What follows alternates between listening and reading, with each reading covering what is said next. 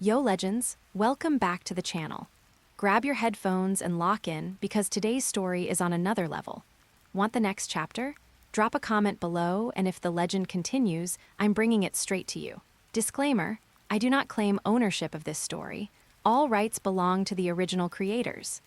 Note, I'm constantly tweaking the settings to make it as immersive as possible. Black Clover, add points to become king, Night Kai kicks out the Magic Emperor. Black Grass, add points to become king, Night Kai kicks out the Magic Emperor. Black Grass, add points to become king, Night Kai kicks out the Magic Emperor. Author, WTR Scraper. Chapter 1, 8 Gates Formation, whose favorability should I boost? The name is a mystery. Black Clover check-in point. Black 4-leaf check-in point. Black 5-leaf check-in point. Dividing lines. Clover Kingdom. HWE Outside World. Magic Tower Awakening Ceremony. 4 leaves. Is that the 4-leaf grimoire that the first Magic Emperor once possessed? From atop the high platform came a somewhat weary, yet coldly proud, aureole-like crisp voice of an older sister. Truly an extremely rare sight. Countless green thorns intertwined, upon which even dense blue rose flowers bloomed. Charlotte, dressed in a light blue noble magic skirt, slowly descended from the sky, examining the glowing grimoire before her. As everyone knows, the 3 leaves of the clover represent honesty, hope, and love. And this special 4-leaf clover is said to have been bestowed with luck in its 4th leaf, commonly referred to as a darling of heaven and earth, a child of fortune. For a 4-leaf to appear in the HWE outside world, this is really quite interesting. You are called Carl. My name is Charlotte Roseley. One who obtains a 4-leaf is qualified to know my name. Charlotte, with her outstanding looks, possessed a unique aura that left countless young people utterly stunned. Some even forgot about their own grimoire summoning ceremony. Elegant, noble, powerful. The gazes of those around were filled with envy and jealousy. Yet Karl's expression seemed somewhat odd. He silently handed over the grimoire in his hand, its cover emblazoned with a 4-leaf pattern. The pattern was dazzling. However, when Charlotte took the grimoire, she immediately froze. She stared at Karl with an identically odd expression. Just like Charlotte's expression, Karl's heart was also flooded with a sense of infinite absurdity. He had crossed over to this Magic Supreme 4-leaf world on an equally bright afternoon. Having been here for several months, Karl naturally knew what lofty status a 4-leaf grimoire represented. But the incomplete cover before him left him speechless. 4-leaf is indeed awesome, everyone knows that. But a 4-leaf with only a cover, what the hell use is that? Forget him, just look at Charlotte's expression to know how big of a joke this was. To be honest, when he first crossed over, Karl thought it wouldn't matter even if he didn't learn magic. But after he walked out of the forest and saw even the most ordinary people in this world using mana to manipulate various tools, Karl realized how ridiculous his idea was. Without mana, one would only be rejected and despised by everyone. Look not far away. That white-haired kid called Asta to know how unwelcome someone without mana is. In the HWE outside world, in the area he was previously in, having no mana truly meant being looked down upon to death, not even able to scrape together a single meal. Without mana, one might even be driven away by villagers like a savage. Even those with low magic were treated like worthless weeds. Although Karl's understanding of this world wasn't yet sufficient, from what he currently knew, infinite horrors existed in this world. Without strength, one could end up dead on the street or at the village entrance at any moment. Therefore, Karl decided he must become strong. Glancing at Yuno, who was born with an elegant, melancholic aura, and then at that outrageously loud, short, black-haired kid Asta, Karl's heart instantly surged with an infinite sense of crisis. The appearance of these 2 obviously protagonist-haloed individuals before him felt almost like a countdown to death. If he didn't become strong, where could he go relying on his own 2 feet? He'd be dead in minutes. But the current situation, obtaining a 4-leaf was truly a stroke of incredible luck, but having only the cover was truly infuriating. Charlotte, radiating an overwhelming older sister aura, now repeatedly turned over and examined that four-leaf metal grimoire with only a cover. After looking it over, her expression finally turned odd as if giving up, and she handed the grimoire cover back to Karl. Karl stole a glance at Charlotte. Her exquisite features, noble aura, and enviable figure all reminded him that this world held both danger and opportunity. Those damned nobles really ate well. Perhaps only by becoming a powerhouse like the Magic Emperor could one possess the right to speak and survive, to possess beauties and unparalleled prestige. And that would be the real takeoff. Waves stirred within Karl's heart. And just then, an ethereal voice, as if gathering countless emotions and years, rang out in his mind. Host Strongwell detected. System is now online. Current host, luck abundant, mana insufficient.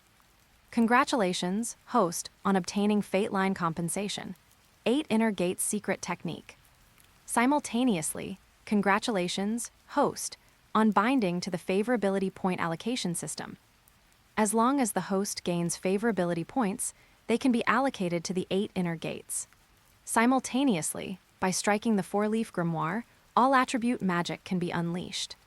Fire creation magic, ice creation magic, light magic, spirit magic, time magic, word spirit magic. All can be unlocked. Specific details please explore by yourself, host. Panel opened. Host Karl Luck. Luck level, SSS, top tier child of fortune. Charm level, S, otherworldly Yanzu. Vitality level, E, healthy as an ox. Mana level, F, Angibird's close friend. Magic attributes, purple all attribute max, gold and active. 8 Inner Gates progress. First gate open, unlocked via favorability points. Current skills, none. Bonded close friends. None, becoming a bonded close friend multiplies favorability gains. Activated long-term missions. Mission 1, the 100 Victory Magic Emperor. Use my strengths to attack your weaknesses. Defeat special magic talent opponents in any field to obtain gold legendary magic attributes.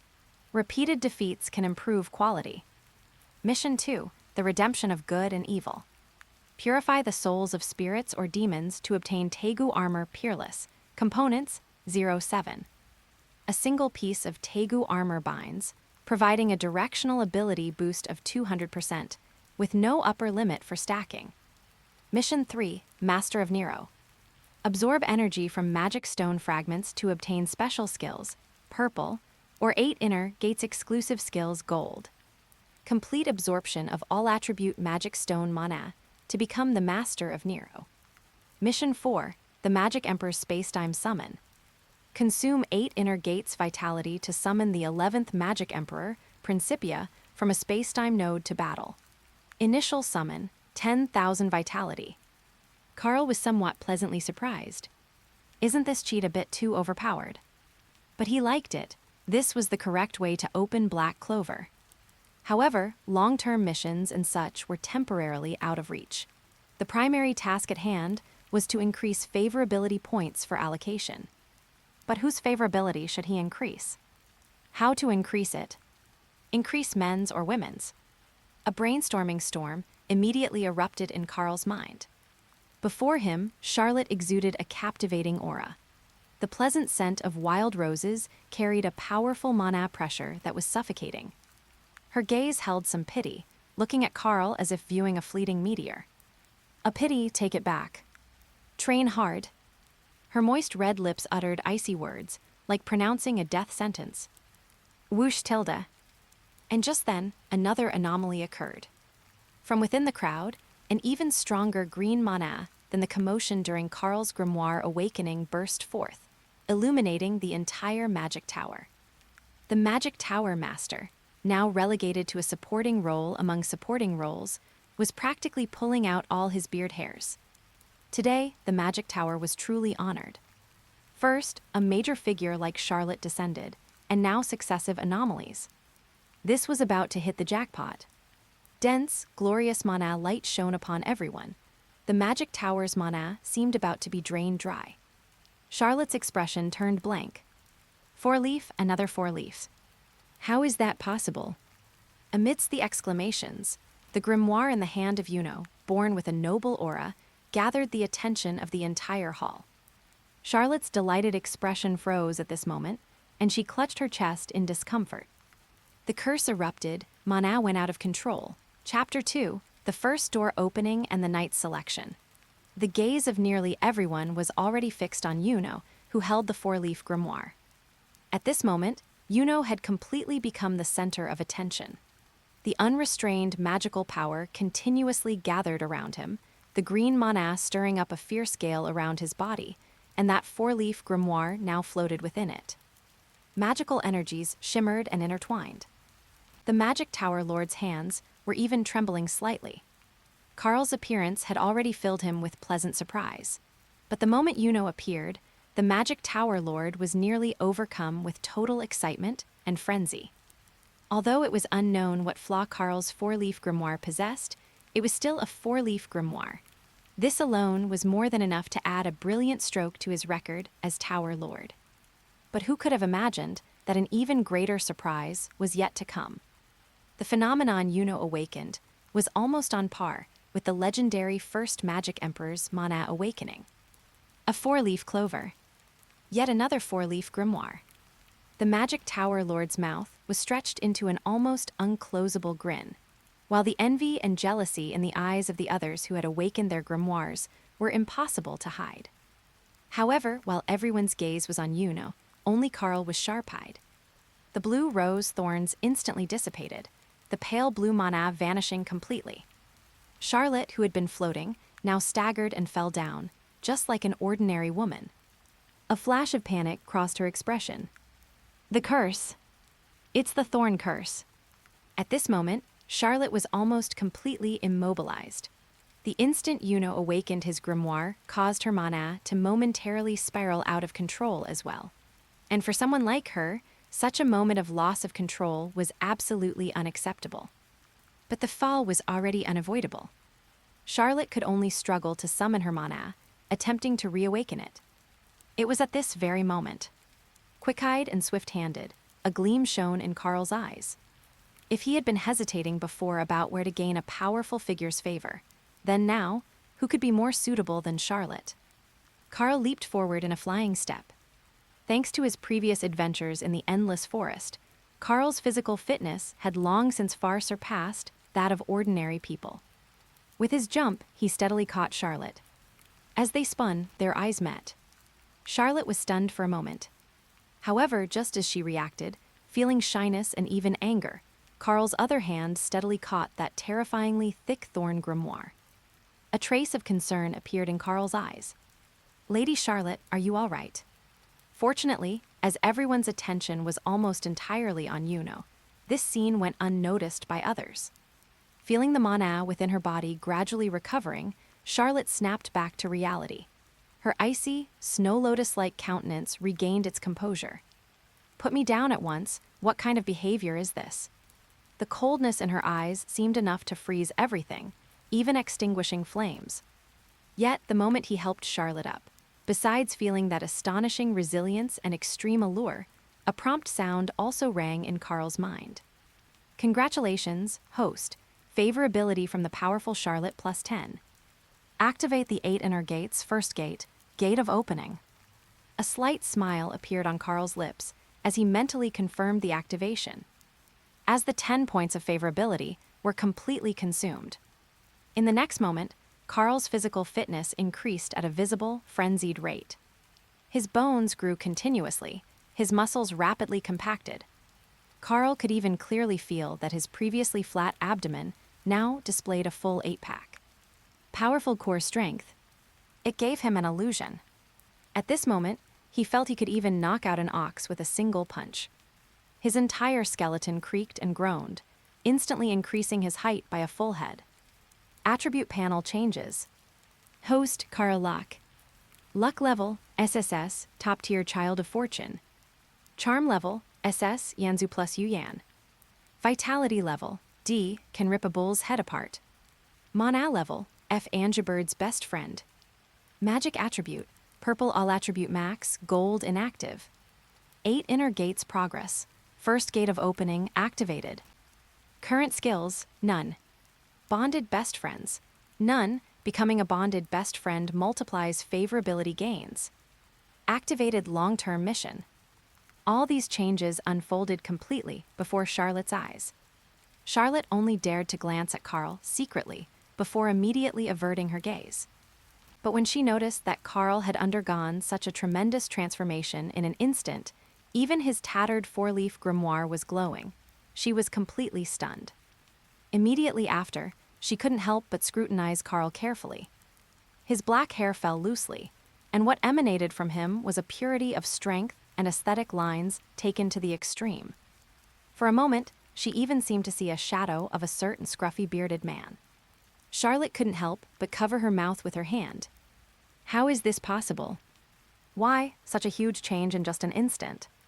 That feeling even carried a hint of an upgraded version of Yami Sukahiro illusion. She felt her mind was somewhat in disarray. The aura Karl was emitting now, compared to before, was like the difference between a little white rabbit and a big bad wolf. The unique aura of wind magic gradually receded. The four-leaf grimoire in Yuno's hand appeared increasingly dazzling. Everyone was awestruck by Yuno at this moment. In the distance, the Tower Lord's grin was almost reaching the sky. He glanced back at Charlotte, who was feigning composure, then announced in a grand voice, "Yuno Chosen One, Four-Leaf Grimoire." Amidst the exclamations of the crowd, waves of clamorous, almost howling, noise arose. However, a loud, booming voice suddenly drowned out all other sounds. Why don't I have a grimoire? Where's my book?" Everyone turned in unison to look at the black-clad, white-haired kid in the corner. Karl glanced over and couldn't help but want to facepalm. That's right, this guy was Asta. And his voice was indeed as legendary, loud enough to make one's head ache. Yuno received his grimoire, watched Asta's impotent rage, then stepped forward to stand before Charlotte. His eyes firm, he knelt on one knee and said elegantly, "Lady Charlotte, I will definitely become the strongest magic knight. I will definitely become the magic emperor." As his words fell, Asta in the distance immediately roared, "Yuno, I'm the one who will become the magic emperor." The Tower Lord fell silent for a moment before addressing Asta. "Ahem, young man, perhaps you could try your luck again next year. The matter of the magic emperor. We'll talk about that later." Asta, as if doused with cold water, slumped flat on the ground. Yet, Yuno's eyes remained filled with unwavering determination. Karl glanced at Yuno. Yuno's gaze merely swept over Karl's four-leaf grimoire, which had only a cover, before shifting away, continuing to look at Charlotte. Charlotte nodded. She swept her eyes over the young people present and said in her voice, carrying the aura of a cool, mature beauty, "This place of yours has truly surprised me. This mission has indeed broadened my horizons. Originally, I didn't intend to say this, but seeing so many promising seedlings." Her gaze passed over Yuno, finally settling on Karl. Their eyes met for a moment, and Charlotte averted her gaze as if shocked. 3 days from now is the Royal Capital's Knight Squad trial competition. If you believe you have the qualifications to enter the Clover Kingdom's 9 Magic Knight squads, then by all means, come and give it a try. It is a leap in status and an unparalleled honor. Blue thorny roses bloomed. In the next moment, Charlotte's figure had vanished from before everyone's eyes. "Congratulations, host. Short-term mission 5 activated, the Unorthodox Knight Squad selection. Complete the selection process in an unexpected manner to receive a reward of 3,000 vitality points." Joy surged in Karl's heart, a timely gift. If he could complete it, then summoning that domineering, peerless, long-legged Principia was one step closer. And in a corner, a man with a gloomy expression was staring intently at Yuno and Karl. His gaze shifted back and forth between the two. Underneath his wide sleeves, chains writhed incessantly. Even more terrifying, those chains were covered in sharp, blade-like spikes. Chapter 3, Charlotte's Self-Conquest, the Royal Capital Knight Squad selection. Watching Charlotte's disappearing figure, a thoughtful look flashed in Karl's eyes. He had to admit, Charlotte was truly his benefactor. If he hadn't embraced Charlotte back then, how could he have so easily awakened the first gate of the 8 inner gates? And this was only the first gate of the 8 inner gates. Yet it had already enhanced his physical constitution, and even his strength, by a full tenfold. Not only that, at this moment, Karl was confident that with just his fists alone, he could match Asta in a contest. As for his own special four-leaf grimoire, according to the system's prompt, as long as he punches the grimoire, he can release magic, and what's more, it's all-attribute magic. This filled Karl with immense anticipation. Right now, he just wanted to find a secluded place to try it out properly. As for the Royal Capital Knight Squad selection, he naturally intended to participate as well. If he didn't join the kingdom's Knight Squad selection, with his current level of power, when would he ever grind his way to the top? Who knows, he might suffer some unforeseen disaster one night. Moreover, there was also the presence of that woman, Charlotte. A glimmer of hope flickered in Karl's eyes. In the distance, Asta was roaring at those around him who mocked him, shouting loudly, "I will definitely become the Magic Emperor. Not just put in some half-hearted effort and then pat myself on the back. My path of magic will surpass everyone. I challenge you. I will become stronger." However, when walked up to Asta, he said coldly, "First, awaken your grimoire." Asta immediately stumbled. Meanwhile, had already turned and walked up to Karl. There are only 3 days left until the Knight Squad member selection. Since we all came from the HWE outside world, why don't we go together? Seemed to naturally assume that Karl would definitely participate in the Knight Squad selection. In the distance, Asta's eyes also revealed a trace of determination. He suddenly rushed over, looked at Karl, and said, is right. Let's form a team and go to the royal capital for the selection together. What do you say?" Seeing Asta's excited expression, Karl hesitated. Although he wasn't clear on the specifics, and Asta were two people who naturally attracted endless trouble. If he followed them, he would very likely encounter danger. At present, he wasn't strong enough. Perhaps politely declining was the best choice right now. However, just as Karl was about to refuse, a system notification suddenly sounded in his mind. Ding, magic stone fragment detected. Absorb the magic stone fragment to awaken a skill. When used in conjunction with the 8 inner gates, its power is immense. Hearing the prompt in his mind, Karl's gaze immediately froze. His eyes stared fixedly at the magic stone fragment on Yuno's chest. Karl was truly itching with anticipation. Well. So the opportunity was right before his eyes. It seemed he might really have to follow Asta and around for a bit. Moreover, if he could gain favorability from the two of them, perhaps he could continue to enhance the 8 inner gates and unlock the second gate, the Gate of Rest. Karl pulled up the ethereal panel to check. The vast progress bar on it, requiring a full 100 points of favorability, solidified Karl's resolve. He smiled. All right, going together isn't out of the question.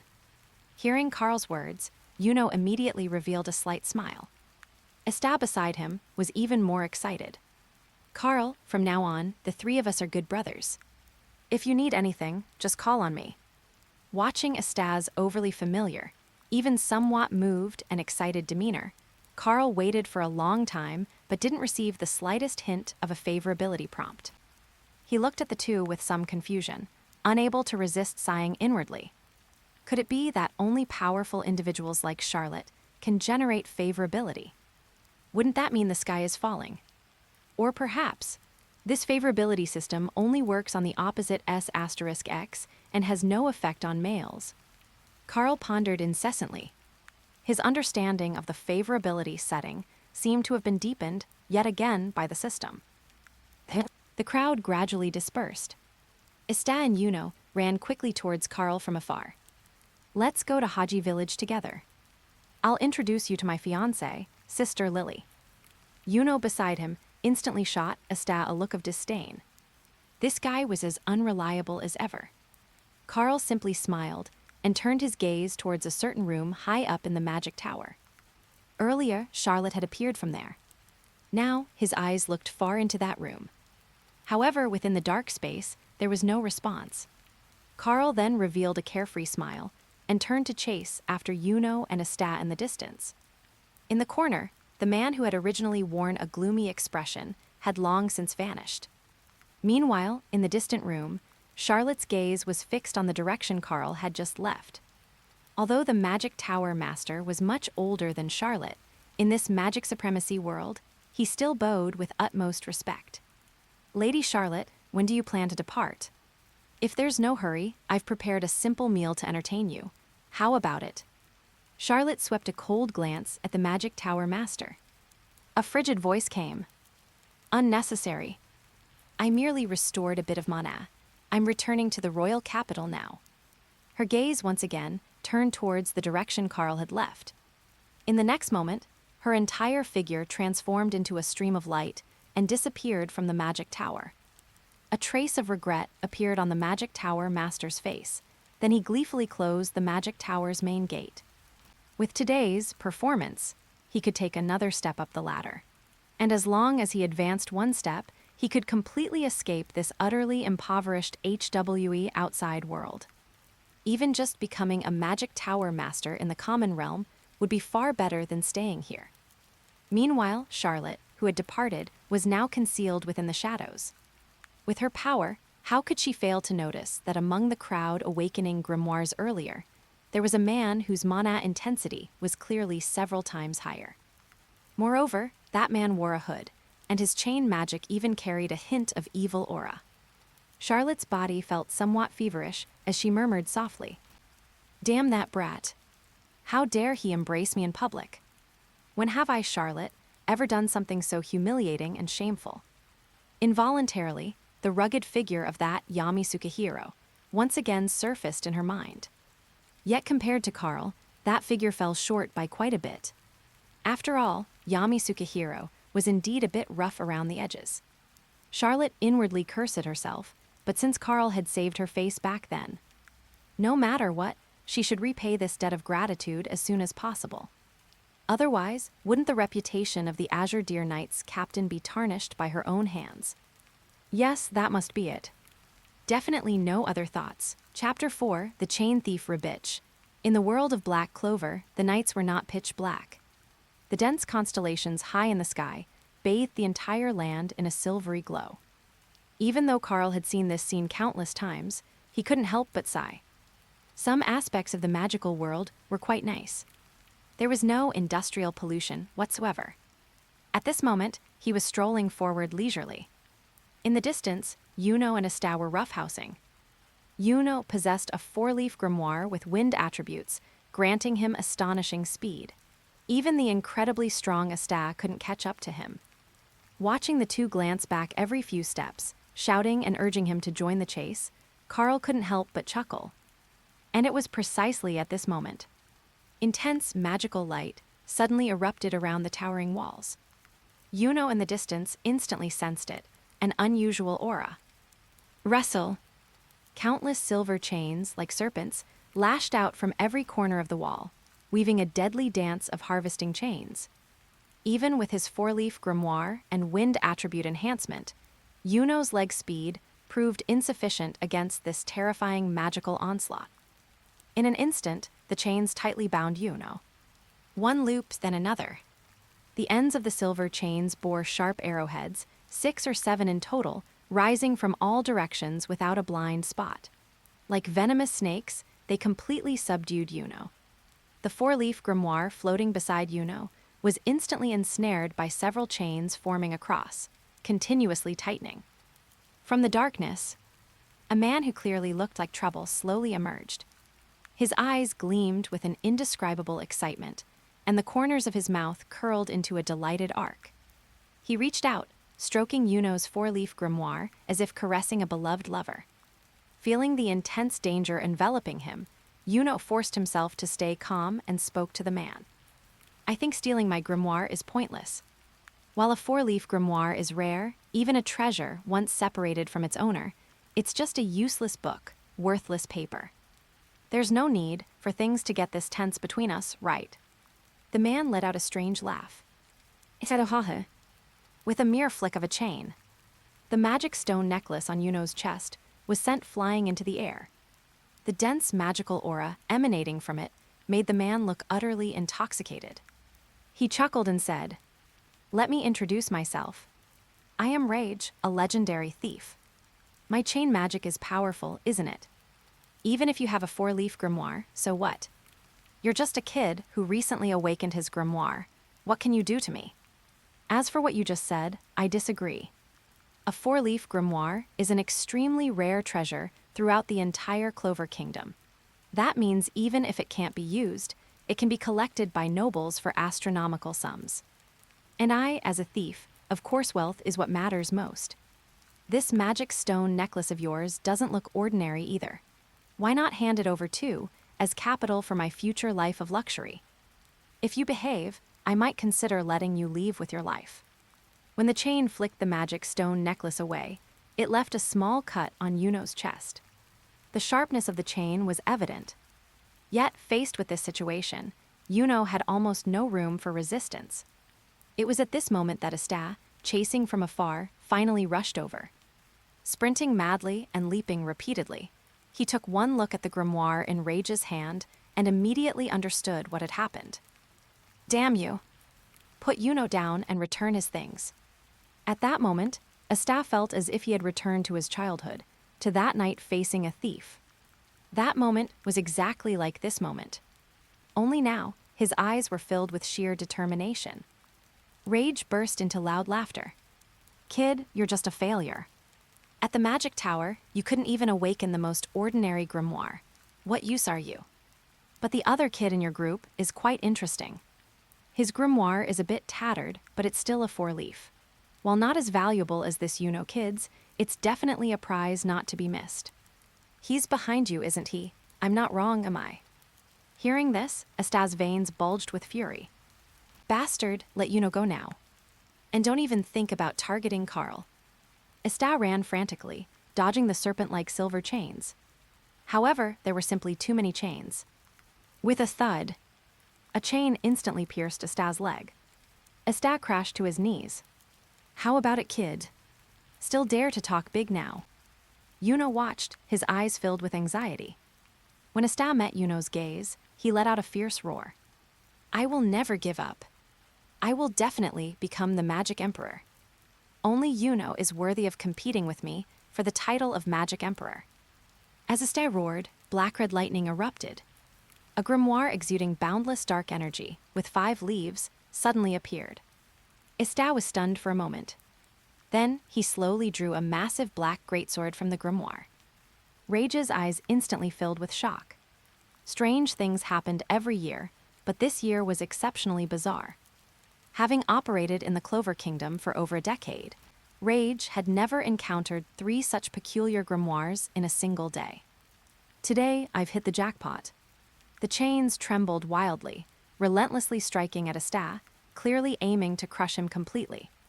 However, the moment Asta swung the black greatsword, the chain arrowheads shattered one after another, dissipating into nothingness. Rage's eyes filled with utter disbelief. How is this possible? That black greatsword of yours is strange. Asta roared, continuously slashing at the surrounding chains. Although he could keep destroying the chains, the wounds on his legs slowed his movements more and more.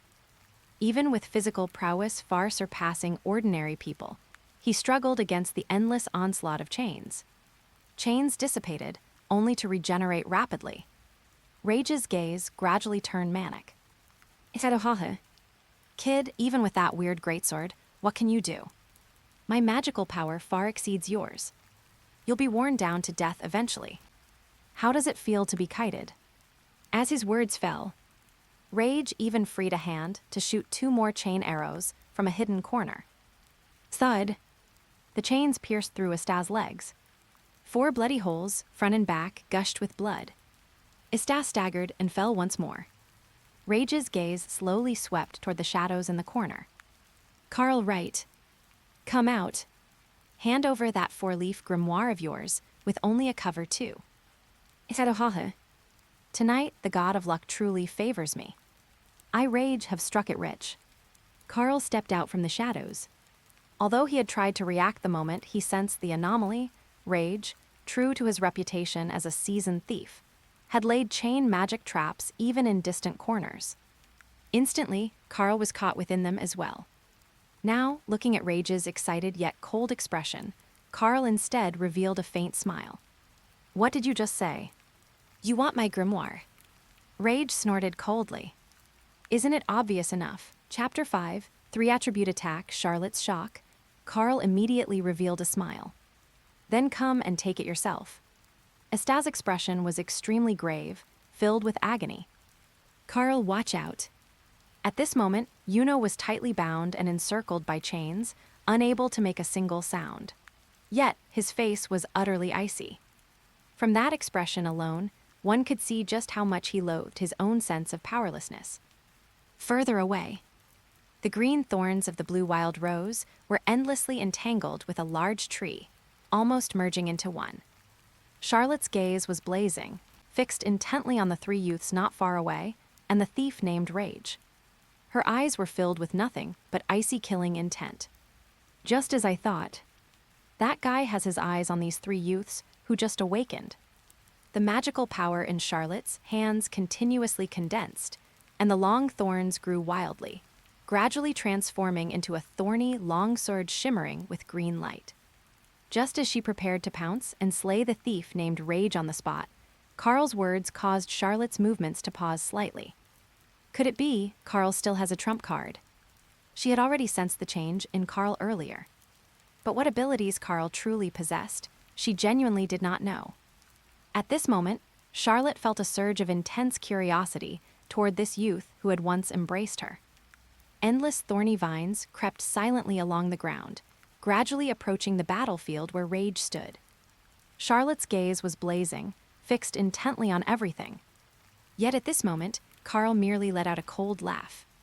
"Then let's see if you have the skill for it." Around Rage, countless silver chains danced wildly, raining down like a storm, relentlessly assaulting Karl.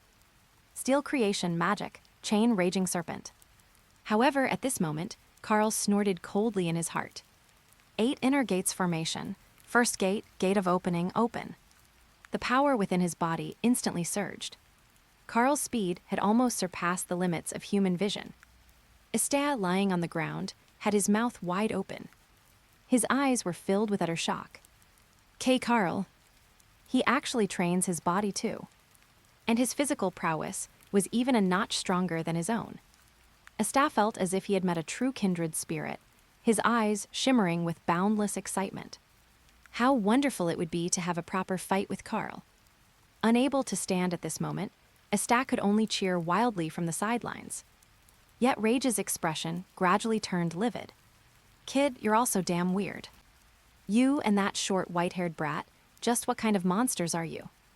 In this Magic Supreme world, encountering 2 body-training monsters in a row, the sense of dissonance and strangeness was simply indescribable.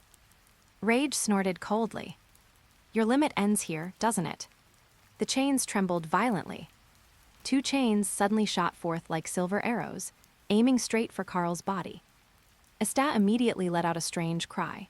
He had lost to this very sneak attack earlier. Yet Karl shifted his position in an instant. His hands shot out, grabbing both chains firmly. The magical light erupting from the chain tips was sharp and menacing. But Karl simply gave a fierce tug. Cracked. The chains were actually torn apart by his brute strength. Under the shocked gazes of Asta and Yuno, Karl flung his hand back. The chain that had hooked Yuno's magic stone necklace was directly flung back. The magic stone necklace landed precisely in Karl's hand. Sensing the aura within it, Karl revealed a faint smile. Simultaneously, a system prompt suddenly rang in his mind. Ding! Congratulations, host, for activating Mission 3. Obtain Magic Stone Fragment. Current skills cannot awaken the innate technique of the 8 inner gates. A purple special skill has been awakened for the host. Boom! Karl's tattered 4-leaf grimoire erupted with intense radiance the next moment. Meanwhile, Rage seethed with intense frustration. One after another, none of you let me rest easy. Why couldn't you just let me catch you and hand over the grimoire? You force me to go all out. At this moment, a trickle of blood seeped from the corner of Rage's mouth. In the next instant, the magical power within his body seemed to ignite completely. Whoosh! Boundless light suddenly erupted. The silver-white chains, as if thoroughly enraged, unleashed power 2 or 3 times greater, or even more than before. Asta's eyes revealed a strong sense of unwillingness. This damn thief. He was actually hiding such formidable power. A hint of despair also surfaced in Yuno's eyes. In the distance, Charlotte's heart nearly leapt to her throat. In the dark corner, countless thorns had coalesced into incredibly hard spikes. If Karl showed the slightest sign of faltering, she would instantly intervene to preserve his life. Yet Karl merely showed a faint, contemptuous smile. Then he cast an apologetic glance toward Yuno in the distance. Consider this magic stone necklace as payment for saving my life. Really sorry about this, Yuno. The necklace was in Karl's hand, and the magic stone slowly dissipated. In the end, only the necklace itself remained. And the corner of Karl's mouth lifted slightly. The cover of his grimoire slowly floated before him, continuously enlarging. The 4-leaf magical patterns seemed fully illuminated, becoming like an indestructible shield. Countless magical patterns converged wildly upon it. Rage's eyes revealed undisguised disdain. What kind of trash is this? Do you really think you can use a magic book as a shield? Pierce through it. Innumerable silver chains wildly entangled, finally coalescing into a massive spinning spear, wrapped in terrifying magical power, thrusting straight forward. Steel creation magic, chain overlord spear. Yet Karl threw a fierce punch, slamming it onto his own grimoire. With a smile on his lips, he shouted in a low voice. Fire attribute creation, dragon fist. In that instant, the grimoire seemed stimulated, causing the magical power in the air to violently tremble. The moment Karl's fist shot out, blazing flames erupted. Flames surged along his fist, ultimately condensing into a massive fiery dragon head, 3 or 4 times the size of a human head, roaring as it charged straight toward the silver spear. Boom! A terrifying explosion of sound erupted. The intense magical shockwave filled Rage's eyes with disbelief. You, besides physical techniques, you actually know fire creation magic too. Grrrra, so what? I will definitely kill you. Yet before his words even finished, Karl once again delivered a fierce kick onto his grimoire. Earth creation magic, dragon claw. Immediately after, without pause, Karl delivered another furious slam, roaring. Water creation, divine dragon tail sweep. Dragon fist. Dragon claw. Divine dragon tail sweep. 3 massive attacks flew out almost simultaneously. And what terrified everyone most was, these 3 attacks actually contained 3 completely different magical attributes: fire, earth, and water. 3 types of creation magic erupted simultaneously, as if perfectly fused. Amidst the roaring, the intertwined silver spear shattered instantly. Rage's eyes were filled with utter disbelief. No, impossible. How can this be? At this moment, the chains completely disintegrated. The surrounding magical aura seemed to lose its source entirely. Charlotte, who had been ready to act, froze her hand midair. Her expression was somewhat complex. Her gaze was fixed intently on Karl in the distance. Bathed in the glow of magical light, Karl's figure seemed to grow more imposing. A full 3 magical attributes, all simultaneously displayed on Karl alone. What other secrets did that tattered 4-leaf grimoire hold? And Karl's terrifying physical prowess was even more astonishing. Even Asta, whose muscles seemed to have grown into his brain, was slightly inferior. Standing in the darkness, Charlotte's expression was utterly vivid. After a long while, she gently bit her lip. The Capital's Night Squad selection, perhaps it really will be interesting. Maybe I can give him a chance to join the Wild Rose. As soon as this thought surfaced, Charlotte startled herself. She shook her head vigorously. No, absolutely not. What would the other sisters think if they found out? Yet once this idea appeared, it refused to fade. Charlotte fiercely patted her slightly flushed cheeks. Calm down, Charlotte. You mustn't do this. It would be mortifying. My magic power is bottoming out again. Damn this curse. Chapter 6, Insidiousness and True Strength. Impossible, how can this be? Rage knelt on the ground, his eyes filled with endless despair. He looked up at the pitch-black starry sky, unable to comprehend how these three brats could unleash such immense power. Yuna, with his four-leaf grimoire aside, Asta's broad black greatsword exerted immense pressure on him. Fortunately, Asta's stamina wasn't strong enough. Otherwise, it would have been unclear who would outlast whom. But all of this was still within controllable limits. What truly drove him to utter despair was Karl. A tattered grimoire, one that didn't even have a single page inside. It was common knowledge that the thickness of a grimoire represented the amount of magic recorded within. Similarly, if a grimoire didn't even have pages, it couldn't possibly record any magic. This was precisely why he had underestimated Karl. But Karl at this moment far exceeded his expectations. With just 3 strikes, Karl unleashed 3 different types of magic. It was as if the established rules of the world, even the supreme system of grimoire magic, had lost their effect on Karl. These 3 kids were each stranger than the last. The wound on his body was inflicted by the technique called Divine Dragon Tail Sweep. This water attribute creation magic was incredibly powerful, no less potent than fire magic, and even rivaling some slashing type magics. That long, narrow wound caused blood to seep from his body. Rage muttered to himself, as if he had completely given up resistance. Karl slowly walked toward Rage, step by step. The sound of his footsteps was like a countdown before death swung his scythe. Each step made Rage, and even Asta and Yuno nearby, tremble with fear. Finally, Karl stood before Rage. He looked at Rage and revealed a strange smile. In this world, what goes around comes around. You should have expected this. If we had failed, you can imagine how badly the 3 of us would have suffered. Magic Thief Rage, do you have any last words? Seeing Rage's dazed expression, Karl's expression didn't soften in the slightest. But just then, Rage's previously muttering, vacant eyes suddenly turned wild and frenzied. You finally fell for it. Kid, do you know what's most important in this world? It's not strength, it's being cunning enough. You're strong, aren't you? Able to wield 3 types of magic, so what if you're a genius? You'll still die by the hands of Magic Thief Rage. I'll remember you.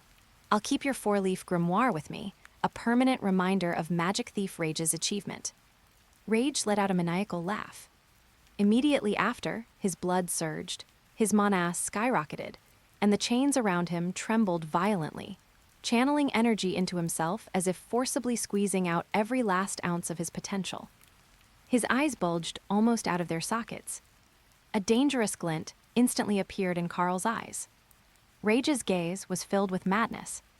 Although Karl had defeated him, during their long-range exchanges, Rage had already deciphered Karl's attack patterns. Karl's abilities required him to use his fists, body, or even his grimoire, an absurd method, to unleash his magic. Although it didn't require incantations, this indirectly meant that at certain moments, he couldn't defend his own body. And Rage was aiming for precisely that gap. All his earlier dazedness and helplessness were part of this scheme. With his scheme succeeding, Rage's lips curved into a sickle-like smile. Die, the victory is mine.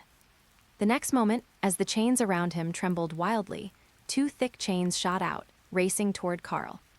However, his previously frenzied and excited laughter abruptly cut off, like a drake being choked. No, how is this possible?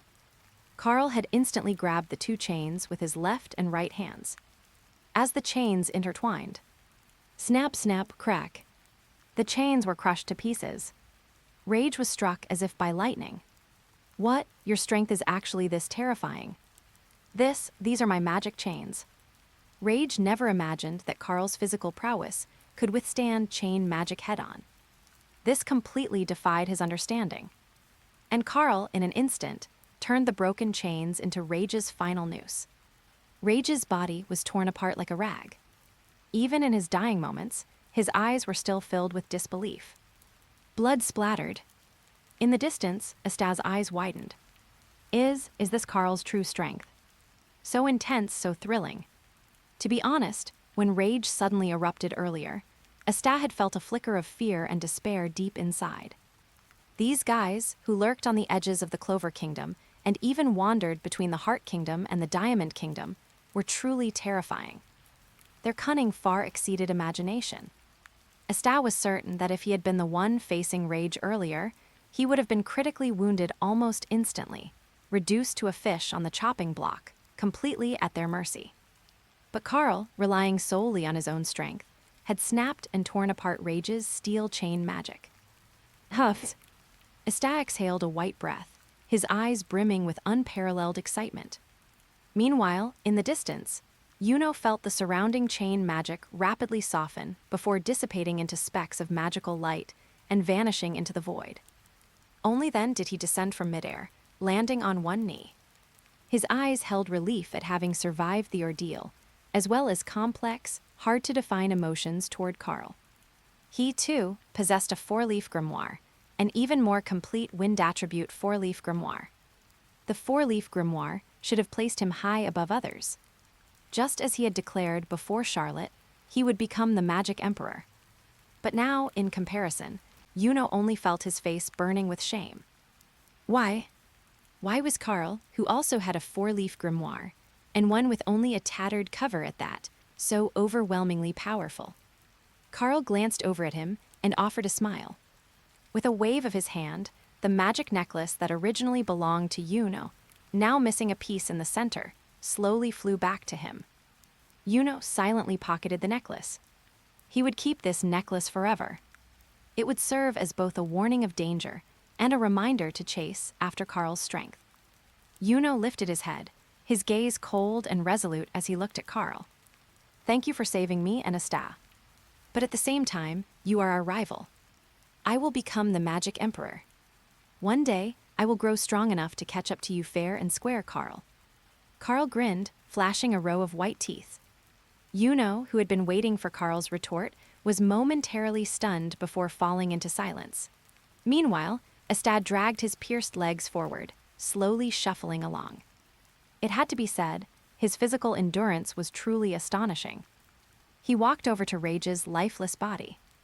Rage's grimoire had long since dissipated, but an embroidered pouch caught Asta's attention. Asta picked up the pouch and casually tossed it to Karl. Here, see what this is. It's your spoils of war. But this guy Rage was way too poor. He didn't even have a single gold coin on him. Chapter 7, The Fallen Sister Lily. A faint smile appeared at the corner of Karl's mouth. He then looked at Asta and asked, Are you sure this guy really doesn't have any gold coins on him? A black line instantly appeared above Asta's head. Then, with his usual thick-headedness, he said, He only has this pouch that looks somewhat pretty. But even if he has money, how much could it possibly be? A pouch this small, even if it's filled with copper coins, wouldn't be enough for the children at the Haji village church to have a single meal. Hearing Asta's words, Karl immediately laughed. Of course, he wasn't laughing at Asta's naivety, but at the fact that he had finally struck it rich. At that moment, he untied the intricately patterned pouch, casually opened it, and turned it upside down. Clatter! Coins rained down onto the ground. Asta's gaze instantly froze completely. What was he seeing? At that moment, Asta desperately wanted to rub his eyes. He saw that from a palm-sized pouch, copper coins, silver coins, and even gold coins were pouring out. The most terrifying thing was that as they continued to pour onto the ground, the coins were piling up into a small hill, yet they still seemed endless, continuously falling out of the pouch. Asta's eyes widened into perfect circles. What on earth is this pouch? Is it a treasure basin? Yuno walked over slowly from a distance, rolled his eyes at Asta, who was shouting excitedly beside him, and with an expression of looking at an idiot, said to him, This is a magic tool. Can't you tell? It can shrink objects and store them inside. Asta immediately understood, his eyes sparkling. So much money. How many things can we buy with this much money? In the outside world, even silver coins were rarely seen normally.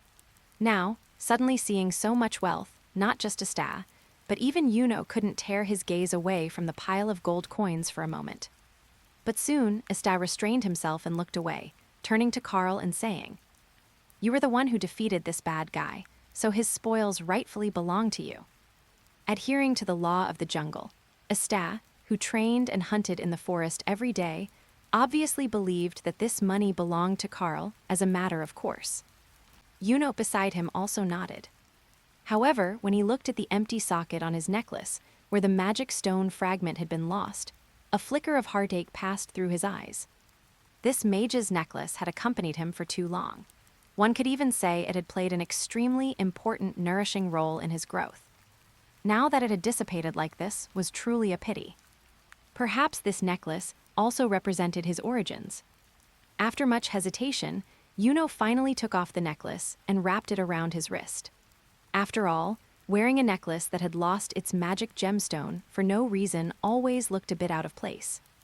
And Asta truly lived up to having a body like a beast's. 4 large holes had been pierced through his leg, yet not long after the battle had ended, the bleeding had already stopped. Karl took a careful look at the condition of Asta's leg and asked with full curiosity, "How did you do that?" Asta waved his hand casually. "Isn't it simple? When I used to chase prey in the forest, I often got scratched. As long as I swallowed and chewed the things inside them that contained magic power, my wounds would naturally recover very quickly. Over time, I seem to have developed this instinct. Whenever I get injured, I recover quickly." Karl was stunned for a moment, then revealed a faint smile. This guy really had no idea what a huge secret he had just revealed. So, ingesting the magic cores of magical beasts that contain magic power could enhance certain abilities. Asta was often injured, so after swallowing the cores, it stimulated his recovery ability and physical strength. This also explained why his physical fitness was so strong. After all, not everyone possessed the 8 inner gates, which could elevate physical strength to such a degree. At that moment, an angibird fluttered over beside Asta. Its gaze toward Asta was extremely human-like, as if looking at a fool. Even when Asta excitedly shouted, the angibird would cover its ears with its wings. Yet Asta remained completely oblivious, only eagerly asking Karl for advice on training techniques for the body and how to cast magic. After all, just having a greatsword still seemed too lame. If he could be like Karl, constantly unleashing various kinds of magic, that would be truly terrifyingly cool. Under the night sky, the silhouettes of the 3 were infinitely elongated by the starlight. They were getting closer and closer to Haji Village. Only when dawn broke did Karl follow Asta and Yuno to Haji Village. Seeing that even ordinary villagers in the village used magic to hoe the land and plant seeds, Karl couldn't help but feel a sense of relief. If he had given up on awakening a grimoire back then, he probably would have been mocked and treated as an outcast even in a small, remote place like this. At that moment, Asta called out loudly, "Abbot, Sister Lily, we've passed the Magic Tower's assessment and have grimoires now." Oh, and Yuno even got a 4-leaf grimoire. As soon as these words were shouted, the movements of the surrounding villagers immediately stopped. Everyone's eyes turned toward Yuno in unison, filled with piety and admiration. It truly was a world where magic reigned supreme. Karl couldn't help but sigh at the sight. And right at that moment, Asta suddenly jumped high, looking through the trees toward the distant orphanage, and then let out a scream. "Sister Lily, marry me." "Even if you won't marry me, you shouldn't be doing such rough work yourself. What if you fall off the roof?" Asta looked extremely anxious at that moment. In the distance, Sister Lily was lying on the church roof, repairing the tiles. "Lily, be careful. Let me do it." With Asta's constant shouting, his loud voice almost made the entire church buzz. Sister Lily on the roof immediately frowned, yet even frowning, she looked somewhat adorable. "Asta, that's enough. If you keep making noise, I really will fall." Asta's eyes instantly lit up. "Then I'll catch you. If I catch you, you have to agree to marry me." He spread his arms open below, constantly shifting his position as if Lily would fall the next second. "Lily, be careful, don't fall. But if you do fall, please marry me." Asta's actions immediately made the surrounding villagers chuckle. Yuno beside him looked disdainful, as if watching an idiot. When he looked at Karl, a rare hint of embarrassment and awkwardness appeared on his face. This Asta was truly an embarrassment to him, Yuno. Yuno's face was burning red at that moment. Even the joy of learning wind magic was diluted. Karl simply smiled. Although the village was small, everything seemed exceptionally harmonious. Just then, Lily turned to look at Seeing the four-leaf grimoire floating beside him, her eyes immediately brightened. You're amazing. Before the words had even finished, her foot slipped, and Lily instantly fell from the roof. But Asta, Somewhat, Chinese letter, Chinese letter, Chinese letter, Chinese letter, pulled out his own grimoire and boasted loudly. What's so great about a four-leaf? My grimoire even has a fifth leaf. However, at the very moment he spoke, Lily had already fallen. Immediately activated his wind attribute magic, wanting to save Lily. But Karl merely took a step forward, lightly tapped his toes, instantly leaped up, and steadily caught Lily, holding her in his arms. Sister, are you all right? Chapter 8 Lily's Favorability, Asta's Lament. Who had already unleashed his wind magic, felt relieved upon seeing Karl take action. Meanwhile, Asta, who had been busy showing off by pulling the demon-slaying sword from his five-leaf clover grimoire, was instantly struck as if by lightning, shattering like a stone statue. No, what exactly did I miss? No, with his cry, he immediately fell to one knee on the ground. Karl could even sense that around Asta, who originally had no magical attribute fluctuations, a faint magical aura of snow magic was now emanating. At this moment, Asta was utterly devastated, as if struck by lightning. In Karl's arms, Sister Lily was blushing with shyness. Handsome sir, could you put me down first? Sister Lily's voice was as soft as an oriole's chirp, and Asta's expression beside them made Lily even more unbearably shy. May I ask, who are you? A friend of Asta and Karl nodded, looking at Lily with a strange feeling in his eyes. Because the moment he caught Lily just now, the system's notification sound had once again echoed in his mind. Congratulations, host. Favorability from Sister Lily +10. Hearing the system's notification, Karl's expression instantly turned peculiar. Didn't it say only strong individuals could increase favorability? Based on his current observations, this system seemed somewhat biased towards women, because any strong female seemed to generate a large amount of favorability points. But as for Asta and even though he had saved their lives last night, the favorability they generated was only a measly 1 point. And that 1 point was contributed by In other words, this so-called favorability bonus system, while applicable to both genders, seemed to grant higher favorability from females. And this Sister Lily might not be as simple and weak as she appeared on the surface, generating the same amount of favorability as Charlotte upon their first meeting. Something like this was rather miraculous to think about. But that wasn't his concern. What he needed now was to silently, single-mindedly, grind favorability points. Even if Sister Lily had some hidden tricks or circumstances, as long as it didn't affect him now, it was all acceptable. After all, being around Asta and Lily probably wouldn't make any other strange moves. Thinking this, Karl finally put Sister Lily down. Seeing her face flushed red, Karl immediately said to Asta beside him, If I hadn't reached out just now, Sister Lily would have fallen, Asta. Didn't you say that if someone catches the sister, she'll marry them? Now that I caught her, does that mean she'll marry me too? Asta sprang up, his eyes filled with determination and intensity. Karl, no, that's not it. Sister Lily is everyone's sister. As a member of the clergy, she cannot get married. Lily beside them instantly blossomed into a smile. Asta, so you knew. I thought you were pretending not to know. Asta was instantly struck by lightning again.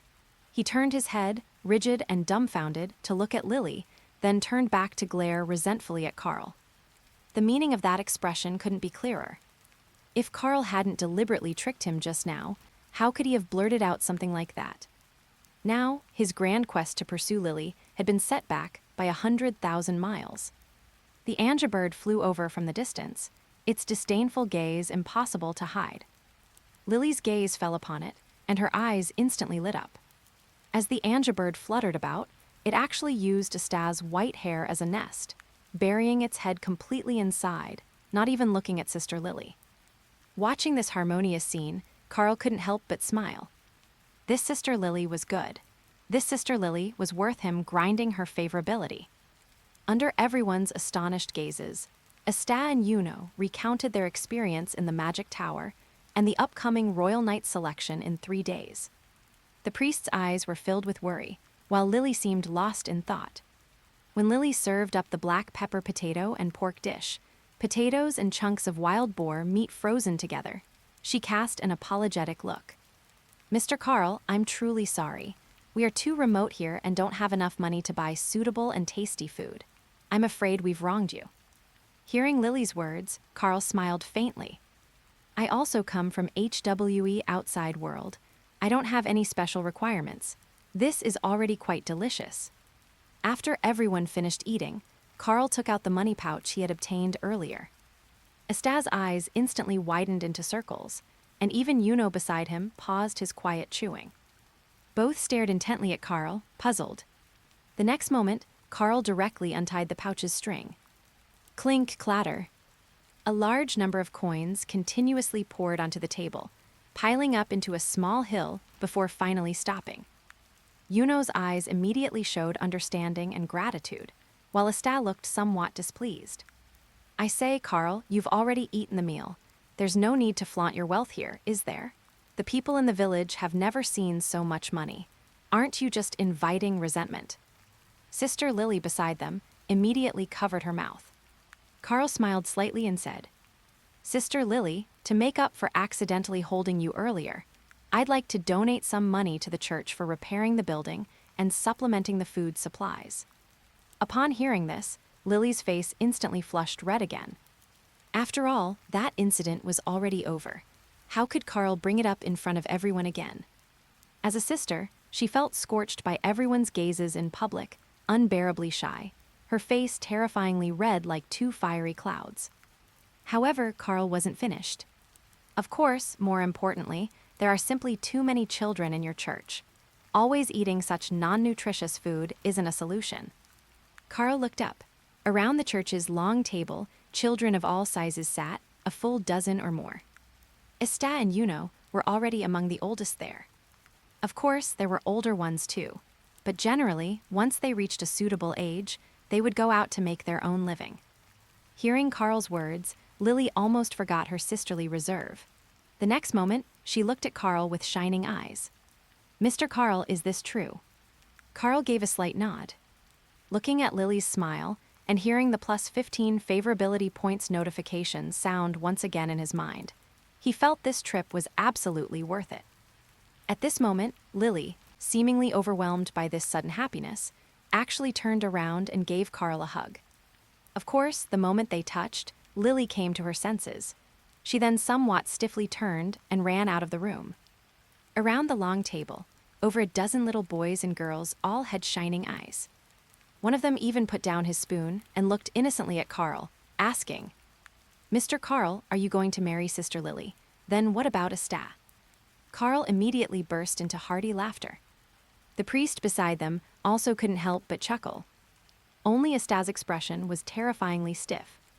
The next moment, he let out a wail. "Ah no, don't do this to me." Chapter 9, The Conditions for Opening the Gate of Hearing and Karl's Goal. Having finished breakfast, Asta, Yuno, and Karl had now arrived at the entrance of Haji village.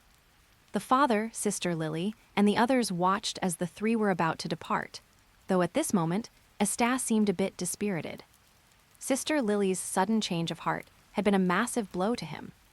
He truly couldn't figure it out. They were both handsome young men, so why did Sister Lily have a special soft spot for Karl? Even if she had chosen Yuno, it wouldn't have hurt this much. Why did it have to be Karl? At this moment, Asta was muttering to himself, casting a reproachful glance at Sister Lily. After giving him an encouraging look, Sister Lily turned and spoke to Karl in a somewhat bashful tone. "Mr. Karl, I specifically picked some wild berries for you in the forest on the back mountain. You can use them to stave off hunger on the road. Of course, they aren't anything valuable, so I hope you won't mind." Karl waved his hand, expressing his gratitude to Sister Lily. When he saw that among the berries in the basket, there was even a small bento-style food item, he couldn't help but reveal a smile. Regardless of what Sister Lily might be hiding, this current innocence and shyness truly made one feel that life was beautiful. Karl directly grabbed the rice ball topped with wild strawberries and blueberries. tossed it into his mouth, chewed, and simultaneously gave a thumb up to Sister Lily, saying, "As expected, it's delicious. Perhaps you could be a good wife and wise mother in the future." Sister Lily's face instantly turned red again, and she became so bashful that she ran back toward the church like the wind, as if being chased by a pervert. However, Karl's smile became even more unrestrained. Because in that instant just now, he had actually gained another 20 favorability points from Sister Lily. This wave of points was simply a huge profit. Meanwhile, Asta, standing to the side, was completely unsettled, his eyes filled with a sense of world weariness. The next moment, his tone became solemn. "Karl, you shall be my lifelong enemy. Yuno is merely my rival to become the Magic Emperor in the future. But you are not only my rival in terms of strength, you are a stumbling block in my romantic life. I challenge you." Asta, whose legs hadn't even fully recovered yet, suddenly charged over in the next moment. Under Karl's surprised gaze, Asta actually grabbed the basket of wild berries Sister Lily had picked and began frantically stuffing them into his mouth. Even though they were so sour that his eyes filled with tears, he still refused to stop. I'll eat. I'll make it so Sister Lily ignores me. I'll let your charm explode, Karl. If I eat all the wild berries Lily gave, you won't get Lily's care." It must be said, there's always plenty of joy when spending time with a goofball. With Yuno and Asta as companions, the time spent on the road no longer felt boring. Aside from Asta occasionally trying to compete with Karl over everything, the group's journey actually became exceptionally harmonious. At this moment, Karl opened his system panel. Host Karl Luck. Luck level, SSS, top-tier Child of Fortune. Charm level, SS, Daniel Wu plus Eddie Peng. Vitality level, C. Magic power level, F, Best Friend of Angebird. Magic attribute, purple all attributes max, golden unactivated. 8 inner gates progress. Second gate, Gate of Rest completion progress, 95%. Current skills, purple common Dragon Fist, Dragon Claw, Divine Dragon Tail Sweep. Bound Best Friend. None, becoming a bound best friend can multiply favorability gains. Activated long-term quests. Quest 1, 100 Victory Magic Emperor. Use my strengths to attack your weaknesses. Defeat opponents with special magic talents in any field to obtain golden legendary magic attributes. Repeated defeats can improve quality. Quest 2, Redemption of Good and Evil. Purify the souls of elves or demons to obtain Tegu armor. Peerless parts, 07. Binding a single piece of Tegu armor can specifically boost abilities by 200%, stacking without limit. Quest 3, Master of Nero. Absorb energy from magic stone fragments to obtain special skills, purple, or 8 inner gates exclusive skills, golden. Complete the absorption of magic power from all attribute magic stones to become the Master of Nero. Quest 4, the Magic Emperor's Spacetime Summons. Consume 8 inner gates vitality to summon the 11th generation Magic Emperor, Principia, from a spacetime node to fight. Initial summons, 10,000 golden vitality. Quest 5, an unconventional Night Squad selection. If the selection process is unexpected, you can obtain a reward of 3,000 golden vitality. Looking at the progress on the system panel, Karl showed a gratified smile. The favorability he had farmed from Sister Lily was already quite a lot, but the favorability needed to open the second gate of the 8 inner gates faster was approaching the threshold. Karl glanced at Asta and Yuno. Even if they were bursting with gratitude toward him, they only provided 2 or 3 favorability points, which was essentially useless. Fortunately, the city of the noble realm was already right before their eyes. Compared to the HWE outside world, the biggest difference in the noble realm was. In the noble realm, even the most ordinary residents had a magic power density, far exceeding that of the HWE outside world. It was exactly like the world in his previous life. Extremely wealthy people not only had luxury cars, mansions, yachts, and planes, but they could even possess much more. While ordinary commoners, naturally, could only struggle for their daily bread. The world of the four-leaf clover was even more blatant about it. However, among all the kingdoms, the Clover Kingdom was already considered to have the best situation. Whether it was the Diamond Kingdom, the Spade Kingdom, or the Heart Kingdom, their situations were far inferior to the Clover Kingdom. And the first Magic Emperor, who laid the foundation for all of this, was naturally credited with much of the success. Since Asta and Yuno couldn't help him level up, Karl had to find other ways to farm favorability. Sister Lily had already given him a lot of help.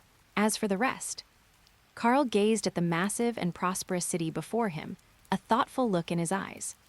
To successfully pass the Night Squad selection, stronger power was the most important guarantee. As long as he could open the second gate of rest, based on his previous experience with opening the gate of opening, his strength would at least multiply several times over, making passing the selection a piece of cake.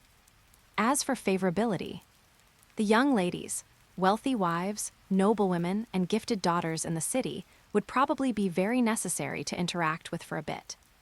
For the sake of improving his strength, he would just have to suffer a little loss. After all, he currently had a handsome face and 8-pack abs. He was, more or less, somewhat attractive. As for exactly how much favorability he could farm, he wasn't sure, but he could only say the more the better. Karl had already made up his mind. When his gaze fell upon those 3 purple common skills, he showed a thoughtful expression again. These 3 skills were thanks to the friendly sponsorship of Yuno's magic stone necklace.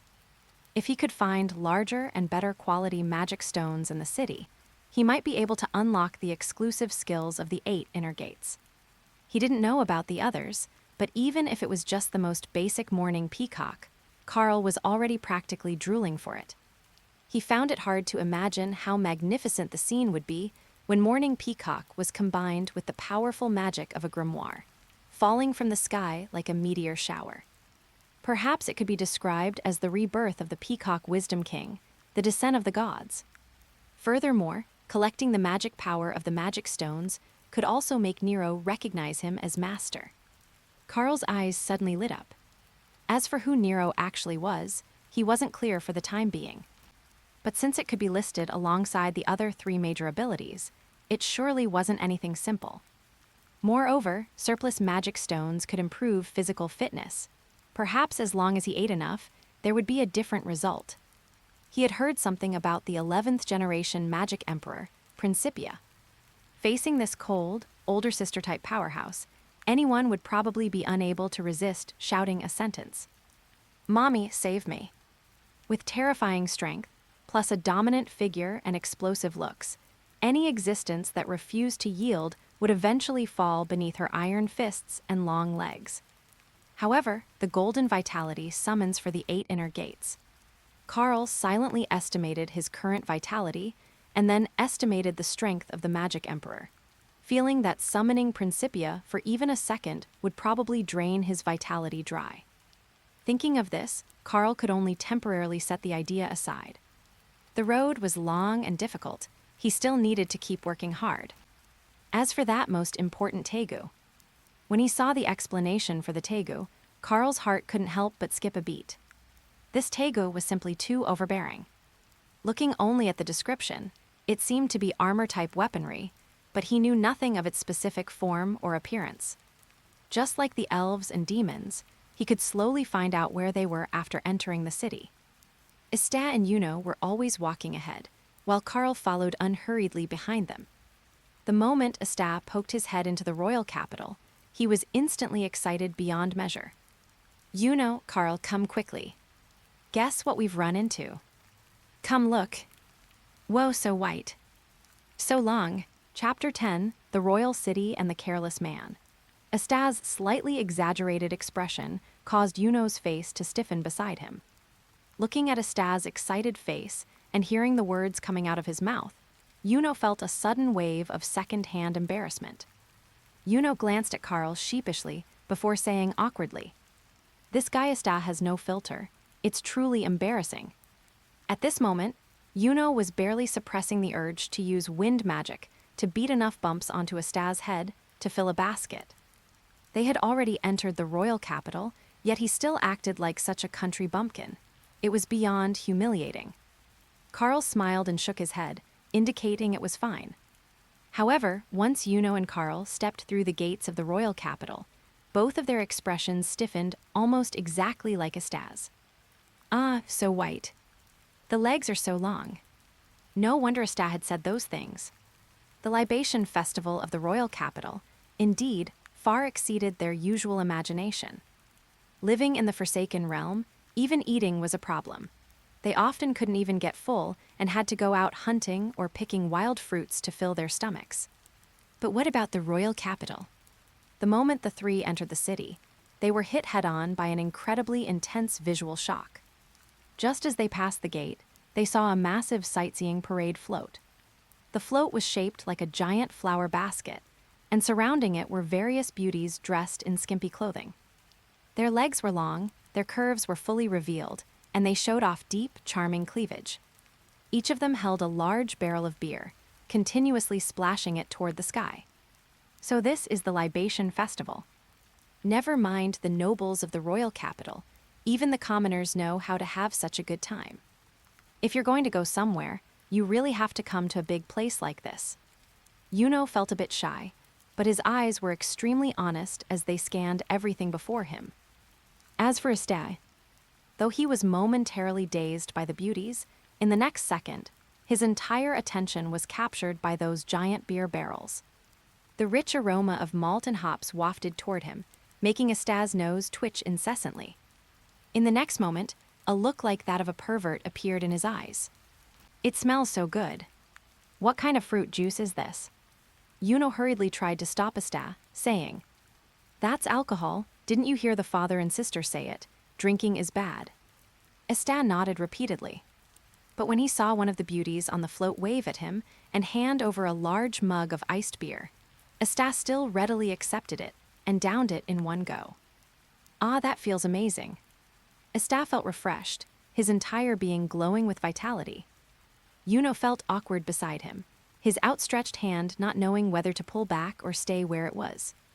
While he was dazed, a girl with fair skin, wearing light purple and a very revealing top, blew him a wink.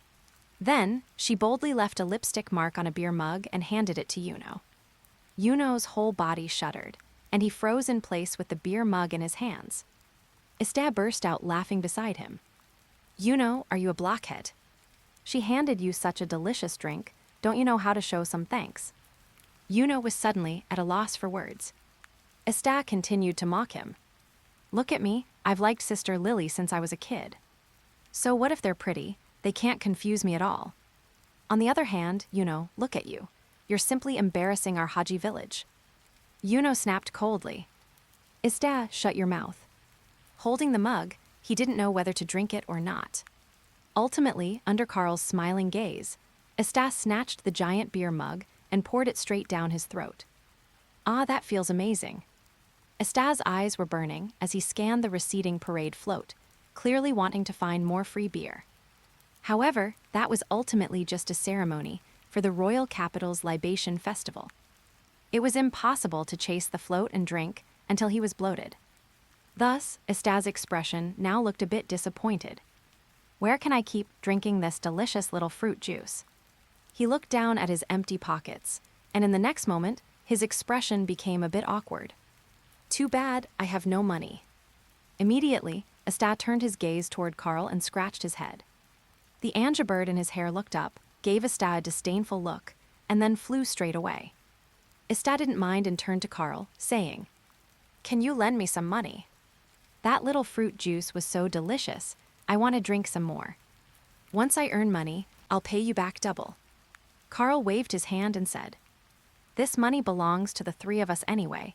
Use it as you wish." Clink, clank. Karl poured the money out of the pouch. Asta cast a grateful look once again. However, it still didn't increase Karl's favorability by even a single point. This made Karl feel like he was throwing a meat bun at a dog. It was never coming back. Still, the joy and companionship along the way were certainly real.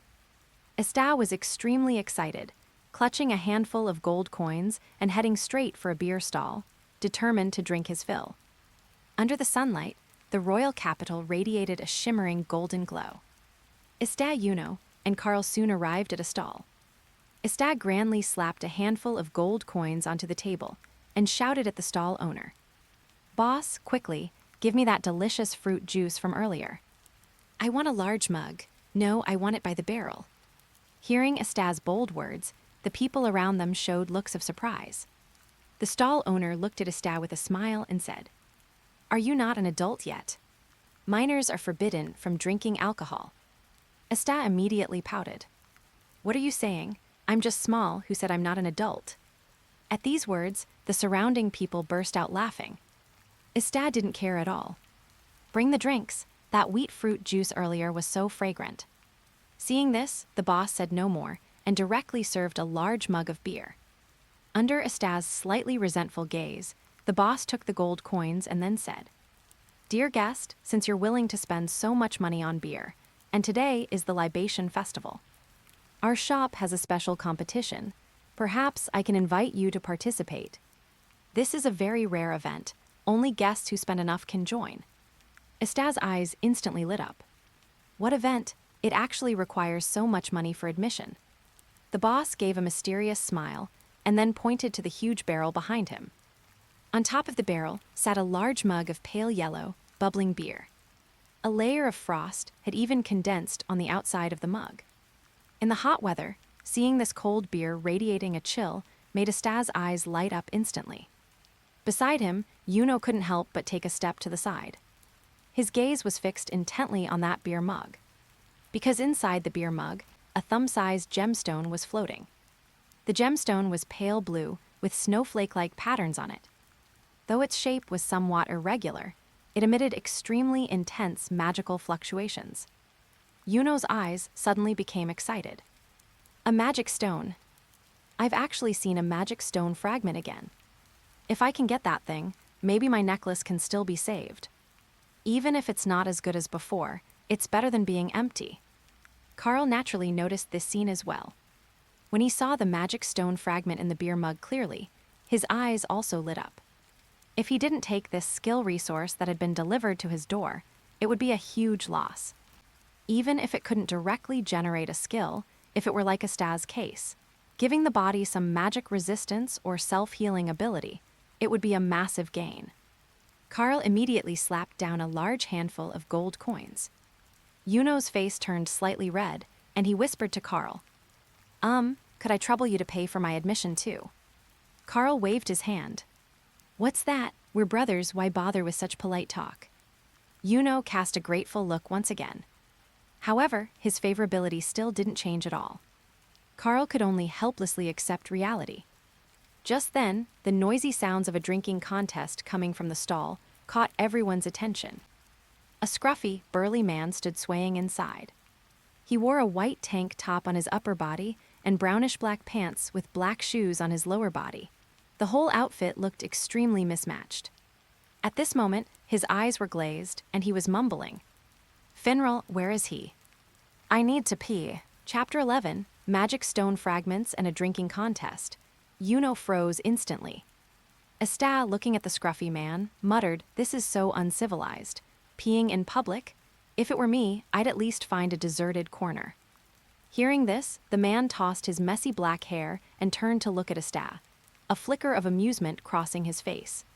He was no longer in a hurry to pee. Instead, he reached out and grabbed Asta's white-haired head, looking at him seriously as he spoke. "Kid, do you know what the most important thing about drinking is?" Asta's eyes lit up the moment he heard the word drinking. Drinking should be done in large mugs, of course, especially that chilled one up there. Asta's eyes were filled with excitement, completely unbothered by the scruffy man's rough handling. He reached out and grabbed the man's hand in return, saying, "Uncle, who are you? Judging by your words, you seem to have a lot of experience with drinking." The man sneered. He pulled a slightly bent cigarette from his pocket, took a deep drag, and exhaled a cloud of smoke before saying, "The most important thing about drinking is to drink until you're flushed through. And the most important part of being flushed through is peeing. My name is Yami Sukahiro, brat. I heard you spent quite a bit of money to enter this contest, so that makes us rivals. Once I'm done peeing, let's have a real showdown. Show me your manly spirit." Asta's eyes sparkled, as he looked at Yami Sukehiro. I see, all right then. How could anyone not be able to finish such delicious juice? At most, I'll just be like you and pee a lot, right? Yami Sukehiro was momentarily stunned by Asta's words. He then reached out and clapped Asta's small shoulder hard. Kid, I like your style. You really are an interesting fellow. With that, Yami Sukehiro simply found a corner and relieved himself on the spot. The shop owner stood by, speechless at the scene. Yami Sukehiro had spent a lot of money in his shop. The customer was king, so what could he say? Besides, this man was clearly not someone to be trifled with. The meter-long black katana on his table was a clear sign that he was dangerous. Yuno's face turned beet red, and he quickly looked away. Karl, however, watched everything with great interest. Although that guy named Yami Sukehiro looked disheveled, and like a decadent middle-aged man, his aura was unfathomable. Since obtaining the system and the 8 inner gates, Karl's perception of the auras of strong individuals had become extremely sharp. The moment Yami Sukehiro appeared, Karl even felt the blood and chi of the 8 inner gates hidden within his body falter slightly. And that was just from the aura Yami Sukehiro unintentionally projected. It was hard to imagine how terrifying this scruffy man would be if he actually fought. Karl was now even more interested in what would happen next. As for Yuno wanting the magic stone, Karl could only think it would come down to their own abilities. Having made up his mind, Karl followed Yuno and Asta into the tavern. However, as soon as they entered, they all froze. Because Yami Sukehiro, having finished his business, had returned to the tavern in a relaxed manner. Several massive beer mugs were lined up in front of him, a clear testament to his true drinking prowess. Almost everyone else was huddled in the corners of the tavern. At the central table, besides Yami Sukehiro, were 2 women sitting opposite him. And these 2 women were the reason for Karl and the others' shock. Asta suddenly pointed a finger, his voice trembling as he said, Yuzu, you're that lady. Yuno's expression was complicated. He had previously told her that one day he would become the Magic Emperor. He hadn't expected to meet her again so soon. Hearing their words, Charlotte Roseley, who had just set down her beer mug, blushed slightly. When she looked up and scanned the group, her gaze finally landed on Karl, and her expression became somewhat unnatural. When Karl sat down near Yami Sukehiro, Charlotte almost knocked over her glass. Solmaron, who possessed a curvaceous figure but had distinctly short hair, looked at Charlotte with concern and said, Big sis, are you okay? Maybe I should handle the drinking. That smelly guy opposite us is clearly trying to take advantage of you. Look at him, he's covered in bad habits. How could you ever beat him? A trace of embarrassment appeared on Charlotte's face as she said to Solmaron, Nonsense. I want what's inside that beer mug. Besides, as members of the Azure Deer Knights, we naturally have our own pride. Solmaron nodded firmly upon hearing this. She picked up a nearby beer mug and took a massive gulp. With a loud clatter, the mug slammed onto the table, and she immediately fell into a deep sleep. Karl watched this, dumbfounded. Her impressive assets were nearly squashed against the edge of the table, but she was completely oblivious. Karl was momentarily speechless. This woman really didn't have a care in the world, falling asleep just like that. Charlotte was a bit embarrassed, but she still looked up with burning eyes at Yami Sukehiro and said, I don't care. No matter what, I'm taking that beer and the magic stone shard inside it. Yami Sukehiro looked indifferent. He even took another puff of his cigarette and said slowly, I don't care either. Drinking is my hobby. As long as you can outdrink me, they won't dare to drink with you anymore. Then, the item will be yours, won't it? Charlotte's lips tightened slightly at his words. Then let's compete. Who's afraid of who? She glared at Yami Sukehiro, but a sense of grievance rose in her heart. This guy had saved her once, and she had developed feelings for him. So why was it that every time they spoke, they were always at each other's throats? Her feelings were quite complicated at the moment. However, when she looked up at Karl, she found herself momentarily speechless again. The events of a few days ago were still vivid in her mind. Karl had held her so tightly back then, if the extremely misandrist Solmaron found out about this. She wondered if Sol would just flip the entire tavern over. Charlotte pulled back her thoughts and picked up the beer in front of her. It felt cool and delicious at first, but after a few more gulps, she felt like she couldn't swallow another drop. It was just too filling. Thinking of this, her gaze drifted toward Karl, intentionally or otherwise. Asta, meanwhile, acted completely at home as he looked at Yami Sukahiro and said, "Uncle, why don't we all compete together? As long as someone can outdrink and flatten everyone else, that final iced beer belongs to the winner, right?" Yami Sukahiro looked up. "You want to compete with me?" Asta grinned. "Why is that not allowed? This little juice smells absolutely amazing." Hearing Asta's words, Yami Sukahiro Rare showed a serious expression. "Kid, you're one of the few who can say such things about beer.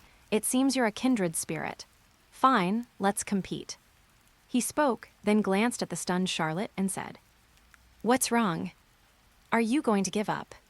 Charlotte's face flushed as she said coldly, "I will certainly not give up. Are you kidding me? That magic stone shard will definitely be mine." Yuno sat quietly to the side and pulled over a mug of iced beer. Karl, on the other hand, sat down directly on Charlotte's other side. Looking at the somewhat obstructive Solmaron, Karl simply pushed her aside. Under Charlotte's blushing gaze, Karl said, "I'll join the competition too, Lady Charlotte. Surely you don't mind." Chapter 12, Harvest, Charlotte's Bond. The two were so close that Charlotte could clearly feel the breath Karl exhaled. She only felt her whole body go a bit weak, her face flushing slightly and her ears burning intensely. But at this moment, she could only comfort herself in her heart that this must be the effect of the alcohol. Charlotte's eyes showed a stern expression, but her tone was somewhat lacking in confidence. Why are you leaning so close to me?" Karl immediately waved his hand and pointed at Solmaron nearby, who told her to have such a big backside that she takes up 2 stools by herself. "This is the only spot left. If I don't sit here, where else would I sit?" Karl spoke with conviction. For a moment, Charlotte was actually speechless. It was just that the breath Karl exhaled really made her feel a bit drained of strength. But Charlotte still said firmly, "If we're drinking, but that magic stone will ultimately be mine." Congratulations to the host for harvesting Charlotte's bond. Bond favorability multiplier, 2x. Karl nodded. "It doesn't matter if I give it to you. After all, if you swallow the magic stone, it can improve your body's resistance more or less. Regardless of the aspect, including your weakened state where blue flowers sprout on thorns, it will definitely have a suppressive effect."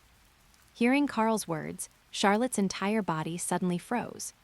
She hadn't expected that, after only meeting once, Karl would actually remember all her details. And would swallowing magic stone powder really work? If it did, it was definitely a secret technique that wouldn't be easily shown to others. But right now, Karl was telling her openly, even in a low voice. This made Charlotte's heart beat wildly, involuntarily. She said somewhat stutteringly, Don't talk nonsense.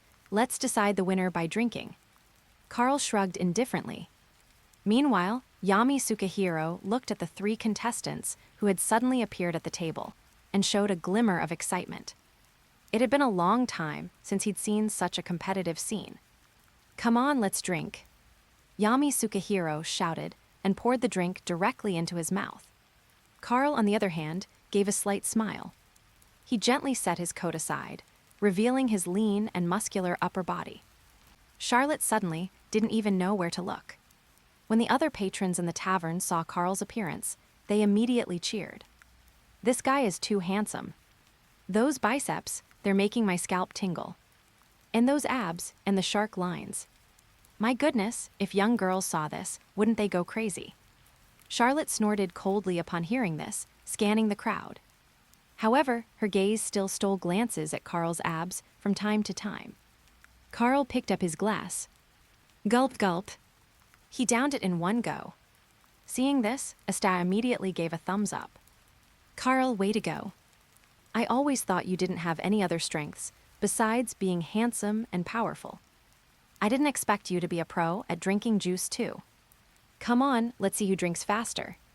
Asta roared, stepping directly onto the stool, tilting his head back and chugging from a huge mug. Yuno's eyes were full of worry. Having a beer-drinking contest with several such fierce people, he felt immense pressure. At this moment, Yuno could only swallow in small sips. But as soon as that wheat juice entered his mouth, it carried a bitterness that was truly hard to swallow. In contrast, Asta became more excited as he drank. Mug after huge mug, almost as big as his head. But Asta just held them and downed them. His physical constitution was ridiculously fierce. Seeing this, Yami Sukahiro also became thoroughly interested. He casually flicked away his cigarette butt, picked up a mug, and started chugging. Looking at them, Charlotte's expression gradually stiffened. How am I supposed to drink this? She was the captain of the Azure Deer Knights, a proud daughter of the nobility. This unrefined way of drinking was truly embarrassing. Fortunately, before Solmaron passed out, she had brought over many straws. Charlotte could only pick up the huge mug and insert a straw. Even so, the speed at which the beer level dropped was still astonishing. Amidst her elegance, she was actually holding her own against the others. Seeing this, Karl gave Charlotte a thumbs up. Charlotte's face flushed instantly, and she choked for a moment. Meanwhile, the system notification sounded in Karl's mind again. Ding! Congratulations to the host for gaining +15 favorability with Charlotte Roseley. Karl's spirits were immediately lifted. So drinking has this kind of benefit. He glanced at Charlotte. Under that charming, mature woman's face was a faint crimson glow, which was indeed somewhat alluring. But in Karl's eyes right now, she looked more like an experience pack. Being stared at by Karl like that, Charlotte immediately buried her head even lower. Karl laughed heartily and raised his glass to drink wildly again. 1 glass, 2 glasses, until the ground was piled with empty beer mugs. The cheering of the surrounding patrons gradually quieted down. Their gazes were even more tense than those of the participants. Someone couldn't help but exclaim, "Good heavens! So much alcohol, I couldn't drink that much in a year. Do these people's stomachs have no bottom? It's too terrifying." At this point, Yuno had almost given up. Looking at his beer, which had dropped by less than half a glass, he felt that even if life were bitter, it wouldn't be more than this. Asta and Yami Sukahiro had mostly finished drinking. Their movements in holding the glasses began to get unsteady, swaying back and forth. Yami Sukahiro patted Asta on the shoulder. "Kid, you've really got something. You're worthy of being a guy who can smell the aroma of alcohol." But when his gaze fell on Karl, his expression suddenly became solemn. Because Karl's drinking speed remained consistent. The way he chugged it down made it seem as if he wasn't drinking beer at all, but plain water. Yami Sukahiro fell silent. To think there's such a monster, this is beer, not plain water. Charlotte had also long since stopped her movements, looking at Karl with a face full of worry. This guy, drinking like this, is he really okay? Only Karl's expression became increasingly excited. Wine is the essence of grain. The more you drink, the younger you get. Wisps of magic power were constantly nourishing his body. Karl even involuntarily activated the first of the 8 inner gates, the gate of opening. The moment his aura bloomed, Karl immediately suppressed his own fluctuations tightly. But that beer seemed to be stimulated, evaporating frantically.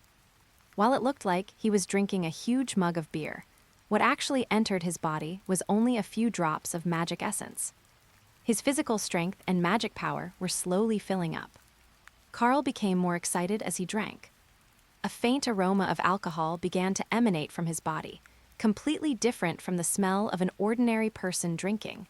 The wine fragrance on him was extremely pure. Sitting next to him, Charlotte Roseley couldn't help but gently twitch her nose. So fragrant. Charlotte was surprised to find that the magic power fluctuations emanating from Karl could actually resonate with her so naturally. She even wondered if Karl was intentionally tilting those powers toward her to help her. Charlotte's face suddenly became even more bashful. Chapter 13, Gold Quality, Dark Magic. Congratulations, host, you have gained 20 favorability points with Charlotte Roseley. Congratulations, host, You have gained 20 favorability points with Charlotte Roseley. Seeing that he was about to break the 100 favorability threshold, and the second gate of his 8 inner gates was also about to open. At this moment, Karl's expression showed a standard 8-tooth smile, looking as refreshed as a spring breeze. He cast a grateful look toward Charlotte, one filled with both appreciation and an indescribable, subtle emotion.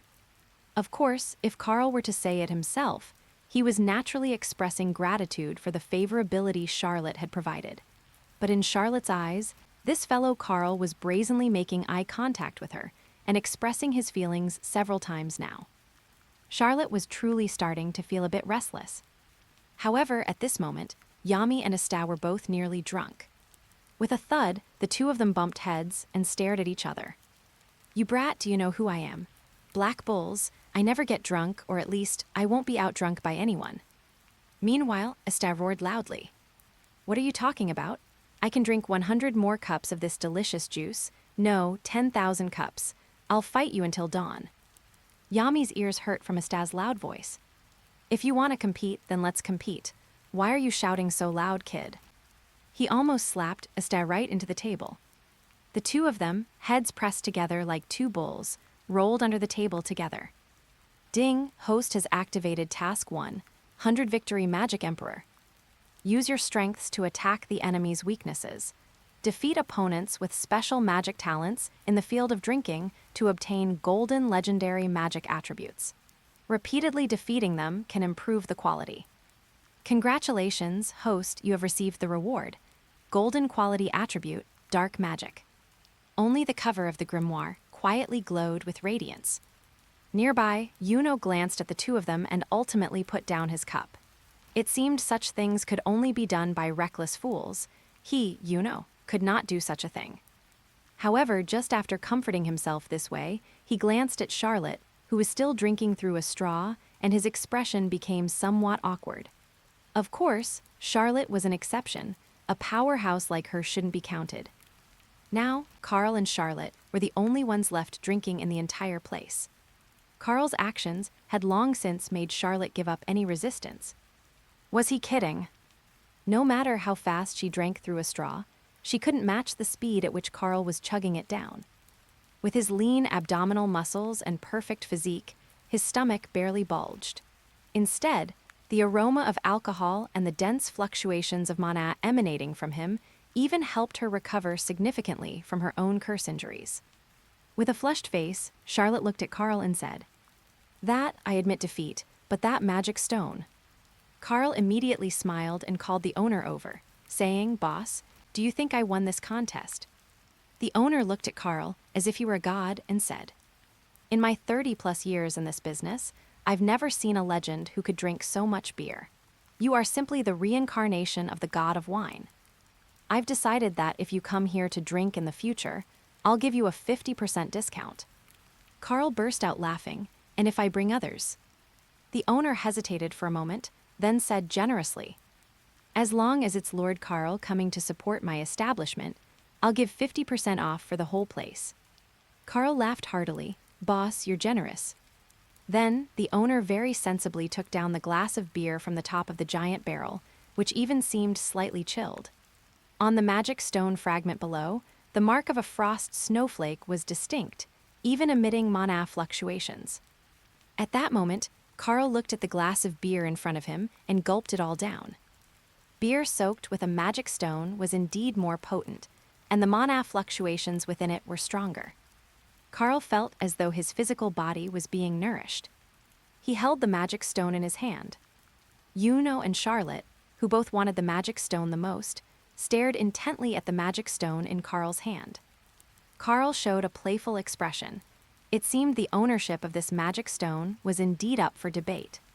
However, he immediately activated the system and continuously drained the mana from it, causing the magic stone's light to fade rapidly.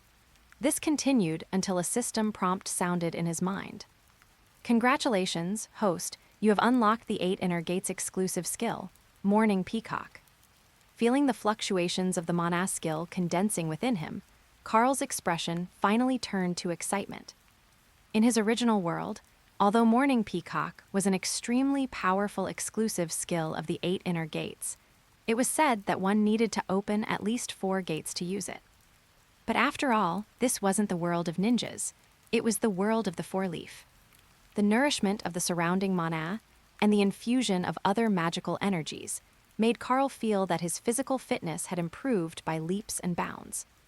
If his senses were correct, once he opened the 2nd gate of the 8 inner gates, the Gate of Rest, he would be able to briefly use the Morning Peacock. But to use it more extensively, he would need to advance the 8 inner gates to a deeper level or find something that could enhance his physical strength. Snapping back to reality, Karl saw their disappointed looks and smiled slightly. Then the excess ma he had just absorbed was instantly released, completely enveloping Charlotte. The dense magical light shimmered with radiance. Anyone who wasn't blind could see it. Charlotte was startled at first, then looked around somewhat shyly. But as she felt the rose curse on her body being rapidly suppressed, her face was filled only with pleasant surprise. How Karl had done it, she did not know. However, the unique and fresh mana fluctuations emitted by Karl not only quickly restored her mana, but she even sensed a special scent within this mana. It was a unique power of blood and chi, simply indescribable and elusive, and this was the core of suppressing the curse. Nearby, Solmaron finally opened her hazy, drunken eyes. Then she looked up to see Karl and Charlotte in an ambiguous posture, with the mana aura entangling the two of them. Solmaron suddenly gave a great leap. "What are you doing? Let go of my big sis, you beast." In Solmaron's hand appeared a giant hammer made of stone, looking as hard as if it had been forged by 1,000 strikes. It was even more lethal than granite or marble. Earth creation magic, Giant's Hammer. She hefted the hammer, almost ready to bring it down. However, Charlotte frantically signaled Solmaron with her eyes. Solmaron's body stiffened, but she still said relentlessly, "You actually made my big sis cry. You damned man, you're looking for death. Take this." With a big leap, the surrounding shockwaves, along with her large and proud assets, bounced wildly in midair. The giant hammer smashed straight down. Charlotte's eyes froze, her body stiff as she tried to stop it. But at this moment, her mana was in a critical phase of recovery, so she could only let out a scream. "Stop, Sol, he's helping me." Hearing Charlotte's cry, Solmaron's entire body stiffened. But at this point, she couldn't stop her momentum and could only forcibly dissipate the giant stone hammer in her hand. But she herself lunged directly toward Karl, her 2 massive cannons shaking the world like 80-pound sledgehammers as she crashed toward him. Chapter 14, Second Door Opens. The commotion was even more terrifying than the earth and stone magic from earlier. Solmaron crashed directly into Karl's face. The 2 massive thunderclouds brought an amazing tactile bounce that almost sent Karl flying. Fortunately, Karl had already awakened the power of the 8 inner gates. With just a slight movement, he steadied his form. However, at this moment, he found it somewhat difficult to breathe. Solmaron was stunned for a moment before reacting. "Ah, help, big sis, save me." At this moment, Solmaron seemed to be facing the greatest crisis of her life. Her entire body was petrified, and her voice was filled with pleading, only wishing for Charlotte to save her. However, Charlotte stood to the side, unable to help. Are you kidding? She was just about to recover her power and suppress the curse. At such a critical moment, how could she possibly make a move? Meanwhile, Karl grabbed Solmaron and set her aside. "I said I was saving your sister, can't you see that? Being so reckless, what kind of behavior is this?" Solmaron's entire body was trembling. She was torn with conflict.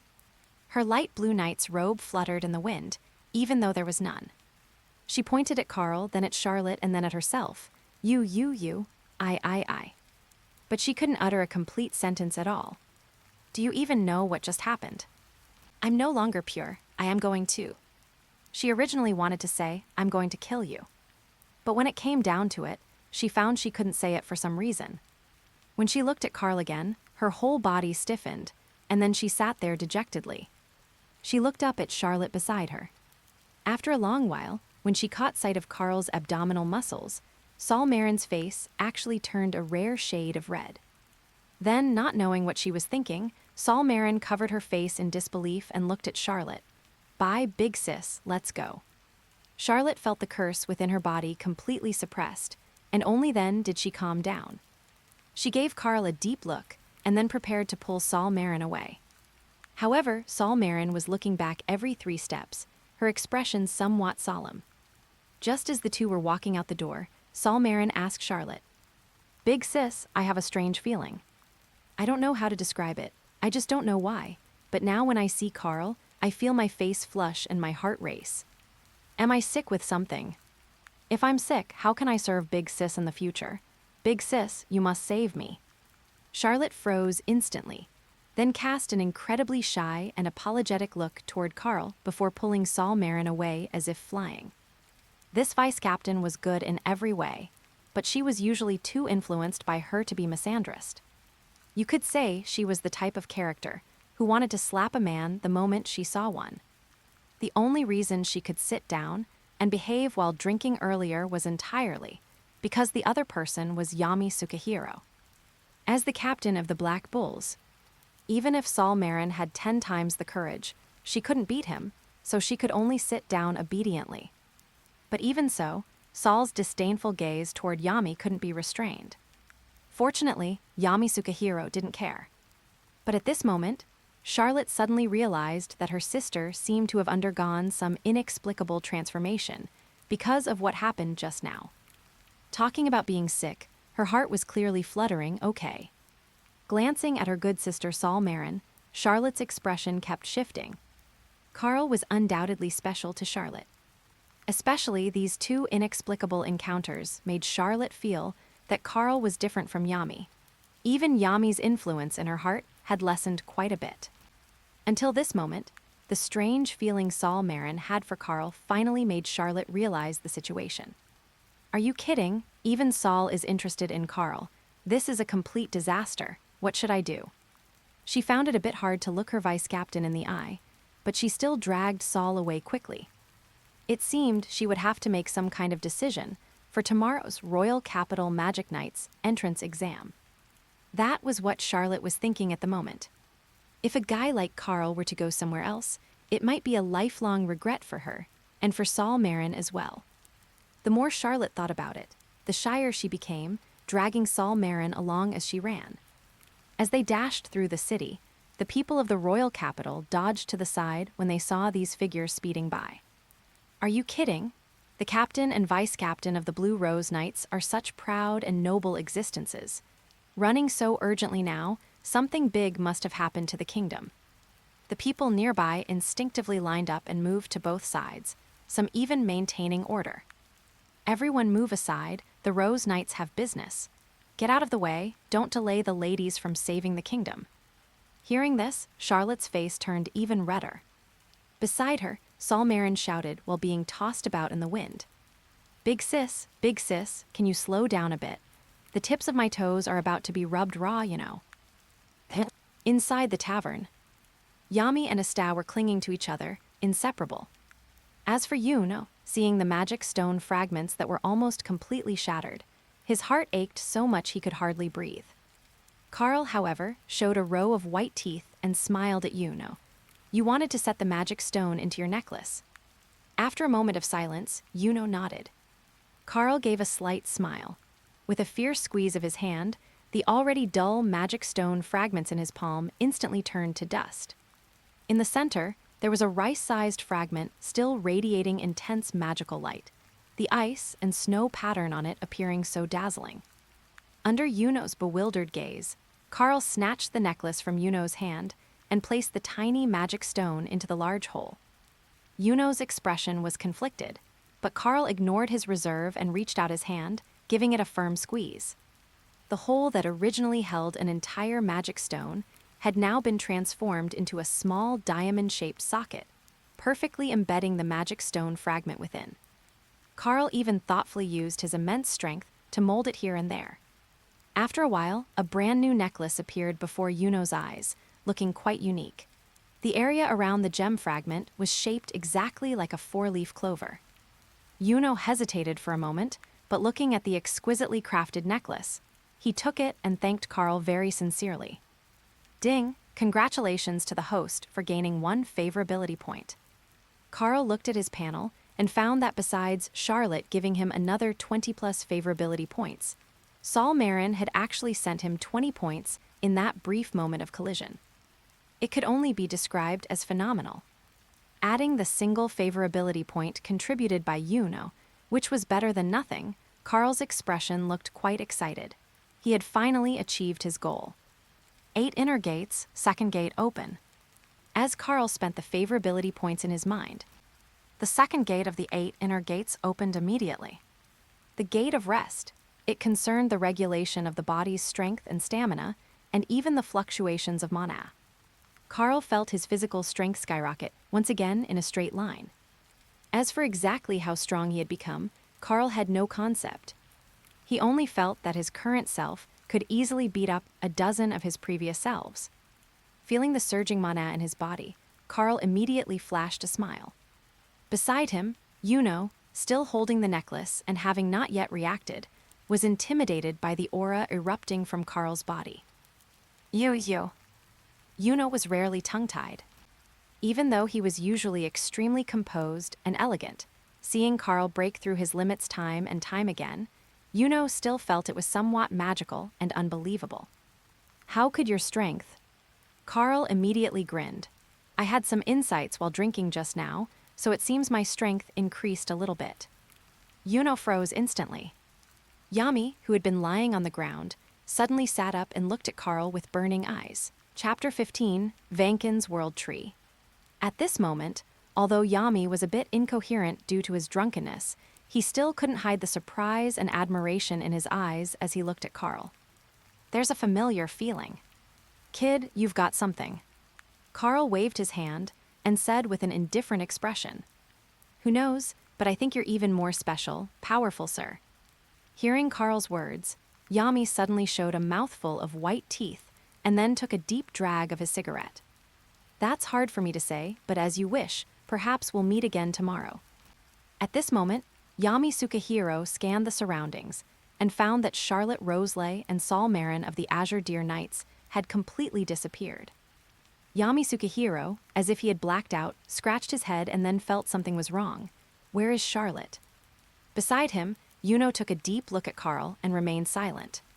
But when he looked at Yami Sukahiro again, his gaze became somewhat strange and complicated. No, they literally stole your girl right in front of your face, can't you see? That powerful female named Charlotte and the short-haired woman beside her, Solmaron, both clearly had a good impression of Karl. I say, this scruffy uncle. At the very beginning, Yuno could clearly capture that Charlotte's dodging gaze when looking at Yami was very obvious. There was something between the two. One could even say Charlotte might have secretly developed feelings. But after finishing the drinks, in the eyes of Charlotte and Solmaron, almost only Karl's figure remained. When they left, they didn't even glance at Yami, who was rolling on the ground. This powerhouse named Yami is truly pitiful. Just by drinking a bit of alcohol, he almost lost his mating rights. A look of pity and curiosity appeared in Yuno's eyes. He casually said, Senior Yami, I wonder about the relationship between you and that senior named Charlotte.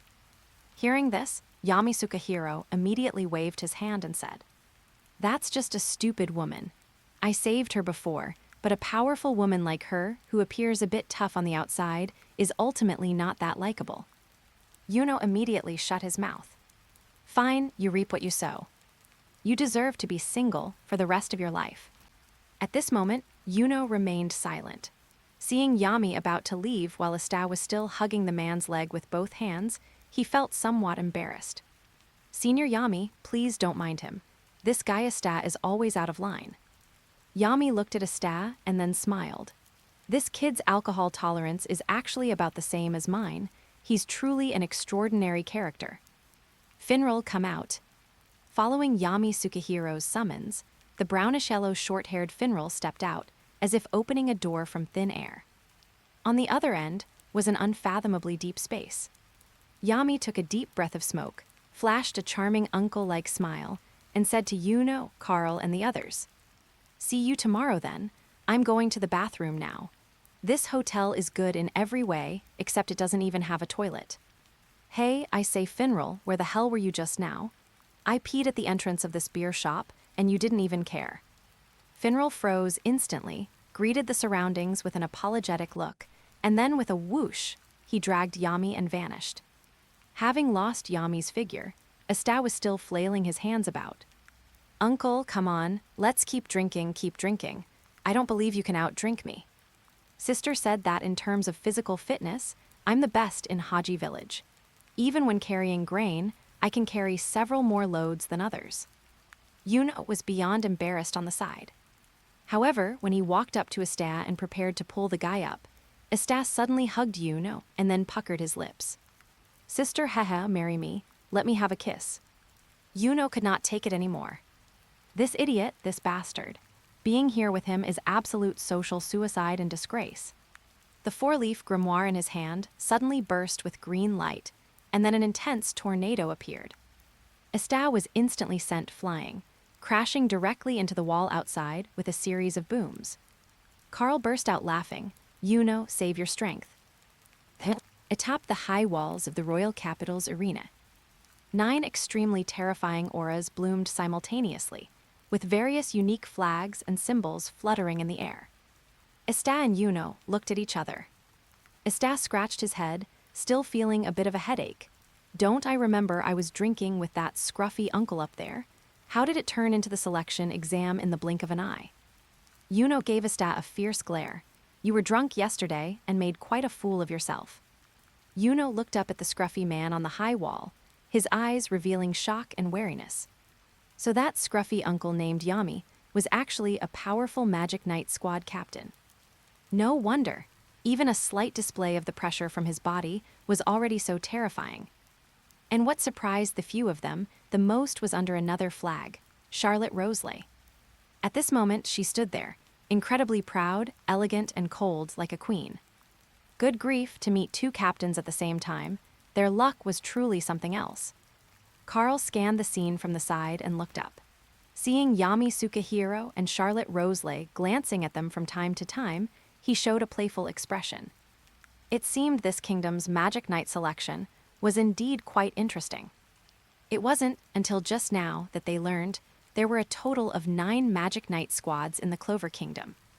The Black Bulls, known as the Ruffian Knights, had the scruffy uncle from before, Yami Sukahiro, as their captain.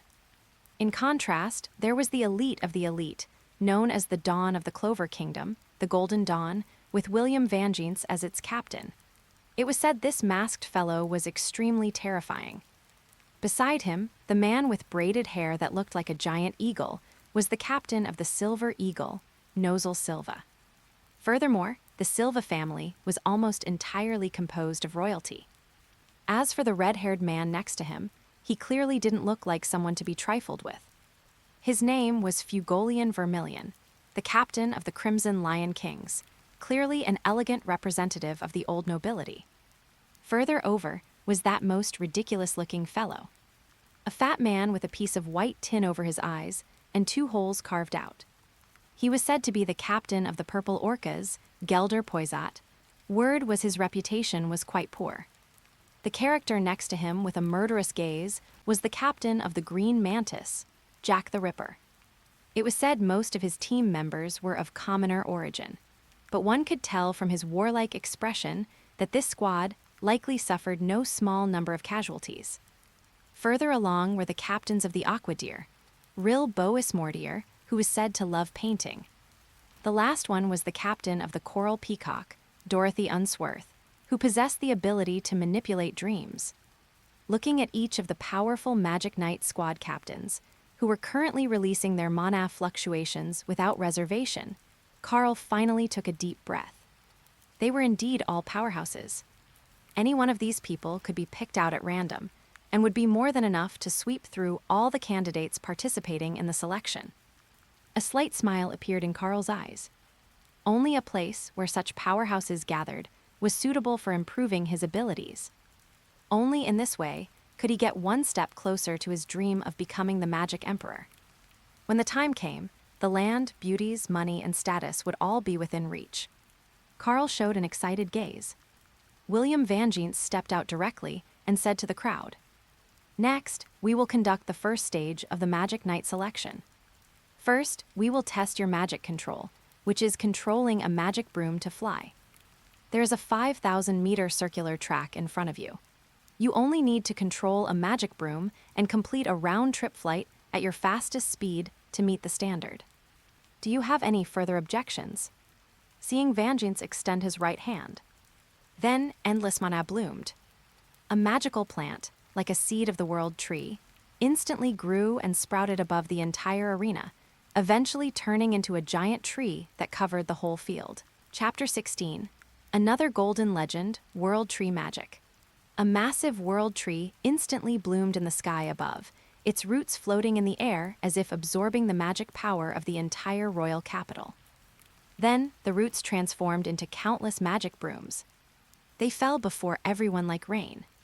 Everyone showed a hint of shock. Such exquisite magic control. Such terrifying magic power fluctuations. Is this the ability of a Magic Knight squad captain? It's simply terrifying. Everyone was amazed by this terrifying power. The people around picked up the magic brooms, their faces full of anticipation. In the 5-kilometer lap race, it would be decided from the start who was the fastest. Beside them, Asta suddenly let out a roar. "Oh no, I don't have magic. How am I supposed to ride a magic broom? Isn't this just setting me up to fail?" The people around immediately burst into laughter. Good heavens, a guy who hasn't even awakened magic power can actually come to participate in the exam. "Foo-ha, you're really hilarious." After the man finished speaking, he let out another foo-ha. However, Asta shouted directly at the man beside him, "What are you blabbering about? We'll only know if I can or not after we compete." "Foo-ha." With a loud shout from Sake, bronze-colored light surged around him, and a nozzle-shaped piece of equipment was instantly strapped to his back. He rode the magic broom and leisurely waved at Asta before the jet device sprayed out air currents, speeding off into the distance. In the distance, Yuno glanced at Karl and Asta.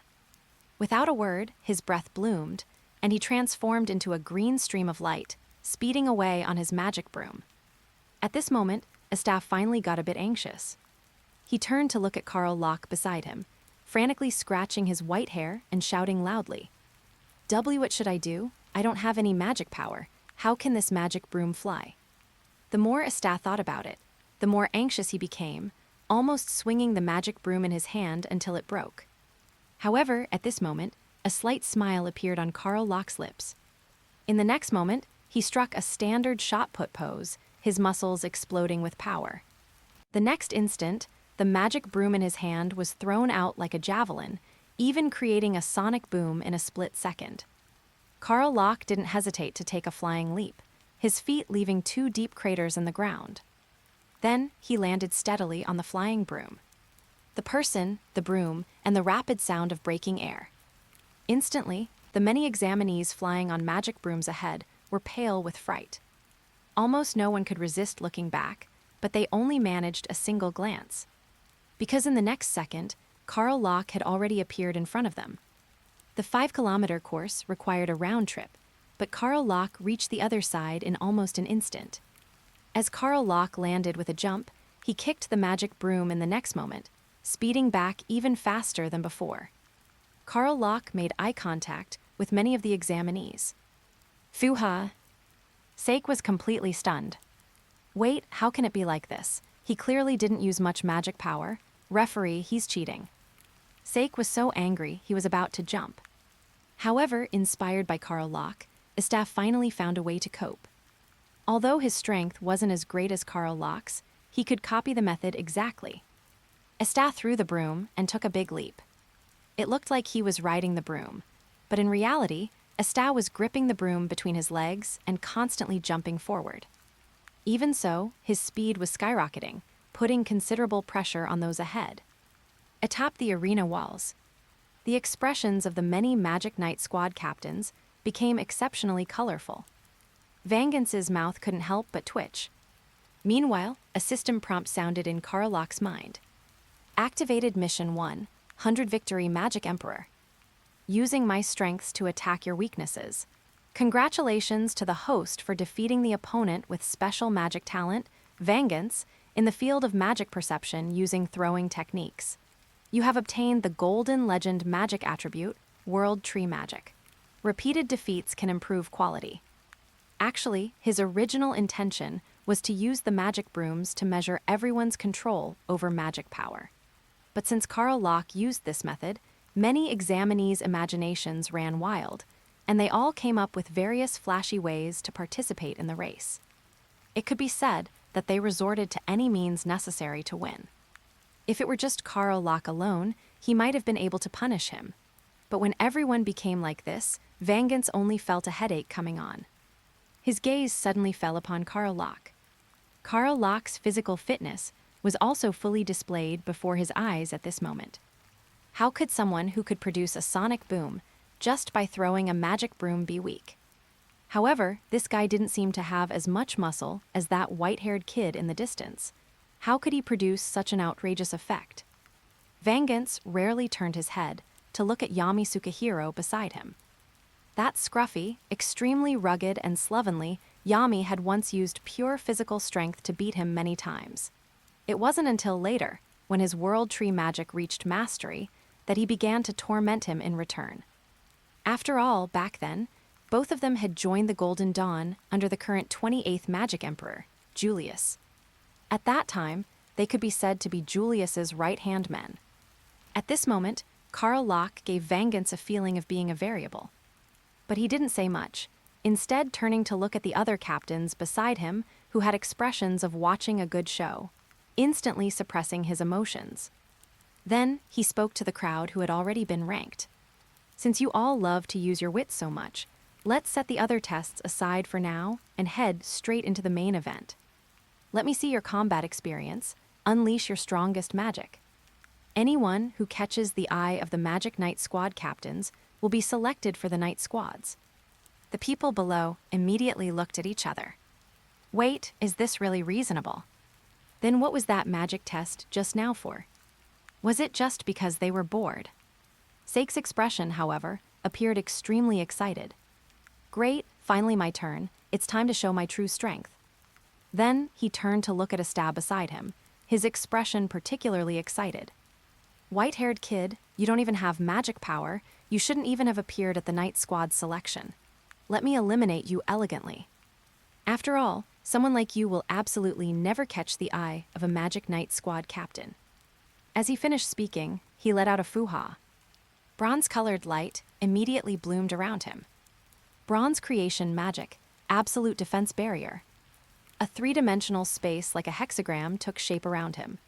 Bronze magic power constantly intertwined, even emitting steam.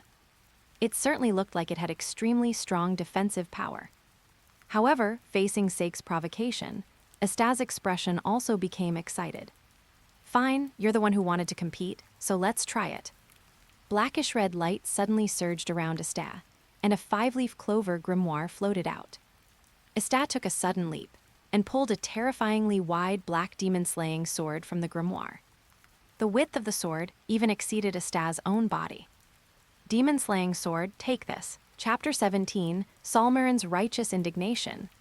Amidst the foo-ha sounds, Sake didn't even have time to react before he went stiff and then slumped to the ground. After Asta's demon-slaying sword sliced through the magic, it slammed directly down, crushing Sake like a limp shrimp as he collapsed to the ground, spitting out blood. Sake couldn't understand it no matter how he tried. His bronze creation magic clearly possessed such powerful defensive strength, yet it couldn't even block a single move from Asta. Moreover, wasn't the opponent a bit too ridiculous? Setting aside how much power was behind a giant sword the size of a door panel swinging at him, the fact that his magic failed instantly filled him with deep despair. As he was smashed into the ground, the earth beneath him even began to crack and shatter. At this moment, Sake even felt a bit fortunate. Luckily, Asta hadn't smashed his head, and luckily his bronze creation magic wasn't completely useless since he had made a set of armor for himself. Otherwise, he might have been smashed into meat paste. Asta's one-hit victory immediately left everyone around them in shock. When they looked at the white-haired Asta again, those who had been laughing loudly earlier all shut their mouths one by one. This guy really is a freak. Beside him, naturally began using his wind magic. He was up against a noble. As a resident of the HWE outside world, he wasn't very well received in the royal capital to begin with. What's more, the elegant aura that naturally carried further provoked some shallow fellows. As nobles, how could they accept that their own elegant temperament was actually inferior to Yuno's? So, and his opponent clashed in battle almost instantly. However, a four-leaf is a four-leaf after all. Even though Yuno's awakening was relatively slow, and he had only learned one wind breath spell so far, he didn't panic at all when facing his opponent. The wind seemed to take form in Yuno's hands, constantly slashing and spinning, gradually exhausting the opponent. Fights quickly broke out all around, and the gazes of the various Magic Knight squad captains continuously swept across the field. Among everyone present, the captains almost instantly gained a general understanding of everyone's situation. Gold will always shine. Especially in this kind of setting, how could such intense mana fluctuations fail to attract everyone's attention? The Magic Knight squad captains above had already begun to have their own candidates in mind. But among the many figures, there was one silhouette standing alone, appearing exceptionally different from the rest. No, it should be said that no one around him dared to even approach him. That person was, naturally, Karl. Even though people were fighting in pairs or groups of three, no one chose Karl. And the ultimate source of all this was, naturally, the terrifying power Karl had just unleashed. Was this a joke? A guy who could throw a magic broom and create a sonic boom. A person who didn't even need a few breaths of time for a round trip. Even if they really faced him, everyone worried they would be killed by Karl in one hit before they could even use their magic. What's more, the opponent hadn't even used a grimoire. Asta was strange enough for having a grimoire despite having no mana. Then, to what extent of strangeness must Karl reach? Add to that the fact that these three came together. Judging by Asta and Yuno's performance, it was clear that Karl was even better. The others weren't fools. No one was willing to try and pull a tooth from a tiger's mouth. Thus, this bizarre scene formed before their eyes. Many figures looked at Karl standing in the very center, yet there wasn't a single soul around him. Everyone seemed to have a tacit understanding, deliberately avoiding Karl in the center during their fights. The several Magic Knight squad captains looked at each other. When Vankins looked at Karl, he also felt a bit of a headache. How did this guy end up looking so unconventional? Right at that moment, Charlotte, who was with the Azure Deer Knights, was staring intently at Karl. It was as if she was undergoing some sort of intense internal struggle. Standing beside her, Solmaron noticed Charlotte's expression and then looked at Karl, who stood out so exceptionally in the field, and immediately gritted her teeth. Damn stinky man. She cursed inwardly.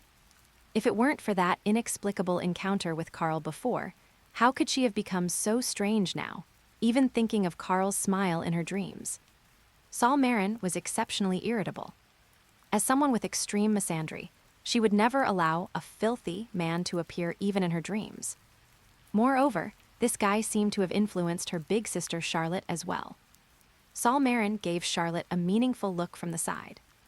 In the next moment, to Charlotte's bewildered expression, she heard Sol shout loudly, "Let me test his skills." Earth creation magic, river of trembling earth. In an instant, rolling waves of earth and stone surged from the surrounding ground. As a vice captain, she naturally possessed some strength. The stones on the ground seemed to come alive, transforming into massive, tumbling rivers of earth and rock. That terrifying momentum was like a giant dragon turning over deep underground, charging straight toward Karl. Charlotte, standing nearby, almost cried out in surprise. She covered her mouth, looking at Solmaron in disbelief. Wait. Giving her that look just now meant this. She's trying to kill Karl. At this moment, Charlotte was truly caught in a dilemma. She had only been considering whether to recruit Karl into the Green Rose, or rather, what kind of method she should use to recruit him without affecting her own image. After all, she was an extremely cold and proud queen. But she hadn't expected Solmaron to take action directly. What if she injured Karl? What should she do then? Charlotte looked conflicted. However, Solmaron's actions naturally caught Karl's attention as well. Karl immediately gave a slight smile. In the next moment, he became extremely excited, his gaze toward Solmaron filled with battle intent. Just right, his strength had just advanced, and he wanted to test for himself exactly how strong he had become. While Solmaron's offensive looked exaggerated and had even frightened the surrounding examinees, it was clear that she hadn't gone all out. Karl suddenly let out a roar, the aura around his body vibrating continuously. Endless mana surged out from his pressure points. 8 inner gates, second gate, gate of rest open. As the aura bloomed, boom! A nearly colorless shockwave suddenly erupted around Karl, surging out like a tide and surrounding his body. At that very moment, Karl slammed a punch down violently. A massive phantom of a fist directly sent the earth and stones on the ground flying. Rumble! The stones and the earth dragon collided head-on, and after a deafening explosion, a massive deep crater blasted open in the center of the ground. The surrounding crowd was completely dumbfounded. Wait, is this reasonable? The selection was supposed to be about sparring and demonstrating abilities. How did it turn into a head-on clash with a vice-captain in the hands of this monster Karl? Moreover, that strike just now actually looked like an even match. The strength of the crowd wasn't particularly high to begin with, so when they saw the result of Solmaron's probing attack clashing head-on with Karl, they were naturally shocked beyond measure. Solmaron also hadn't expected it. She only wanted to give Karl a show of force. But Karl had actually intercepted it so nonchalantly, without even using a grimoire. Now, she was somewhat stuck in a difficult position. She glanced at Karl somewhat reluctantly. When Solmaron saw his face, she seemed to recall the scene from yesterday, and her heart began to throb wildly. She could even clearly feel her own heartbeat and the sound of her blood flowing. With a slightly red face, Solmaron suddenly let out a roar, preparing to strike again. Charlotte stood to the side, unable to decide whether to call for a stop or not, her entire being frozen. Right at that moment, suddenly, a figure appeared instantly in front of Solmaron, his mere aura forcing her back several steps. Solmaron was just about to act, but she saw Yami Sukahiro standing sloppily between the two of them. Chapter 18 2-second highlight, Morning Peacock. To be honest, Solmaron was completely dazed at this moment. Try as she might, she never expected someone to crash the party, and for that person to be the captain of the Black Bulls, Yami Sukahiro. She loathed men.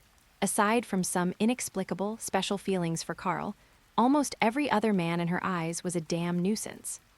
But Yami Sukahiro was on the same level as the other captains present, and was even ranked among the top tier. It could be said that Yami Sukahiro was truly a being who could crush him with a single punch. Therefore, Solmaron immediately ceased her movements. However, her expression when looking at Yami Sukahiro was not particularly pleasant. Damn it, why are you blocking me? Captain Yami, I want to stand up for Big Sister. Hi. Yami Sukahiro waved his hand dismissively, and a thick black light surged around his body. Dark magic. At this moment, the eyes of almost every Magic Knight squad captain lit up. Though Yami Sukahiro was rough, slovenly, and even a bit annoying, his strength was truly top tier. Otherwise, with his past record of misdeeds, how could he sit so securely in the position of a Magic Knight squad captain? Seeing Yami Sukahiro reveal a hint of dark magic, everyone's interest was piqued. As for Solmaron, she was forced back several steps by the terrifying aura emanating at that moment. Standing atop the high wall, Charlotte shouted in a clear voice, "Enough, Sol, come back." Solmaron hesitated for a moment before finally flipping back onto the city wall. Meanwhile, a trace of searching light flickered in Yami Sukahiro's eyes. "We meet again. I told you yesterday that we would meet again." Karl nodded. Yami Sukahiro spoke again. "Although I can't beat you at drinking, in terms of strength, you shouldn't be able to beat me yet." Karl nodded once more. There was absolutely nothing wrong with that statement. If he could already beat Yami Sukahiro, he would have gone straight to challenge the Magic Emperor. Why would he stay here to participate in some selection? Thus, upon hearing Yami Sukahiro's words, Karl wasn't displeased at all. Instead, he looked at Yami Sukahiro with an inquiring gaze. Captain Yami, I did indeed win at drinking. After all, there are no friends or family at the drinking table. You should understand that. Now, are you planning to make a move against me? Karl's words immediately caused looks of astonishment to appear on everyone's faces. Not to mention the Magic Knight squad captains watching with scrutinizing eyes from atop the high wall. Even the candidates who were originally dueling had completely stopped to watch this surreal and ridiculous scene. Yami Sukahiro took a puff of his cigarette, slowly exhaled the smoke, and looked at Karl, saying, I want to test your strength. I always feel like you're still hiding something. You don't mind if I take a swing at you, do you? Just one strike. As long as you can block a strike using 2% of my strength, I think plenty of people will be willing to take you in. A trace of solemnity appeared on Karl's face. Yami Sukahiro spoke casually, even with a hint of nonchalance, but anyone could guess how terrifying his strength was just by using their head. Karl nodded at this moment. If he wanted to become the Magic Emperor and possess fame and fortune, he naturally needed the confidence and strength to match. It just so happened that he also wanted to see if he could actually block this seemingly ordinary move from the opponent. Yami Sukahiro flicked his blade with one hand. The sword vibrated with a hum, its sharp edge gleaming half an inch out of the scabbard. Then, the dark magic around him began to twist and entangle continuously. As he prepared to strike, Yami Sukahiro gave a light chuckle. Don't be nervous, it won't hurt. Dark magic, dark cloak dimension slash. He didn't even draw the sword completely. But at that instant, a chilling black aura suddenly erupted around Yami Sukahiro.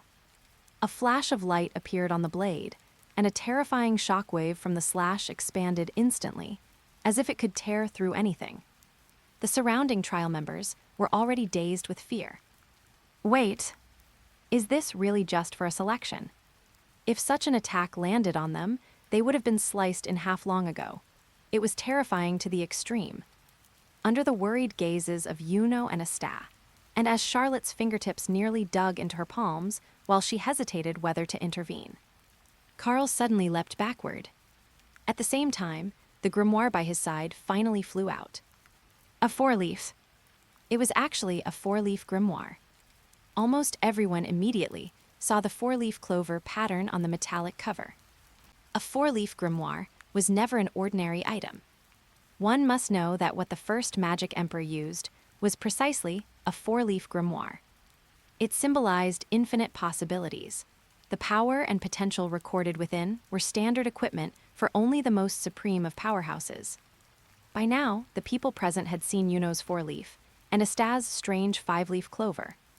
But when a third 4-leaf grimoire appeared, everyone's reaction was still incredibly spectacular.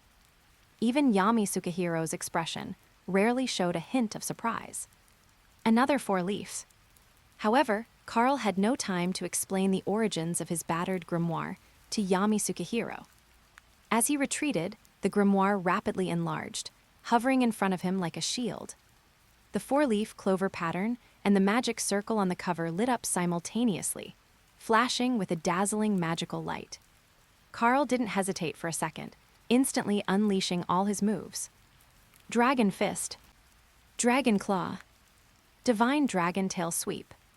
As the 3 moves were blasted out simultaneously, 3 different attributes of magic nearly intertwined, forming a cone-shaped, triangular torrent of magic that charged straight at the dark cloak dimension slash. But Karl didn't stop there. Only he, as the opponent, could truly appreciate the terror of Yami Sukahiro's strike. If he couldn't block it, he would definitely perish on the spot. Karl didn't dare to be the least bit negligent. In the next moment, a dense white light suddenly erupted from his body. The white aura was like steam, constantly flowing and churning around him. Karl's expression was solemn as he let out a thunderous roar. Morning Peacock. Bangs, bangs, bang. A terrifying aura erupted instantly. Karl leaped high into the air, and his metallic 4-leaf grimoire rose with him. As he threw punches frantically, the entire grimoire seemed to be completely activated.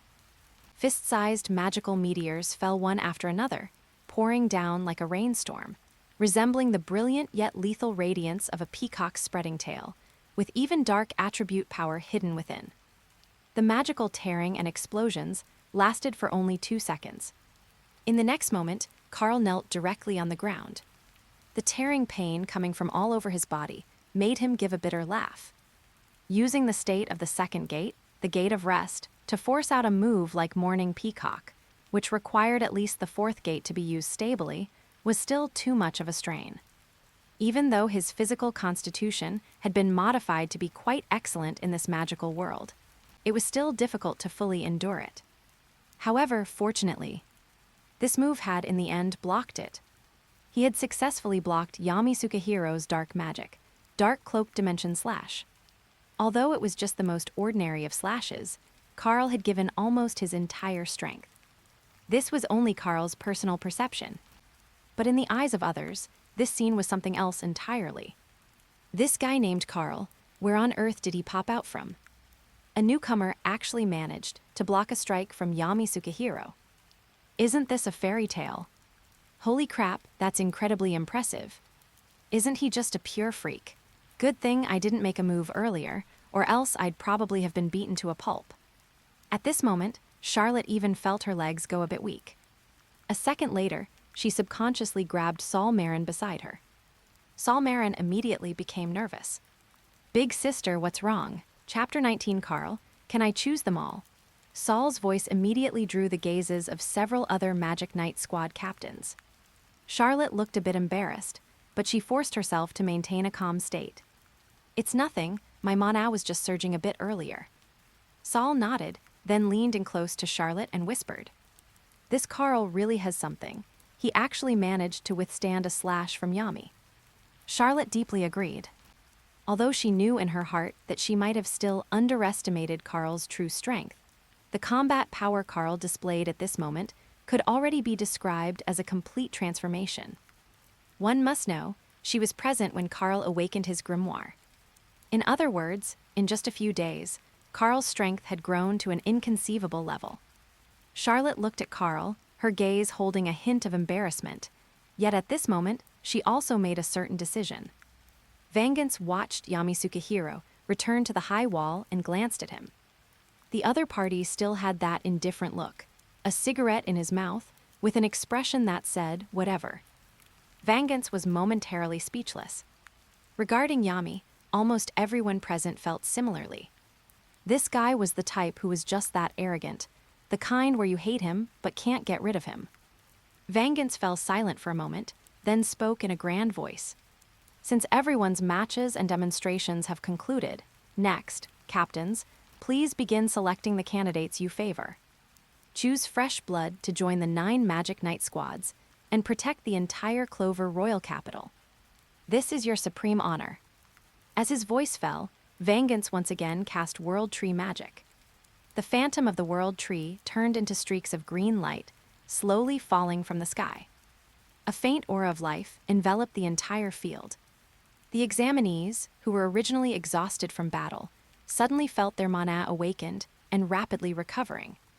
Everyone was left speechless by Vankins's impressive display of large-scale healing magic. And the Magic Knight squad captains finally began to officially select their candidates. The initial selection process didn't hold many surprises. When it was Yuno's turn, almost all Knight squads expressed their willingness to accept him. The only exception was the Azure Deer Knights. The reason was simple. The Green Rose was composed almost entirely of female members. It was only natural they had their reasons for not accepting Yuno. After a brief hesitation, Yuno ultimately chose the Golden Dawn, which was William Vangins's Knight squads. This indeed suited his temperament perfectly. As for Asta, the situation appeared somewhat comical.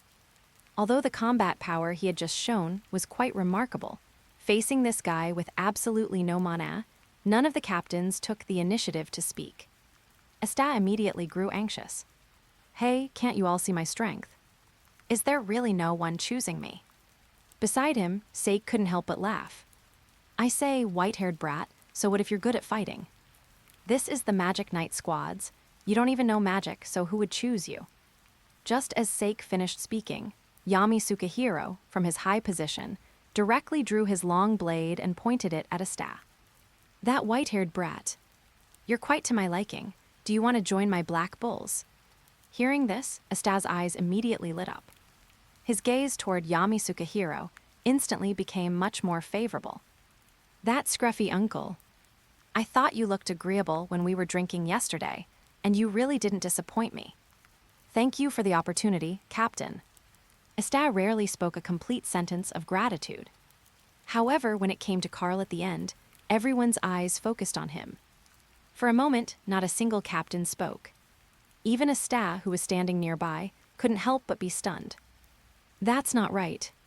Karl, your strength is the best in the field. Even if they all teamed up, they might not be able to beat you. Why isn't anyone choosing you? Could there be some shady business in this night squad selection? Asta didn't care what the captains were thinking and directly broke the deadlock, asking Yami Sukahiro, Captain Yami, aren't you choosing Karl? Yami Sukahiro grinned, crushed his cigarette butt on the ground, and looked at Karl, saying, Kid, I also think highly of you. Compared to you, Asta is indeed still a bit lacking. If you come, Asta would basically be a buy one, get one free deal. Upon hearing this, Asta's expression instantly froze. Wait, can't you be a bit less blunt? That's a bit hurtful. For a moment, everyone was stunned. And at that moment, a figure rarely took a step forward. The Magic Knight squad captain of the Azure Deer Knights, Charlotte Roseley. Under Solmaron's incredibly shocked gaze, Charlotte looked up, her eyes burning as she looked at Karl. Her cheeks were slightly flushed, and there was an almost imperceptible tremor in her voice. Karl, are you willing to join the Azure Deer Knights? As soon as these words were spoken, the gazes of the other 8 captains simultaneously turned toward Charlotte. Charlotte's posture was visibly stiff, and even Solmaron was completely stunned. Wait, big sis. We are the Azure Deer Knights. When have we ever recruited a man? Even though Karl. Before Solmaron could finish, Charlotte raised her hand to interrupt. Enough. I naturally have my own considerations. She looked back at Karl, her tone regaining a hint of composure. If you are willing to join the Azure Deer Knights, I believe your strength will surely grow rapidly. Our Azure Deer Knights are not the delicate, weak women you imagine. We have plenty of strength and methods. Letting them temper your will and combat power as sparring partners will also allow you to quickly improve your strength. As soon as these words were spoken, the surrounding crowd all showed extremely strange expressions. If anyone else had said this, it might be somewhat believable. But coming from Charlotte's mouth, no one could believe it at all. Everyone's gazes became subtle, shifting back and forth between Charlotte and Karl. Many people already wore standard gossip-seeking expressions. After all, Charlotte had always been proud and cold, like a queen, and few had ever seen her say such things to a man. Some even vaguely knew that there seemed to be some unclear entanglement between her and Yami Sukahiro. Vankins looked at the two of them now, and a playful smile couldn't help but appear at the corners of his mouth. In the entire arena, only Yuno's expression remained calm throughout. He had long seen that the relationship between Karl and Charlotte was definitely not simple. When the two of them drank together, their gazes were practically lingering on each other. As for Yami Sukahiro, he once again looked pityingly at a certain someone who had collapsed in the tavern. A guy with that level of emotional intelligence simply didn't deserve to compete for her affections with Karl. Karl would likely be the first male member to enter the Azure Deer Knights. Noticing Yuno's gaze, Yami Sukahiro was stunned for a moment and scratched his head in confusion. What on earth is that crazy woman Charlotte thinking? Inviting Karl into a heap of women. He wanted to see how Karl would ultimately choose. After the two captains spoke one after another, the remaining captains almost simultaneously chose to stay silent, looking as if they were focusing on watching the show. And just as everyone held their breath, Karl took a step forward. Under Charlotte's gaze, which was so tense she was almost holding her breath, Karl slowly spoke and asked an earth-shattering question. I say, can I join both at the same time? Between you two, it's very hard for me to choose. Chapter 20, Golden Blood Chi 3000. Ah. Almost everyone froze at that instant, including Yuno, who had looked as if he had completely seen through Karl just moments ago. But who could have imagined that this guy Karl would completely ignore the standard playbook and choose 2 night squads directly? Even the Magic Emperor had never pulled a stunt like this. It could only be said that Karl's thinking was far too ahead of its time. One by one, their mouths hung open, their expressions becoming quite complex. They had fought with all their might just to show their faces before the Magic Knight Squad captains. As long as they were selected to join a Knight Squad, it would be considered bringing honor to their ancestors. Stepping into the 9 Magic Knight Squads of the Clover Kingdom meant an enormous leap in both identity and status. Even for ordinary nobles, joining a Knight Squad would cause their reputation, identity, and status to soar. Because of this, everyone was extremely serious about this selection, one might even say cautious. In front of the captains of the 9 Magic Knight Squads, their concern was never about which one to choose, but rather whether it would even be their turn to be selected. And that was indeed the reality. The captains usually only picked a handful of people. But in Karl's case, a single-choice question had been forced into becoming a multiple-response one. Wasn't he afraid of angering the 2 captains, resulting in neither side choosing him? Once rejected, trying to enter a Knight Squad again would be incredibly difficult, perhaps even hopeless for the rest of his life. Under the complex and tense gazes of the crowd, Yami Sukahiro also froze for a moment. Then, he nonchalantly waved the katana in his hand and said, "The Black Bulls don't have that many rules. If Charlotte is willing, I don't care. As long as you can convince her." As soon as he finished speaking, Yami Sukahiro tossed the problem directly to Charlotte. Regardless, the Black Bulls were full of problem members anyway. One more Karl wouldn't matter. Even if this guy had decision-making issues or chose 2 squads at once, what did that have to do with him? As long as he could protect his comrades in battle and cooperate with them, he would be a good teammate and companion. As for which squad he was actually in, did it matter? Yami Sukahiro rubbed his stomach, suddenly feeling his gut acting up again. "Tisk, what's going on? Didn't I just drink a little beer yesterday? This stomach hasn't stopped acting up all night." Yami Sukahiro muttered while rubbing his stomach, clearly already considering whether he would have to fight for his life in the toilet later. Meanwhile, on the other side, Charlotte was completely frozen in place. Instead, it was Solmaron beside her, whose face instantly turned bright red. "Karl, don't go too far. The fact that Big Sis is willing to choose you for the Azure Deer Knights is already an immense blessing. If you try to take a mile after being given an inch, watch out or I'll beat you to death." Solmaron even began to manipulate earth and stone again, with faint signs of creation, magic condensing. However, in the next moment, Charlotte grabbed Solmaron's shoulder. She took a step forward and looked at Karl seriously. At this moment, her eyes held an indescribable, even extremely subtle look of gratitude, and her expression appeared exceptionally complex. It was Karl, after all. He always understood her so well. Although the two had no verbal exchange, it was as if they had already completed their communication through countless exchanges of glances. Karl must have sensed her dilemma, which is why he spoke up in this manner. After all, the Azure Deer Knights were almost entirely female. If she were to openly recruit Karl just like that, what would the other members think of her as the captain? But now it was different.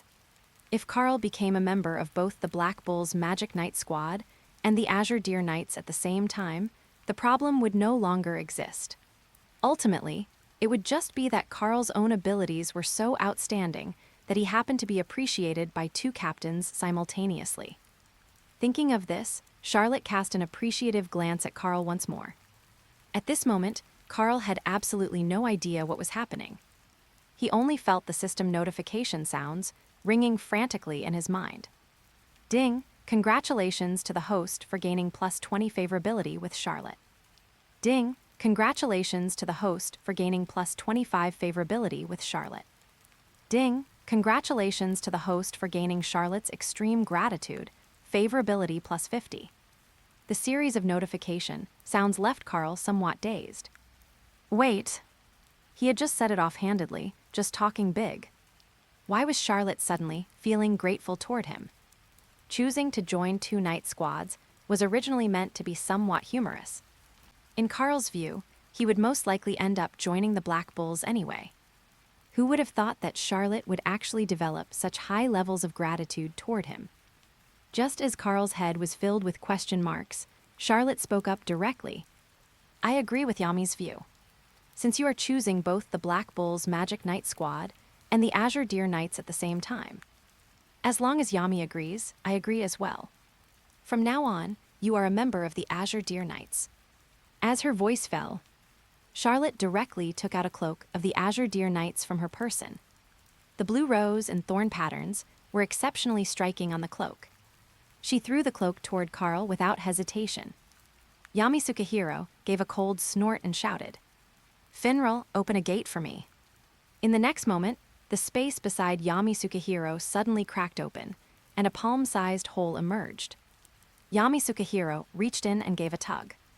From who knows where, he directly yanked out half of a wine-red cloak with a sharp rip.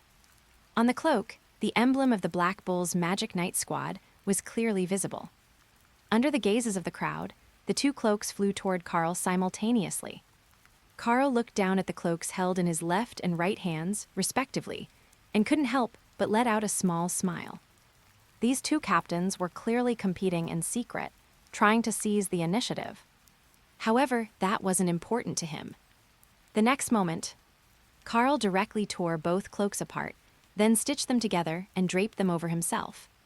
What was even more shocking was, the originally torn cloaks actually began to fuse on their own. Red threads quickly emerged, rapidly mending the tears. After the threads wrapped around Karl's wrist twice, they vanished in an instant. Even Karl himself was somewhat dazed. But now, the emblems of both night squads were clearly displayed on his cloak. Karl instantly became the most eye-catching guy in the entire venue. Congratulations to the host for completing short-term mission 5, Unconventional Night Squad Selection. The selection process was unexpected. Reward, 3,000 golden vitality. With 3,000 golden vitality received, Karl immediately beamed. He was one step closer to summoning the long-legged, uniform-clad beauty, Magic Emperor Principia. Beside him, Yuno's brow twitched frantically. You can even do that. This is just too ridiculous. Sure enough, when it came to Karl, nothing was ever normal. Black Bull's Magic Knight Squad headquarters. Vanessa, the witch who had been dead drunk, now had a face full of embarrassment. She looked at the empty hall, then looked down at herself. Half of her cloak was actually missing. Vanessa was instantly stunned. She put her wine bottle on the ground and looked down at the torn remains of her cloak, her face filled with bewilderment. Who had torn away half of her clothes? Fortunately, the important parts were barely covered. Otherwise, if someone walked in now, she would really lose face big time. But just then, red threads suddenly emerged from Vanessa's body. The threads moved quickly, completely restoring the missing part of the cloak. Her thread magic seemed to have developed some sort of inexplicable resonance. The red threads vibrated violently, and one end actually wrapped itself directly around her wrist. Vanessa the witch froze instantly. Wait, what is going on now? Chapter 21, The Unreliable Yami. The red thread wound twice around her wrist before completely vanishing beneath her skin. However, on the back of Vanessa's hand, the image of a small red cat appeared. Seeing this red cat pattern, Vanessa was instantly sobered up a bit, her intoxication fading slightly. She groggily managed to sit up, sensing the magical fluctuations emanating from it, her eyes flickering with an incredulous expression. No way. Just now, when half her cloak had mysteriously vanished, she was a bit dazed, but not truly scared. Who else but Captain Yami could do something so outrageous? Thankfully, she hadn't been exposed. Otherwise, when Captain Yami returned, she'd definitely have to give him a bird's nest hairdo. What the witch Vanessa was most concerned about at this moment was the little red cat on the back of her hand. Thread magic, she had always been using it. But she knew very well that the thread magic she currently mastered was actually its most basic form. The truly high-level thread magic possessed the power to control fate. In other words, at the cost of one's own mana and life force, it could alter predetermined outcomes in advance or avoid certain fatal injuries. Of course, the price for this was extremely high. And the reason she fled the Witch Forest and became a member of the Black Bull's Magic Knight Squad was precisely because she could no longer endure the threats from that Witch Queen. At this moment, Vanessa was already in a muddle-headed state. Getting dead drunk every day, acting like a female drunkard, using it to escape the fact that she had fled the Witch Forest. In her eyes, it was a betrayal. After all, the Witch Queen had raised her. Even if that person was the worst, she still saw her as a mother. But her betrayal meant completely severing ties with the Witch Forest from then on. Even worse, if discovered by the other party, she would be hunted down. This was a consequence she absolutely could not bear. Hiding within the Black Bull's Magic Knight Squad, Vanessa usually didn't even have the heart to train. As a witch, her innate mana reserves were extremely vast. What she truly needed was to continuously evolve and advance her thread magic. But for so many years, she had lacked any drive. Yet today, the moment that cloak was torn apart, Vanessa rarely felt that her magic seemed to have undergone an indescribable transformation. And the little red cat on the back of her hand was the most direct proof. The faint fluctuations emanating from it made Vanessa absolutely certain it was the power of fate. Though elusive, invisible, intangible, and ethereal. But now, it had truly and tangibly appeared before her eyes. A completely bewildered Vanessa felt everything was just too surreal. Could it be? That drinking could lead one to a higher realm of power. A bit skeptical, she took several more large gulps of wine in succession. However, all it brought was even more intense drunkenness and waves of headaches. Vanessa was a bit dumbfounded. And just then, the little red cat on the back of her hand seemed to jump. The face of an unfamiliar man seemed to flash into her mind. Vanessa's eyes shot open wide, and she instinctively hugged herself tightly. Her face flushed slightly, the blush spreading all the way to the tips of her ears. No way. Did I actually dream about a handsome guy? This drink wasn't a waste. But who was that person? On top of the high wall, William Vankins, wearing a golden-patterned mask, swept his gaze over Yami Sukahiro and Charlotte Roseley, frowning slightly. Although the situation before him had far exceeded his expectations. Fortunately, the matter was finally concluded satisfactorily. One person being selected for 2 night squads simultaneously had no precedent, but it wasn't an unacceptable major issue either. Thus, William Vankins was the first to turn and leave. Returning to Karl's presence, Asta was still waving goodbye to Yuno reluctantly. However, the looks in both their eyes were practically blazing, locked in confrontation. That was their promise, to compete to become the future Magic Emperor. Yet Karl just stood there. The two of them immediately found themselves at a loss for words. To be honest, both Asta and Yuno felt somewhat desperate at this moment. After all, if they wanted to become the Magic Emperor, perhaps their greatest enemy was Karl himself. Seeing Yami Sukahiro's actions, Charlotte couldn't help but snort coldly.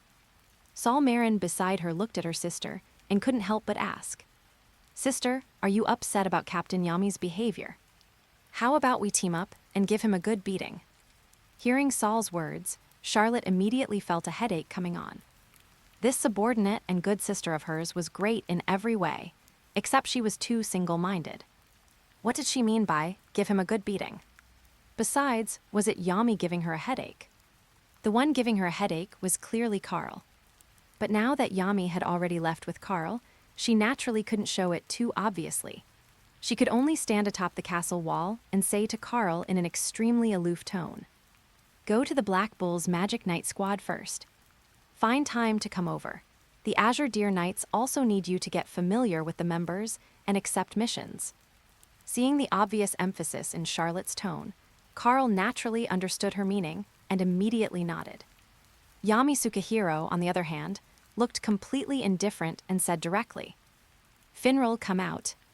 As soon as the words fell, Beside Yami, a spatial gate instantly opened. Spatial magic. Asta stood to the side, his eyes shining frighteningly bright. Without any mana of his own, he was simply too envious of these strange and wondrous abilities. Opening doors at will, instant teleportation. How incredibly convenient. Asta stared intently at Finral. Yami then gestured with his chin towards Asta and Karl and said, "Send me and these two back together." Finral originally had a smile all over his face. But upon hearing Yami's words, his entire body instantly froze. The next moment, his face fell as he said, "Captain, you know very well. I can only send one person at a time. If I could send more, wouldn't I have brought everyone here already?" Yami Sukahiro scratched his messy short hair, looking utterly exasperated. "I'm telling you, Finral, after all this time, how come you haven't improved at all? Well then, just send us." Finral forced a strained smile at Karl the next moment. Karl silently stepped into the teleportation gate. Finral tried to flash away in an instant, but Yami actually tried to drag Asta in directly. "Finral." "Wah, what?" "I'm not ready yet. We haven't even said start." "Help." He slammed the door shut as if flying. When he reappeared, he was practically sticking out his tongue, panting heavily, looking utterly exhausted. Yami Sukahiro immediately looked at him with disdain. "Finral, 3 seconds.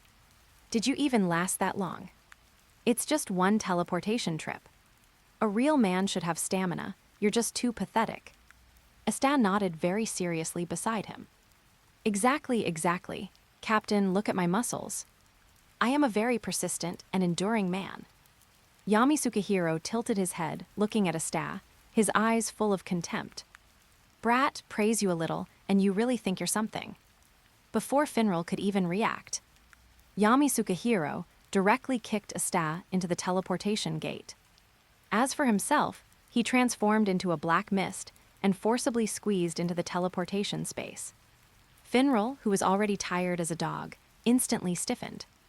Captain, you're trying to kill me." Finral was about to explode completely.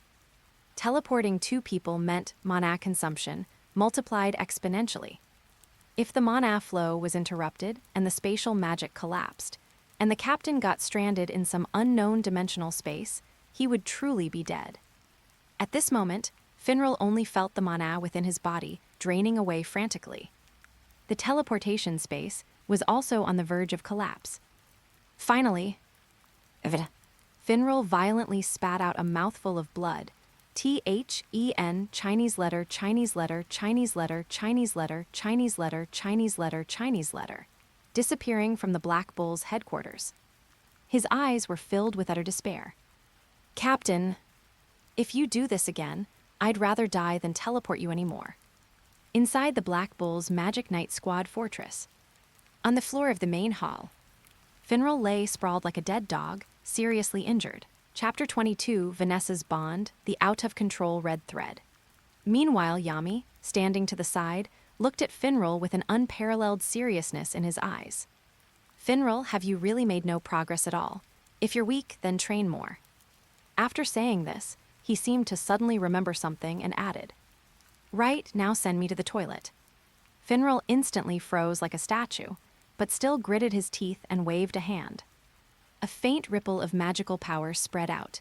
Yami passed through the portal and saw the toilet he had been longing for. Finral, on the other hand, stuck out his tongue, nearly passing out on the spot. Asta, who had been squatting and watching for a while, circled around Finral before smacking his lips and saying, "The captain is just too ruthless. He actually used dark magic, dimensional slash, to cut through space directly. But it's also fortunate that the captain is strong enough. Otherwise, we really would have been done for just now." The appearance of Karl and Asta immediately drew quite a few figures out within the Black Bull's Magic Knight Squad's base. Seeing everyone gather around, Asta greeted them all with great enthusiasm. Looking at Asta's white hair and muscular physique, the people around him all broke into smiles. "Shorty, what's your name?" Asta immediately roared. "Who are you calling short? I'm concentrated essence, okay. And I'm still going to grow taller.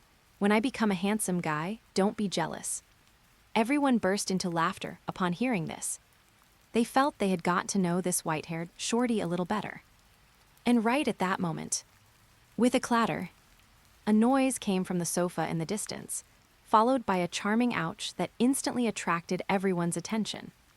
Asta turned to look. The next moment, he saw something surging and overwhelming. Vanessa, with her impossibly proportioned figure, was clutching her buttocks, moaning ouch, ouch repeatedly. The young and energetic Asta had never seen such a scene before.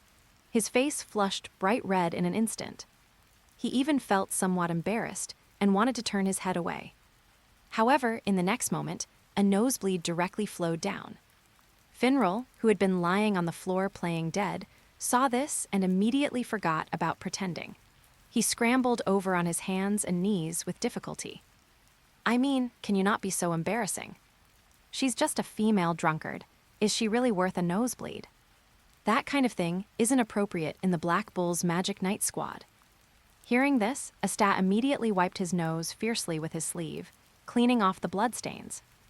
Then he said, somewhat sheepishly, "Senior, you don't understand. I do at least a few thousand push-ups every day, plus all sorts of other training. Having vigorous energy is perfectly normal. Besides, this big sister is dressed way too casually, isn't she?" Hearing this, Vanessa looked up at Asta and casually greeted him. "Hey, new guy, welcome. We'll get to know each other better in time." After saying this, she habitually reached out to grab her wine bottle for a drink. However, when her gaze fell upon Karl, the bottle in her hand clattered to the floor. Vanessa stared at Karl with disbelief, her face slightly pale and even a bit dazed. In broad daylight, how drunk am I? Why am I seeing things now? I only see this in my dreams. Her long legs crossed slightly, a hint of shyness appearing on her face.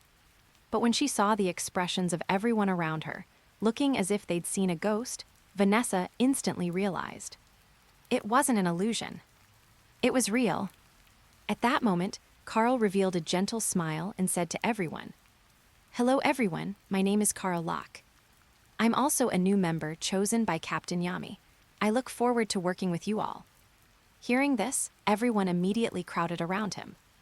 After all, compared to Asta, Karl at this moment was like a beautiful woman, suddenly appearing in a military camp. A handsome guy, no matter where he was an extreme attention grabber. Especially since Karl was the type who looked good in clothes and had a great physique without them. The lines he casually revealed made many of the male members secretly jealous. Vanessa still looked at Karl with disbelief. Then she pointed to the red kitten on the back of her hand. A ripple of magical power slowly spread out. Karl stiffened instantly and similarly extended his hand. The few strands of thread originally wrapped around his arm had now transformed into an identical red kitten. The red kitten hopped lightly, even elegantly licking its paw. The two of them stared at each other. The identical magical marks on their extended arms were naturally seen clearly by everyone. The air fell silent for a moment. "Congratulations, host. You have gained Vanessa's bond. Favorability increase amplified by 5 times. All other emotions gain conversion ability." The flames of gossip burned fiercely. Finral had originally been trying to act reserved. But when he saw that Vanessa, the most mature and seductive witch in the Black Bulls, actually had the exact same pattern as Karl, he nearly burst into tears on the spot. "Vanessa-chan, you and Karl have already got together behind my back." Karl was taken aback by these words. Vanessa, however, couldn't help but reveal a hint of shyness. "Ding, congratulations, host. The fate which Vanessa has felt shyness converted to favorability plus 50. Karl was slightly startled. To be honest, her figure couldn't be described as just exaggerated. It was completely off the charts. Truly befitting of a witch. In terms of figure alone, few could compare. Combined with the aura of a mature big sister and a drunkard, it created an extremely subtle kind of allure. Karl nodded towards Vanessa. "Ding, Vanessa favorability plus 30. Karl couldn't help but feel a bit more pleased. He had now opened 2 of the 8 inner gates. Not only that, he had also obtained the Dragon Fist 3-piece set and the 8 inner gates exclusive skill, Morning Peacock. Originally, he had been worried that opening the third gate, the life gate, wouldn't be so easy. But the moment he saw Vanessa, Karl suddenly realized his opportunity might have already arrived. Watching Karl and Vanessa being all lovey-dovey, exchanging meaningful glances. Asta, standing to the side, directly covered his forehead, unable to bear watching. He turned to look at Karl and said somewhat reproachfully, "Hey, Karl, can you tone down that damn charm of yours? Why is it that wherever you go, women are full of curiosity about you? It's just too hard for me. Sigh, another day missing Sister Lily." After saying this, Asta suddenly froze. He whipped his head around to look at Karl, his tone becoming extremely serious. "Bro, if we weren't such good friends, I'd really be unable to stop myself from punching you right now. Tell me, does Sister Lily like you too? I'm warning you, you already have plenty of people. You have to leave Sister Lily for me, or I'll really fall out with you." Karl was instantly embarrassed. And Vanessa, under everyone's gazes, was even more embarrassed. "Why are all of you looking at me like that?" Finral immediately jumped out, pointing at Vanessa with a pained and heartbroken expression. "I say, big sis, you clearly have feelings for Karl. Out with it, when did you two actually meet? Look, you even have the same tattoo on your hands. Don't tell me you don't know each other." As Finral's words fell, everyone around, including Magna, who used flame creation magic, and Charmy, who was constantly stuffing food into her mouth nearby, almost simultaneously froze in their actions. Their gazes, one after another, turned intensely towards them. Seeing this, Vanessa was so embarrassed she wished she could disappear. She said somewhat guiltily and fiercely, "What nonsense are you all talking about?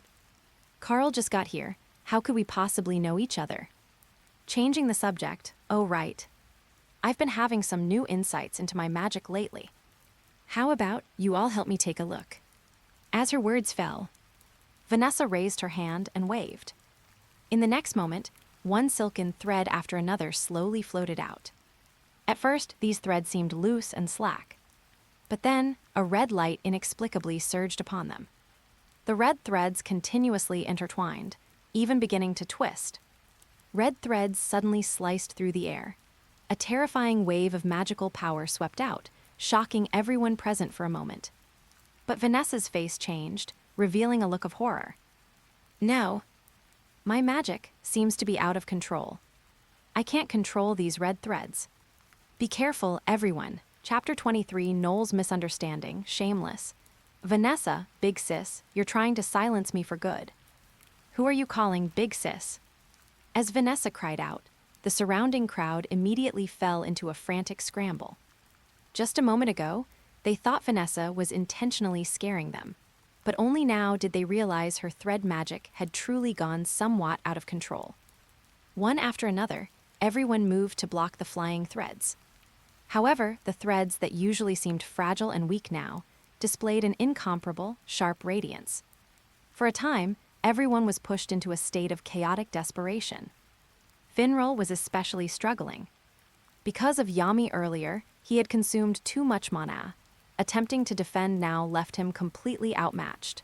In desperation, he could only barely sustain his spatial magic and hide himself inside it. Miserable wails immediately echoed from the surroundings. As Finral dove inside, he didn't forget to shout, "Big sis, you know what I'm like, spare me. My mana is really too weak." Beside him, Magnus scratched his head, holding a baseball bat in his hand as he continuously blasted fireballs at the threads. The moment a fireball hit a thread, it would be scorched and snapped. But in the next instant, the threads would rapidly replenish and continue their pursuit. Magna's delinquent-like expression froze, and then he fell to his knees with a thud. "Sis, you know what I'm like. Every move I make is a killing technique. Don't push me any further." He said the toughest words while maintaining the most cowardly posture. Magna's kneeling position with his rear sticking up was truly enough to make one chuckle. Meanwhile, Charmy was still stuffing small cupcakes into her mouth. While chewing, she mumbled unclearly, "Vanessa, we're good sisters, you know what I'm like. I'm just a foodie, I don't know how to fight." Vanessa fell silent upon hearing this. But the threads before her were not under her control at all. She was both anxious and panicked, unable to even retract her thread magic. Right then, Asta suddenly let out a furious roar. "I'll help you." His five-leaf clover black grimoire slowly floated up. Asta pulled a massive black sword from it, its blade glowing with a faint, intertwined light of black and red. The moment the threads collided with the blade, they instantly collapsed. Asta triumphantly shouldered the greatsword, which was as wide as a door, and shouted loudly, "This anti-magic weapon is indeed useful. Vanessa, big sis. I'll look out for you from now on." However, his coolness lasted less than 2 seconds. Although Asta had cut some of the threads, even more threads surged over, blotting out the sky. In no time, Asta was bundled up like a human zongzi. Seeing this, Karl didn't know what to say for a moment. Vanessa's situation was indeed strange. However, Karl also discovered something that surprised him. When those red threads approached him, they actually acted like a kitten meeting its master, gently winding around his body. Not only were they not aggressive, they seemed exceptionally docile. It could even be said that as long as Karl wanted to grab them, these threads would actively cooperate. This scene made Karl himself feel somewhat astonished. He looked down at the small red cat mark on the back of his hand, then at Vanessa, whose cheeks were also slightly flushed, and a smile couldn't help but cross his lips. It seems, between the two of us, there might really be some inexplicable connection. Hearing Karl's words, Vanessa's face turned even redder. Karl then reached out and grabbed the entire cluster of red threads before him. The threads that had been flying through the air like sharp blades seemed to find their pillar of support at this moment. They rapidly converged toward Karl's hand. The sharp, thin threads continuously intertwined, finally all falling into Karl's palm. And the other end, naturally, was still connected to the witch Vanessa's hand. The moment the threads took shape, both of them shuddered almost simultaneously. Host has activated short-term Quest 6, Vanessa's Red Thread of Fate. Help Vanessa activate Fate magic. Reward, 3,000 golden vitality points. Karl looked at Vanessa with an inexplicable gaze. Vanessa, on the other hand, had become completely at a loss. The moment the threads touched, she even felt it. In that split second, a faint, ethereal connection seemed to form between their hearts. She could feel that Karl thought this whole thing was quite strange. But what made her most ashamed was that at the moment of connection, the thought in her mind was actually, "This guy Karl actually has such a toned waist. And why can he tame my threads? Doesn't this imply in a roundabout way that he can tame me?" Without exception, these thoughts flooded into Karl's mind. At this moment, the look Karl gave Vanessa became increasingly peculiar. Vanessa didn't even dare to look up, silently praying in her heart that those thoughts from just now hadn't been heard by him. But the more she felt this way, the more complex Karl's expression became. What was going on with this alcohol-loving beautiful witch? And this thread magic, it really was strange beyond measure. Vanessa summoned her courage, looked up, and whispered, Could you please give my threads back to me?" Hearing this, Karl finally let go. The threads dissipated, and the magic gradually subsided. But even so, an indescribable connection seemed to remain between Vanessa and Karl. This feeling was even continuously deepening. Vanessa didn't even dare to think a deep thought, fearing Karl could really hear her inner voice. Karl was currently in the same state. This feeling was simply too eerie. If this continued, wouldn't all of Vanessa's secrets be exposed before him? The more Karl thought about it, the more awkward he felt, and he could only force himself to restrain his emotions. The main door to the Black Bull's Magic Knight squad hall was suddenly pushed open. A beautiful young girl with silver-white long hair walked in. She had a haughty expression and a cold gaze. At the same time, Yami, who had just come out of the toilet, finally strolled in with a relaxed look. He lifted his eyelids and looked at the newcomer. "Oh, you're here. Let me introduce her to everyone. This is Noelle, a lady of the Silva family. She's also the younger sister of the captain of the Silver, Eagle's Magic Knight squad." Everyone was stunned upon hearing this. No way. Why would the sister of the Silver Eagle's captain come to the most disliked Black Bull's Magic Knight squad? In an instant, everyone's gaze fell squarely on Noelle. Noelle felt a bit stiff under their gaze. But when her eyes landed on Karl and Vanessa, her expression changed instantly. You two. You shameless couple. What are you doing in broad daylight? This is simply an affront to public decency. As soon as these words came out, the scene fell into a daze. At this moment, Vanessa was standing with Karl. The two had been standing quite close earlier, and for some reason, red threads had emerged from Karl's cloak again. Those threads were currently entangled with Vanessa's red skirt. Looking at the mark on Karl's wine-red cloak, Vanessa finally understood everything. So, the half-piece of cloak she had torn away back then was on Karl. Furthermore, Karl's cloak itself was very strange. Not only did it have the Black Bull's emblem, it actually had the insignia of the Green Rose as well. As everyone knew, the Green Rose was a squad made up entirely of female knights. Every one of them had a fiery temper. Their captain, Charlotte, was famously cold and tsundere, just like a queen. How could such a person allow a man to join her knight squad? But the insignia before them had already proven everything to everyone. Vanessa hadn't had time to ask yet. Karl's cloak and her skirt being intertwined already had them both in a frantic scramble. Vanessa hurriedly waved her hands to explain. No. These threads of mine, they seem to be out of control. What is going on with my magic? Her face was full of embarrassment. The two stood there, trying to separate their clothing. But in the eyes of Noelle, who had just entered, the meaning had completely changed. In her view, Vanessa was shamelessly lifting her skirt, revealing those incredibly long legs to actively seduce him. And Karl was even more shameless, occasionally praising her and even reaching out. Noelle had been raised with the orthodox education of royalty by her brothers. She had never seen such a scandalous scene. Almost instantly, she turned beet red with anger. You two shameless scoundrels. Stop it right now. Chapter 24, Young Man, it was my carelessness that I didn't dodge. At Noelle's words, everyone looked at each other in dismay, almost simultaneously turning their heads to look at Vanessa nearby. Vanessa's face immediately flushed a deep red with shame. What kind of nonsense was this newcomer, Noelle, talking about? It was clearly her thread magic acting out of control. How did it become her being shameless? Vanessa's face was beet red, her endless embarrassment mixed with a hint of annoyance. But the more she felt this way, the more her thread magic seemed to spiral out of control. In a short time, the red threads continuously intertwined, making the connection between her and Karl lock tighter and tighter. At this moment, her long dress was practically sewn together with Karl Lock's cloak. As everyone knows, a cloak is worn over the shoulders. Yet Vanessa's red hemline was currently being pulled up quite high. From the perspective of the onlookers, Vanessa appeared somewhat shameless.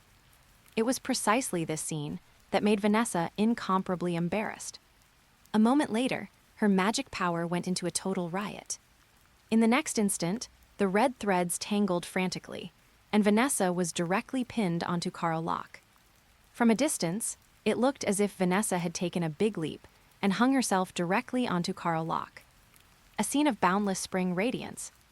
Hanging like an accessory, Vanessa possessed an exquisite face and an explosive figure. Being forcibly pressed into Karl Lock's embrace like this naturally left Karl Lock a bit dazed from the squeeze. But Karl Lock naturally wouldn't refuse such a good thing. For some unknown reason, perhaps due to that mysterious red kitten mark that had appeared, the state between him and Vanessa had become extremely special. The moment Vanessa hugged him, her feelings of embarrassment constantly flooded into Karl Lock's mind. And these feelings of embarrassment actually all converted into favorability. As the favorability value in his mind continued to rise, Karl Lock felt a truly refreshing sensation. Congratulations to the host for gaining plus 50 favorability from Vanessa. Congratulations to the host for gaining plus 75 favorability from Vanessa. Congratulations to the host for gaining plus 80 favorability from Vanessa. With favorability soaring like a heartbeat index, Karl Lock's heart rate also spiked. But at this moment, Vanessa was hugging him far too tightly. Those red threads seemed to have a life of their own, continuously intertwining and even pressing Vanessa firmly against Karl Locke. Karl Locke was truly finding it a bit hard to breathe. He could only inwardly marvel that Vanessa's assets were truly too impressive. He even wondered if he might drown on the spot from this face-washing experience. Thinking of this, Karl Locke felt a bit awkward. He could only keep reminding himself in his heart, see no evil, and definitely don't have any physical reaction. If Vanessa felt it, wouldn't that be a total social death on the spot? However, he seemed to have forgotten one thing. Just now, the moment the red kitten mark pulsed, a certain mental connection had already been established between him and Vanessa. At this moment, Vanessa's face was frighteningly red. She could hear all of Karl Locke's inner thoughts clearly. Although she didn't understand what Karl Locke's previous thoughts about gratitude meant, she heard the subsequent content loud and clear. At this moment, Vanessa was truly embarrassed to the extreme. Her heart was in a chaotic panic. She herself had to admit that being pressed against Karl Locke like this was indeed somewhat awkward, even a bit shameless. But she could also clearly feel Karl Locke's well-defined, chiseled abdominal muscles. Actually, if she could keep hugging him like this forever, it seemed like a pretty good choice. Vanessa couldn't help but have such a thought pop into her mind. Meanwhile, Karl Locke, who was beside her, had completely frozen up. He never expected Vanessa to think that way. The atmosphere between the two of them became exceptionally strange for a moment. Fortunately, Vanessa finally realized she was in public. She hurriedly tried to calm her emotions and forcibly controlled her magic power, attempting to make the red threads dissipate. After a long time, the red threads on both of them finally snapped completely. The connection was severed. Vanessa immediately put on a lazy and indifferent expression. However, within that nonchalance, there was still a hint of hard-to-conceal bashfulness. And Noelle, standing to the side, had long since reached the end of her patience. In her eyes, Karl Locke was simply a complete and utter pervert. Why did she meet such scum everywhere she went? Her brothers did everything they could to suppress and insult her. Now, she had been exiled by her eldest brother to this Black Bull's Magic Knight squad, which had the worst reputation and was said to have the most problems. And the moment she stepped through the door, she saw such an unsightly scene. She was truly too miserable. And this guy named Karl Locke was simply too detestable. In an instant, an incredibly intense magical light surged in Noelle's hand. The terrifying concentration and massive total amount of magic power immediately drew the eyes of everyone in the Black Bull's base. As expected of a legitimate daughter of the Silva family, this level of magic power reserves could only be described as terrifying. A massive water sphere continuously condensed and compressed. Soon, a giant, high-speed rotating magical water sphere formed in Noelle's hand. This was the water cannon from water creation magic. Highly compressed water attribute magic power, once fired, would act like a cannonball, causing extremely fearsome destructive power. At this moment, Noelle was clearly truly enraged. Although the others didn't quite understand why it was her business, even if something were going on between Karl Locke and Vanessa, the magic power Noelle displayed truly shocked everyone. To start a fight immediately after joining the night squads. This young lady's temper was indeed as legendary as they say. At the same time, a sliver of anticipation rose in everyone's hearts. They also wanted to see just how strong Karl Locke's strength was. After all, one could tell from Captain Yami's attitude toward Karl Locke that this guy was definitely not someone to be trifled with. However, just as Noelle's water cannon was fired, it took a very strange turn right in front of Karl Locke. Then it actually deviated from its trajectory and slammed hard into Magna. Magna had no time to react and was instantly knocked to the ground. His magic power reserves weren't high to begin with. Although he was a veteran member of the Black Bulls, he was still turned into a drenched mess while caught completely off guard. If it weren't for his decent magic resistance, he might have been injured by that hit. Magna scrambled to his feet, pointing at Noelle in the distance with a face full of resentment. "I say, what kind of young lady tantrum are you throwing? You were clearly aiming for Karl Locke, so why did you suddenly attack me? I was careless and didn't dodge. You young person, you're simply too shameless. Magna looked full of grievances and disdain. Seeing this scene, Noelle's expression froze, as if she had remembered some unpleasant memories. In the next moment, she fiercely ripped off her black bull's cloak. She slammed it onto the ground. I don't want to stay in this dump of yours. What kind of people are you? Leaving those words behind, Noelle turned around in a huff and ran outside. She left everyone in the night squad hall staring at each other in bewilderment. On Asta's head, a black headband pressed down on his white hair. An Anja bird slowly flew out, drifting over the top of his head. Everyone could even imagine a trail of black dots following behind that bird. For a moment, the atmosphere became eerie to the extreme. Yami rubbed his head with a look of headache. That Silva guy said he was doing me a favor. This sister of his really does have some issues. As he spoke, Yami actually burst into loud laughter, looking completely unbothered. But it's only normal. What normal person would come to the Black Bulls? We are a gathering place for problem people to begin with. I, Yami, really wouldn't want to stuff a normal person into the Black Bulls. Listening to the captain's self-deprecation, everyone's faces fell. This captain really doesn't care about his image at all anymore. Just then, Yami's gaze fell upon Vanessa, who was wearing a wine-red wizard hat and had an explosive figure. His expression suddenly became somewhat solemn. Then he spoke words that were truly world-shaking. Vanessa, I have something I need to talk to you about. But could you get off Karl lock first? Chapter 25, The Envy of the Crowd Transformed Unrecognizable. Ah. Vanessa let out a scream. Even though she considered herself a mature woman, even a bit of a booze hound, and had plenty of eccentric, even somewhat unhinged chuny companions around her, the current mental connection with Karl still made her feel somewhat awkward. Hearing Yami's words, Vanessa finally snapped back to reality. Although she had released the control of the thread magic, she was still clinging to Karl, and the two of them had maintained that position all along. No wonder the others were giving them such suggestive looks. Vanessa hurriedly got down from Karl, straightening her dress, not daring to look up at Yami. Yami then asked, Your thread magic seems to have leveled up. Vanessa was stunned for a moment beside him, then looked at Yami and said, I don't know. It's just that ever since this red thread kitten appeared, my magic power has been unusually active, almost completely uncontrollable. Yami, standing nearby, immediately nodded. That explains it. Although I don't understand why, it seems some kind of connection has formed between you and Karl. Yami glanced at the two night squad emblems on Karl's uniform. That wine-red cloak was practically identical to Vanessa's. Without even a hint of a blush on his old face, Yami said bluntly, Seems like it's time to figure out a way to train you more to control your magic power. Otherwise, our Black Bull base is really going to suffer. The others immediately nodded their heads like chickens pecking at rice. Everyone had a headache over Vanessa's indiscriminate thread attacks earlier. If they had to be harassed by Vanessa like that every day, they might as well just leave the Black Bulls. What would be the point of staying here?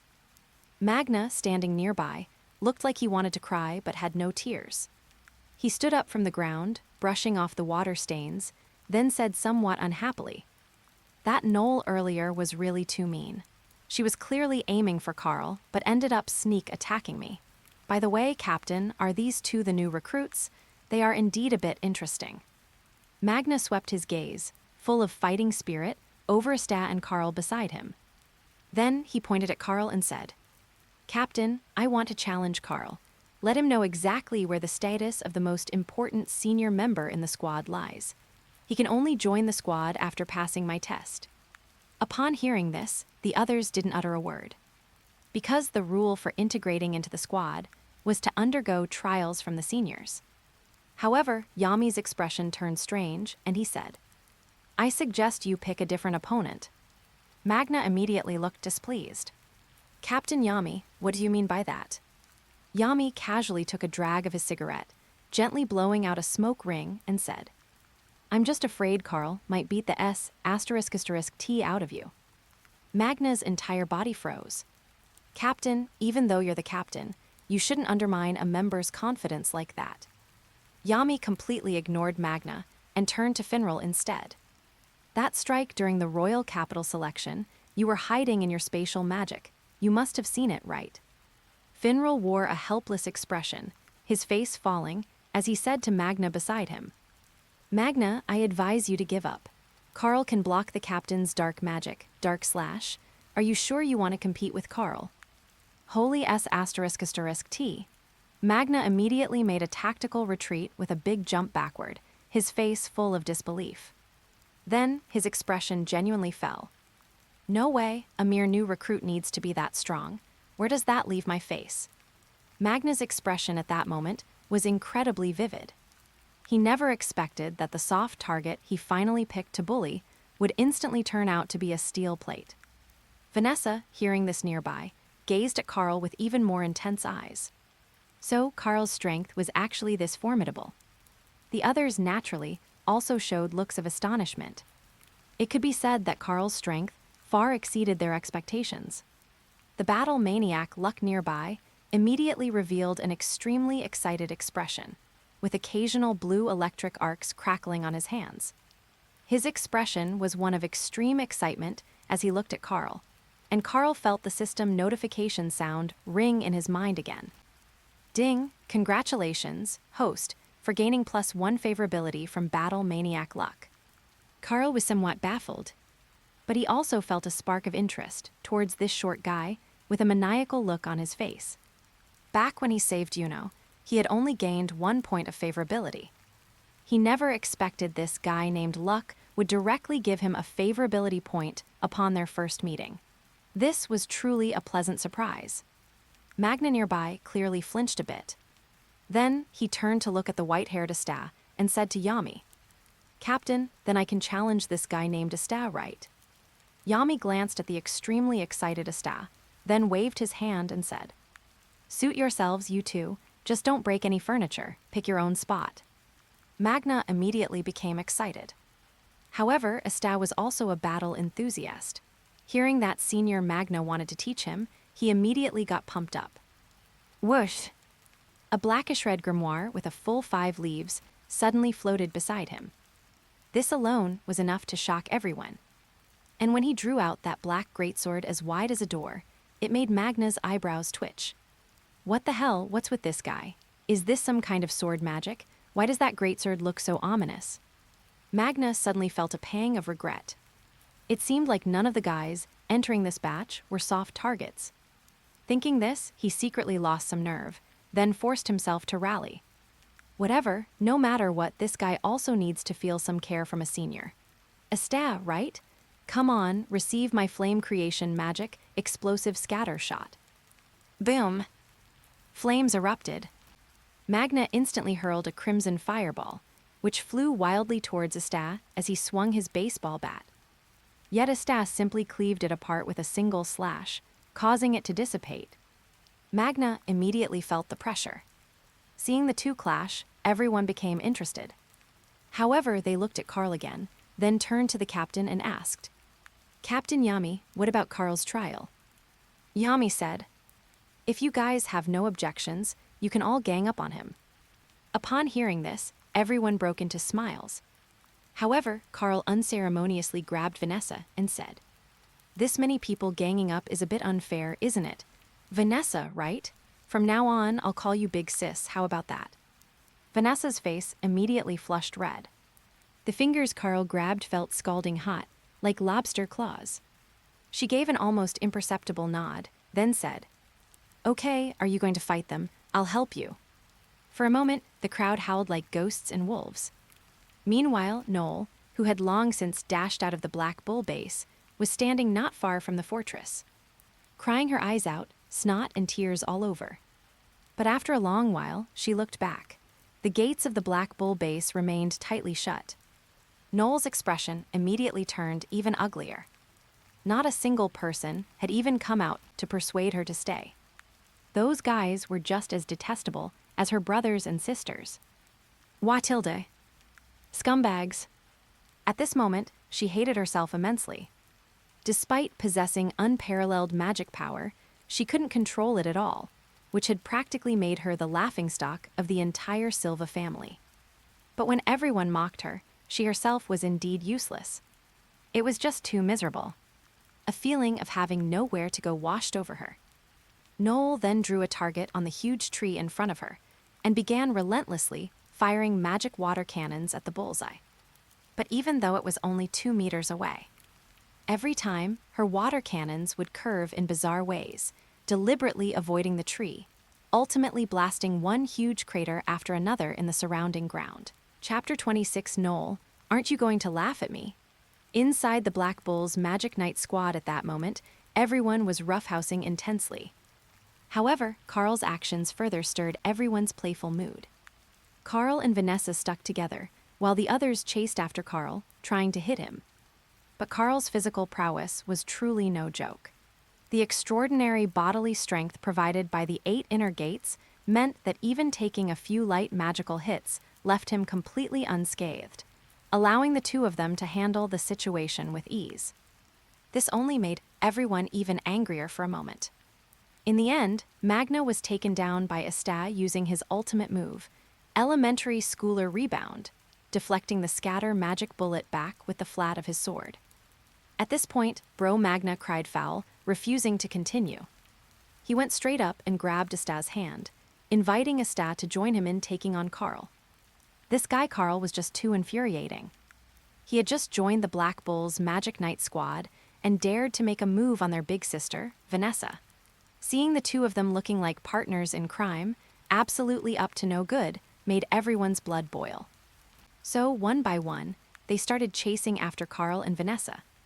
Seeing this scene, Yami burst into hearty laughter, sitting on a nearby stool, drinking beer, and watching everyone play. Meanwhile, Finral, who had emerged from a spatial rift in the corner, kept drawing circles on the ground, as if everyone around had long since forgotten about him.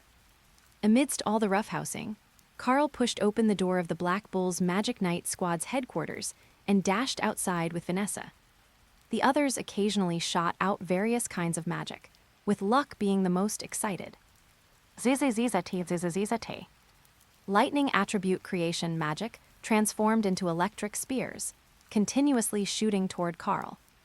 Although it was meant as play, the sheer force behind it seemed genuinely aimed at taking Karl down.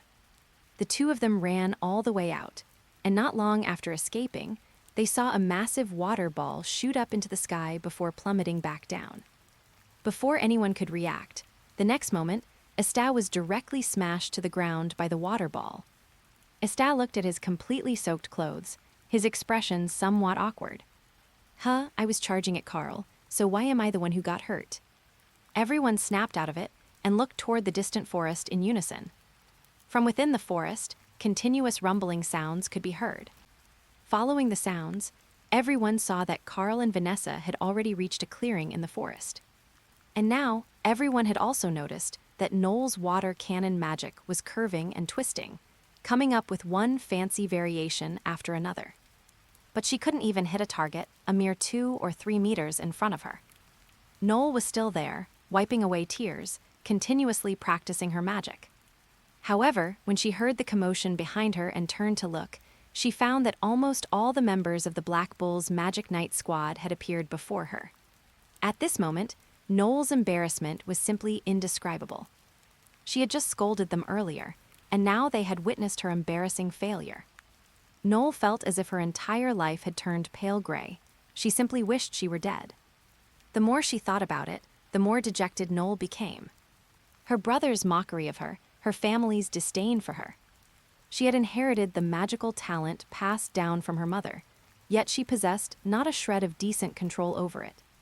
For someone of noble birth like her, this was the ultimate disgrace. And all of this had been witnessed completely by this group of Black Bull's Magic Knight squad members, whom she didn't even think much of. Just thinking about the possibility of being laughed at and ridiculed by everyone next made Noelle's magical power stir restlessly throughout her body. Unparalleled magical power erupted around her, and the water ball in her hand instantly spiraled out of control. As Noelle's magic spilled out, the water ball rapidly grew, becoming larger and larger. The next moment, as the water ball spun at high speed, It actually engulfed Noelle, lifted her into the air, and continued to expand. The surrounding trees, merely grazed by the terrifying water cannon magic, were almost uprooted and flung into the distance. Yet, Noelle was completely submerged within it. She had utterly lost control of her magic. Under everyone's watchful eyes, not only was she making a scene, but she might genuinely die. At this moment, Noelle had almost lost all will to resist. Only one thought remained in her mind. Humiliation. Life isn't worth it. What could be more terrifying than drowning? Nothing at all. What's the difference between this and S**G in the street? As a noble young lady, she felt this was the darkest moment of her life. However, seeing this scene, everyone was instantly dumbfounded. Wait, is this girl really unable to control her magic? Magna finally snapped out of it at that moment. He pointed at Noelle, his hand trembling nonstop, looking exactly like King Gigi. This guy. She really can't control her massive magical power. Damn, so she really wasn't trying to hit me earlier, it was just a coincidence. Magna's words immediately resonated with everyone around. Who would have thought that this somewhat tsundere princess from the Silva family was actually a problem child who couldn't control her magic? No wonder her brother from the Silver Eagle Magic Knight squad mercilessly threw her into the Black Bull's Magic Knight squad for training. So that's where the problem lay. However, the current situation was somewhat critical. Asta, holding his demon-slaying sword, looked at the massive water ball in the air, his face lighting up with excitement. Hey, everyone, my demon-slaying sword can shatter that water ball instantly, so we can save her. We can't just watch her drown herself, right? Everyone nodded in agreement. Gripping his broad greatsword, Asta stepped forward, ready to charge. But at this moment, perhaps because she sensed the fear of drowning, the swirling water bubble of magic around Noelle trembled violently. From within the water bubble, enormous water droplets began squeezing out one after another. As soon as these huge water droplets appeared, they plummeted toward everyone like heavenly water cannons. Asta swung his sword and shattered one water cannon, but more kept generating. Even though the demon-slaying sword in Asta's hand could completely eliminate that water magic, right now, it wasn't something that could be resolved with just 1 or 2 strikes. Vanessa was about to intervene, planning to use her thread magic to slice apart the water droplets above. But the next moment, she realized she absolutely must not use her red thread magic, or she'd only make things worse. If they really ended up drowning Noelle, the Silva family would probably go berserk. Drowning in one's own magic was such an unspeakable way to die. Explaining it later would be impossible. At this moment, Karl let out a sigh. Seriously, is it my turn to show off again? He felt a bit embarrassed. But the next moment, as his grimoire flew out in full view of everyone, they saw the cover of Karl's 4-leaf grimoire rapidly enlarge. Karl instantly threw a punch. In that instant, the people beside him were completely stunned. Flame magic transformed into a dragon's tail, instantly swatting away the massive water ball above with a single lash. Immediately after, Karl formed his hand into a claw and directly grabbed at his grimoire. The next moment, a thick and powerful giant claw emerged from the grimoire. It was a massive dragon claw, constructed from unadorned earth magic, even covered with clearly visible dragon scales. With one grab, Noelle was plucked from within the water ball. As Noelle was freed from its grasp, the massive water ball sustained by her magic finally dissipated completely. Noelle knelt on the ground, her eyes filled with desolation.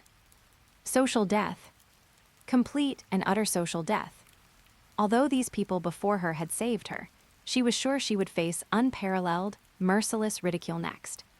Thinking of that familiar scenario, Noelle wondered why these guys had bothered saving her just now. Maybe drowning directly would have been a better choice. Just as Noelle awaited the impending judgment, Karl simply extended his hand. He said to Noelle, "You're not bad at all. Apart from your aim being a bit off, and you being a bit of a dummy, your magical power level is definitely near the top in the Black Bulls." Asta immediately jumped in beside him, gazing intently at Noelle. "Your magic is so strong, as expected of royalty. That's amazing. Seeing everyone offering words of encouragement, one after another, Noelle froze completely in place. Not a single word of the expected mockery or sarcasm appeared. Instead, Karl's hand, remarkably strong, pulled her up from the ground. Noelle's face turned frighteningly red, and then she asked timidly, You're not going to laugh at me." Chapter 27, Noelle's 3 Valkyrie forms. Mockery, ha ha ha ha. The people around couldn't help but laugh, though their smiles were genuinely kind.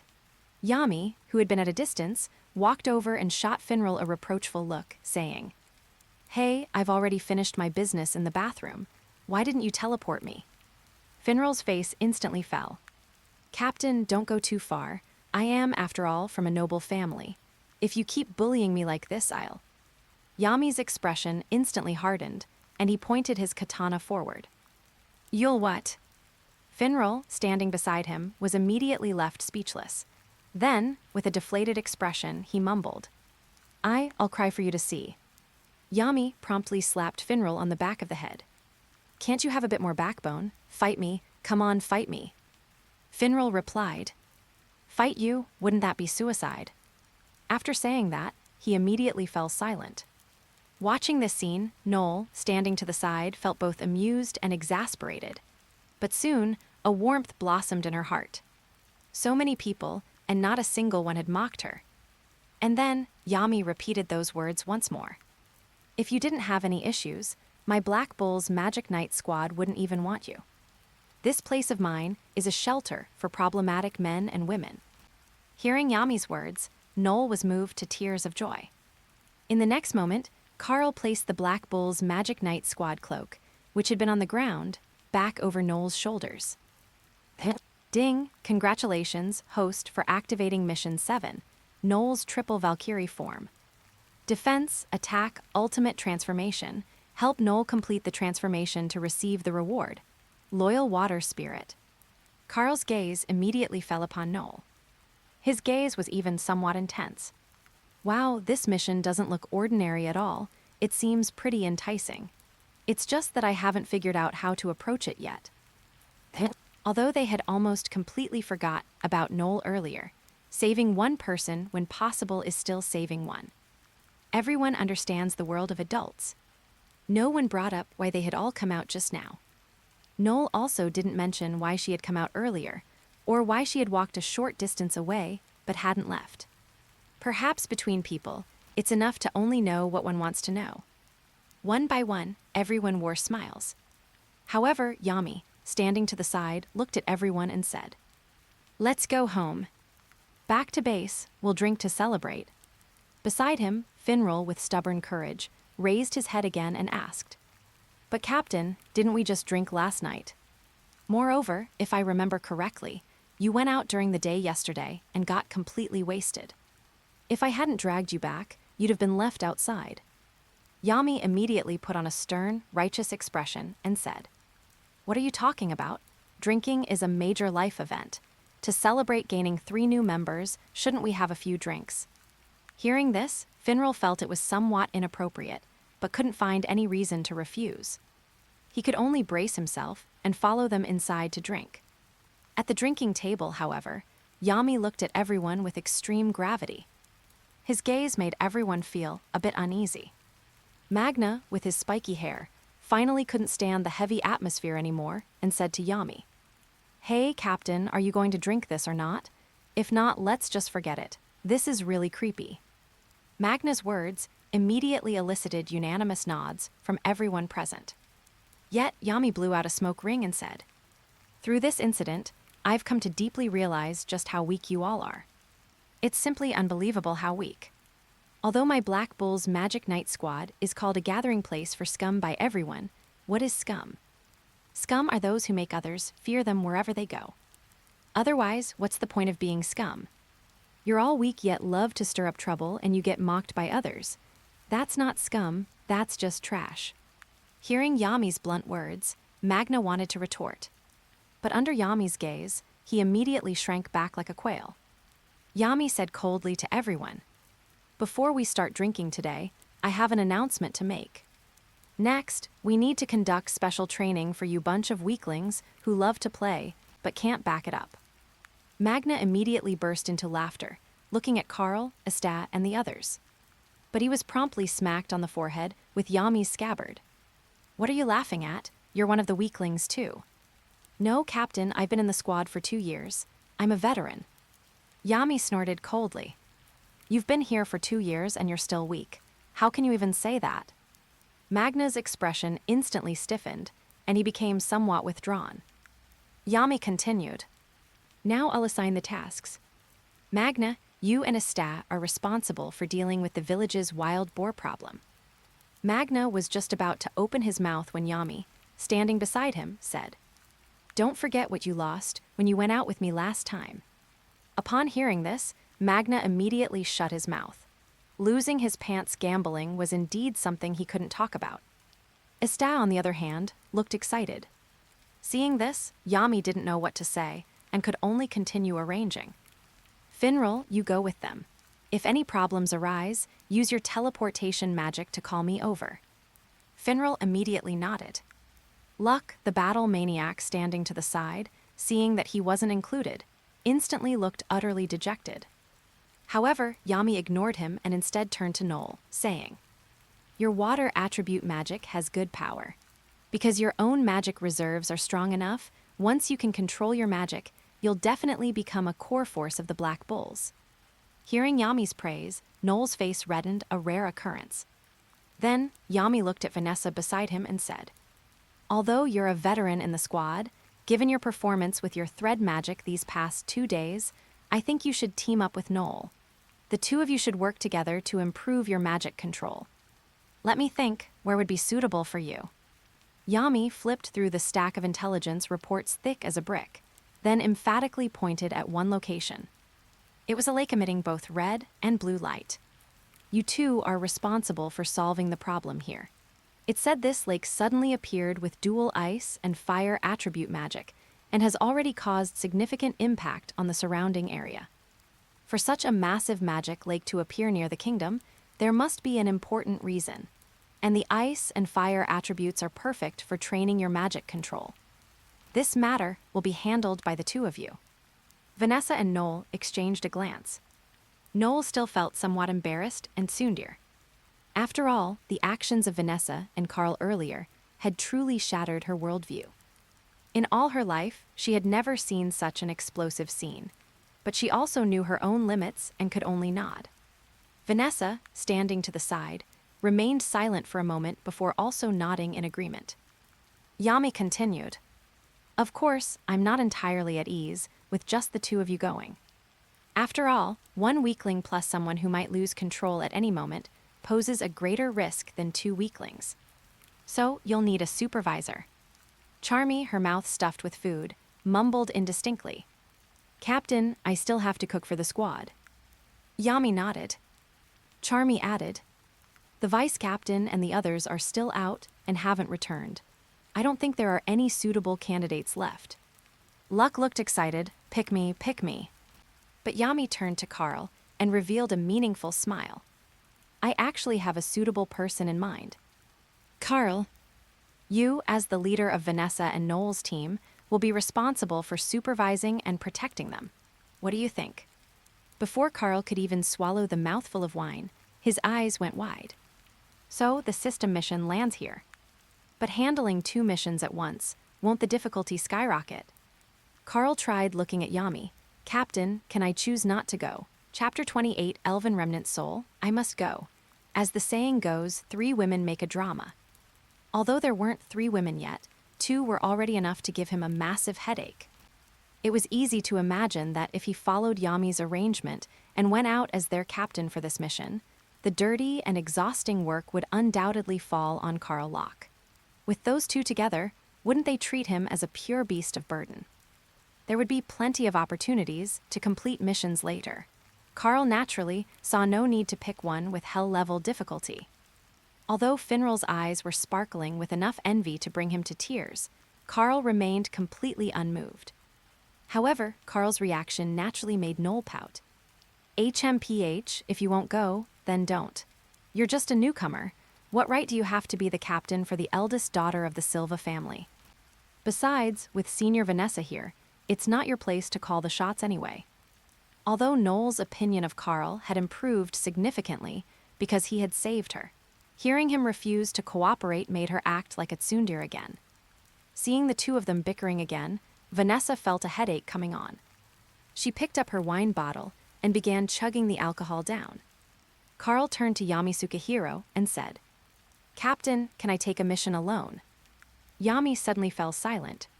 To be honest, with Karl's abilities, taking a mission alone wasn't out of the question. In fact, it might be the best choice. As long as he kept a close eye on Karl, with Karl's growth rate, he would surely become a presence that could make even Vankins of the Golden Dawn tremble.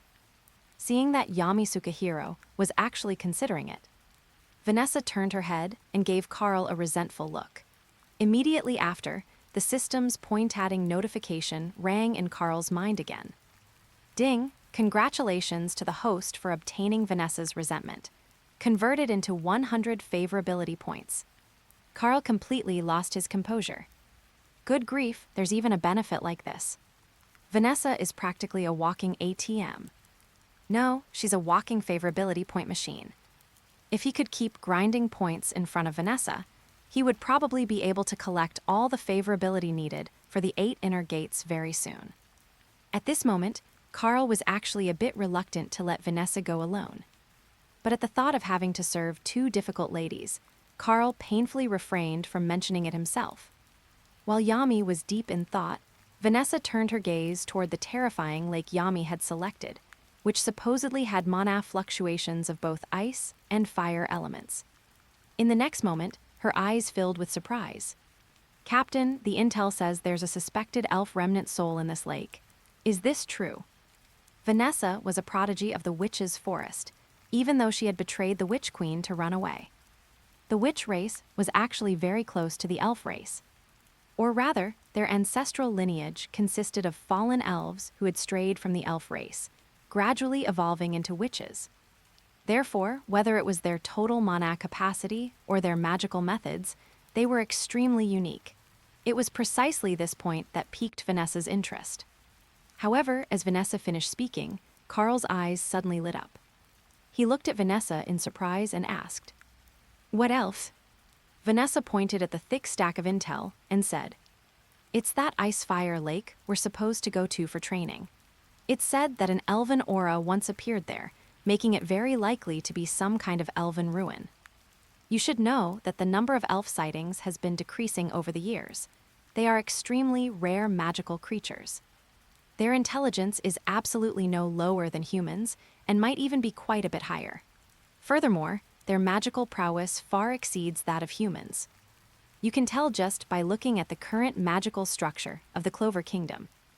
The outermost HWE outside world, which is where Asta and the others came from, is the area with the thinnest mana and is the hardest place to cultivate talent. It can be called a borderland or even a place of exile. The probability of a genius appearing there is pitifully low, and there are even many people with no magic at all, the kind who are surrounded by angibirds. The rest goes without saying. As for the noble region, because of the dense mana atmosphere and regional advantages, even the magic awakened by the commoners, there is absolutely not to be underestimated. Even though many of them aren't in combat professions, their mana is enough to support the operation of a kingdom.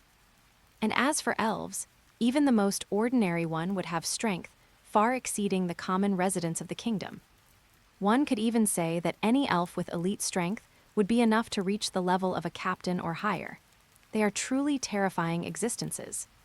Listening to Vanessa's continuous comparison between elves and humans, the others all stared with wide eyes. Asta's mouth was hanging wide open. So much magic, that's really enticing. Asta wiped his drool. Although he had obtained the demon-slaying sword, he truly envied everyone's ability to cast all sorts of magic. However, at this moment, Karl hadn't processed more than a few words of everything Vanessa had just said. The phrase, possible elf remnant soul, was the only thing floating in his mind. Karl's eyes suddenly gleamed. Noelle was currently pouting, looking at Karl with a face full of displeasure. This guy Karl was still just as annoying as ever. She suddenly pointed at Karl and said, "Captain, why is this guy wearing a cloak with the Black Bull's insignia, while also carrying the mark of the Azure Deer Knights?" Charlotte Roselay of the Azure Deer Knights would never allow any man to enter her squad. This guy couldn't be a double agent, could he? Noelle's tongue was truly sharp, and her sarcasm was terrifying. Yami noticed that everyone was now turning their gaze toward him. He immediately understood that, although no one had asked, they clearly had misgivings about the cloak Karl was wearing. Yami took a puff of his cigarette and waved his hand, saying, "It's nothing. Karl just joined both the Black Bull's Magic Knight squad and the Azure Deer Knights at the same time. In other words, out of the 9 Magic Knight squads, he alone occupies 2 spots." Everyone was instantly stunned. Even Vanessa's drinking motion froze for a moment. Her mouth didn't close in time, and wine spilled down her neck. The air was deathly silent. Noelle's face turned even redder. How is that possible? That completely violates the standard procedure. Noelle's worldview seemed to have taken a heavy blow. She hadn't expected Karl to be so special as to join 2 knight squads simultaneously. This was infuriating beyond measure. He had even more privileges than a noble like her. Noelle couldn't sit still anymore and wanted to continue attacking Karl. After all, Karl was indeed quite an easy target for resentment right now. But in the next moment, Karl reached out his hand and said to Yami Sukahiro, "Captain, can I say something?"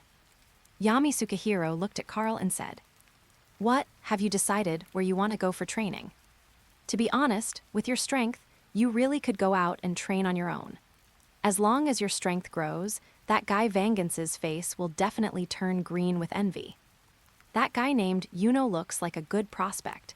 Vankins's nose is going to be stuck up in the air soon enough." Yami didn't hide his emotions at all. Although he was extremely lazy, he still had a very special bond with Vankins, since he and Vankins had grown up together in the Grey Deer. Hearing Yami's words, Karl waved his hand. Yami Sukahiro then said, "How about this? I'll find you a different place to train." Karl immediately replied, "No need, that's completely unnecessary. I suddenly feel that place is quite good." What a joke. Karl might have hesitated if it were just the 2 missions combined, but with the addition of main quest 2, Peerless Tegu, even a second of hesitation would be a sign of disrespect toward a divine artifact. Yami turned to look at Karl. But Karl was already looking at Vanessa and Noelle, saying, "On second thought, I'm still not worried about leaving you 2 alone. I wonder if you'd be willing to have me as your team leader. Of course, if you're unwilling, it's not impossible for you 2 to be the leaders either." Vanessa and Noelle were both stunned for a moment. In the next moment, Vanessa broke into a smile. "Karl, you call the shots." She then placed her hand on Karl's outstretched hand. Her small, warm hand was slender and soft. Seeing both of their gazes fixed on her, Noelle felt awkward for a long while before finally letting out a cold huff and placing her own hand on top of Vanessa's. The 3 hands rested together. Karl smiled. "Then our small team is officially established. We'll set off in a moment." Noelle tilted her head with a tsundere air, her silver twin tails swinging to the side, but a small smile appeared at the corners of her mouth. Chapter 29, Gold appears again. The Black Bulls are all about having no rules. Seeing that the 3 of them had reached an agreement, Yami immediately broke into a smile. "Good, since we've decided on the training ahead, let's hold a welcoming banquet right now. Let's welcome our 3 new members, Karl, Asta, and Noelle. The Black Bull's Magic Knight squad doesn't care for much red tape. I only have one requirement: be true to yourself. Drink to your heart's content. If you don't drink, you're not giving me, Yami, any face." Yami was the first to pick up a beer mug as big as a head, took a massive gulp, and then sat comfortably on a stool. Looking at the empty table, he turned to Finral and said, "Didn't I tell you to go out and buy some food earlier? Where is it? Drinking without food is so boring." Finral said with a look of despair, "Captain, did you forget that you drank the most last night? The food is long gone, and our funds are almost in the negatives." Yami fell silent. He thought about his empty pockets and glanced at Magna. Magna immediately jumped up. "Captain, I'm really out of money. You know me best." Yami clutched his head and waved his hand in a headache, motioning for Magna to sit down. After all, he and Magna had gone gambling and lost everything long ago. If the village chief hadn't stopped him, he would have almost sold his dark magic grimoire. Thinking of this, Yami seemed to give up and could only sit there silently drinking his beer. Nearby, Charmy was nibbling on a small cake she had hidden away, glancing at Yami with some fear. Seeing that Yami had no intention of taking it from her, she breathed a sigh of relief and hurriedly stuffed it into her mouth. But seeing everyone at the table watching, Charmy eventually felt a bit bad. She stood up and a special grimoire suddenly appeared before her. The grimoire glowed intensely and Charmy shouted, "Sheep creation magic, sheep cook." As Charmy's voice fell, several sheep appeared with a bang, bang, bang. They were walking upright, wearing aprons and chef hats. They pulled ingredients out of nowhere and started cooking. A moment later, they had made one small cake after another. The girls' eyes lit up, but the others' expressions weren't as good. Beer and cupcakes, can these things really go together? Watching Vanessa take another large gulp of wine and nearly collapse onto the table, Karl remained silent. To be honest, this Black Bull squad was a bit of a mess. He wondered how they had managed to get this far. Wouldn't they actually starve to death? If there were even a few peanuts, Vanessa wouldn't have ended up in such a drunken state. Karl fell silent, then stood up and looked at Charmy, asking, "Your sheep creation magic is quite unique, Charmy. Can you help me conjure some ingredients?" Charmy was stunned for a moment, then nodded. "My sheep cooks are the best chefs in the world. Whatever ingredients you want, just tell them." Karl smiled upon hearing this. It seemed this squad wasn't entirely useless. At the very least, there were many eccentric people with strange talents. Charmy's ability was essentially a mobile food storage base. However, from what he could see, while any food could be conjured, it was all based on Charmy's mana. In other words, this small, thin Charmy, who was barely as tall as someone's leg, was actually a terrifying existence with incredible mana. Karl didn't hesitate and immediately gave instructions to the sheep chef. He then heated oil in a pan, first making a batch of fried peanuts, followed by spiced beef made with magic. Before the dazzled eyes of the crowd, in just a short while, Karl had prepared a large table of sumptuous dishes. The others watched in a daze. Asta's eyes were practically glued to the food. He couldn't look away. Drool streamed down the corners of his mouth, nearly soaking his cloak. The others stared blankly at Karl as he tossed the pan, his dashing appearance truly captivating. When Karl brought out the final dish, the rich aroma immediately drew everyone's attention. Fried rice. And it was fried rice mixed with various meats and vegetables.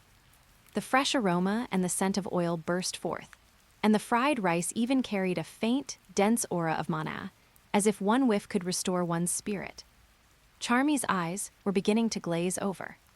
She looked at Karl like a total fangirl, her eyes squinted like flattened coins. Noelle looked at Karl in surprise and, trying to find something to say, asked, "These dishes, did you make them all?"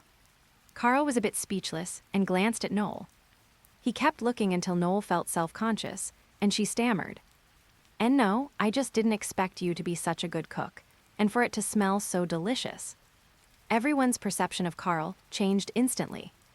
Charmy, the little foodie, usually only made what she liked and didn't care much about anything else, which was a bit of a waste of her extraordinary talent.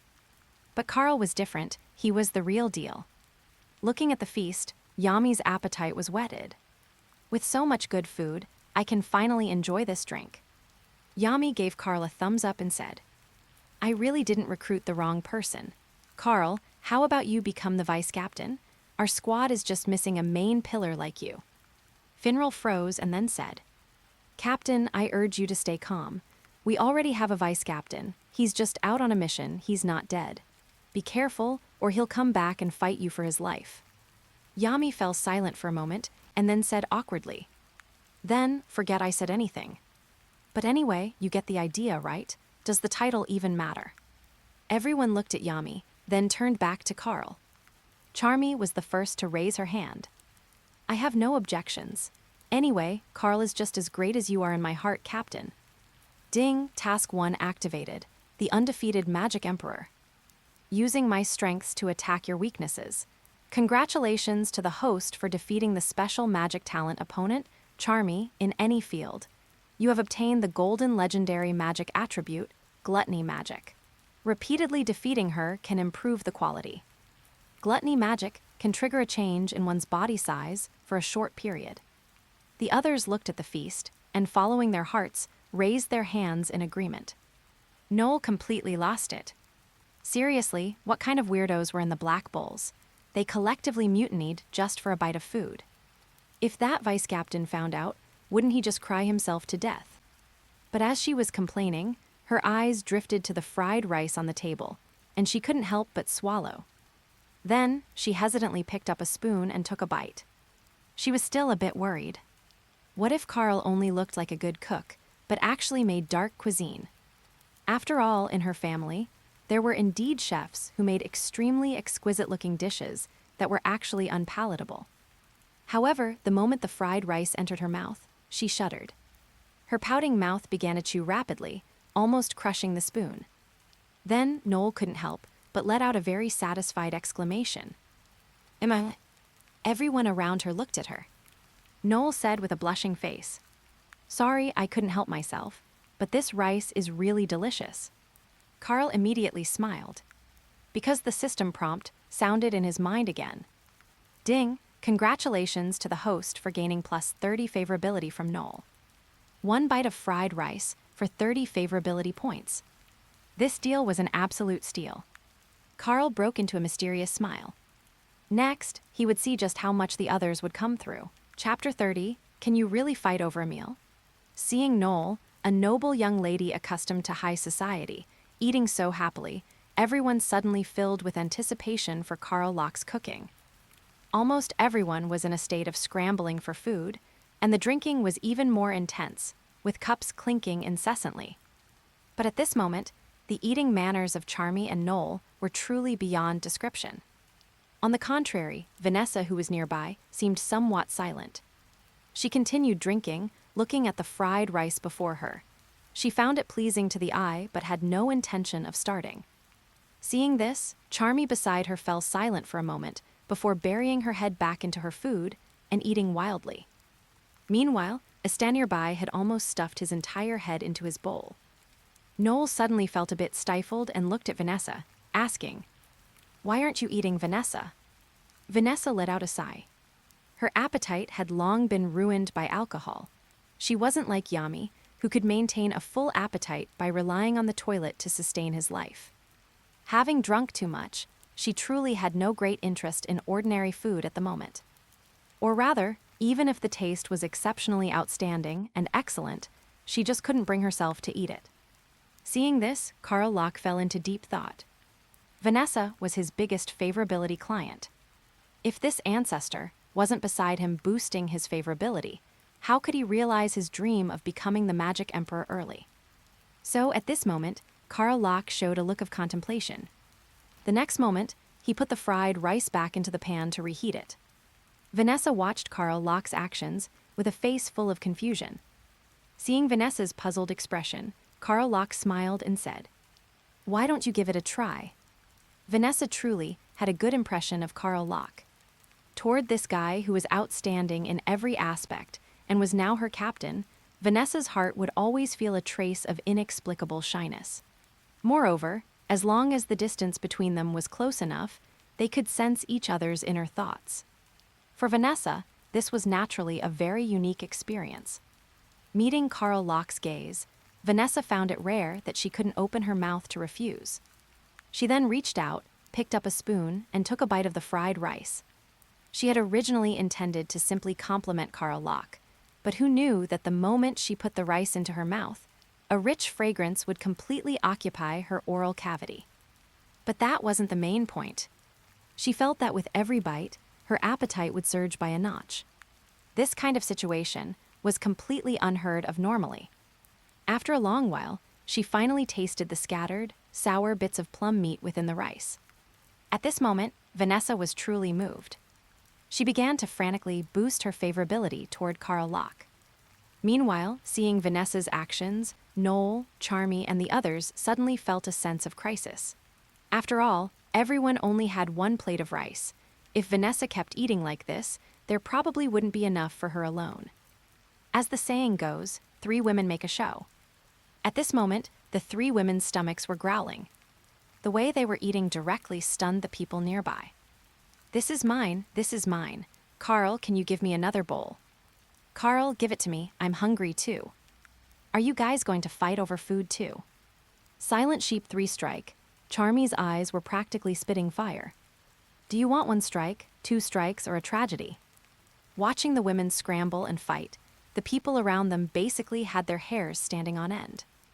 On the contrary, Karl Locke kept smiling on the side, occasionally taking a sip of wine. Of course, Asta and Yami, being nearby, didn't dare to clamor in front of Karl Locke at all.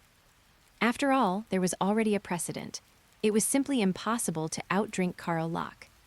This person was simply a wine vat reincarnated. He couldn't get drunk at all. And at this moment, Karl Locke was feeling quite pleased as he listened to the system's favorability increase notifications constantly ringing in his mind.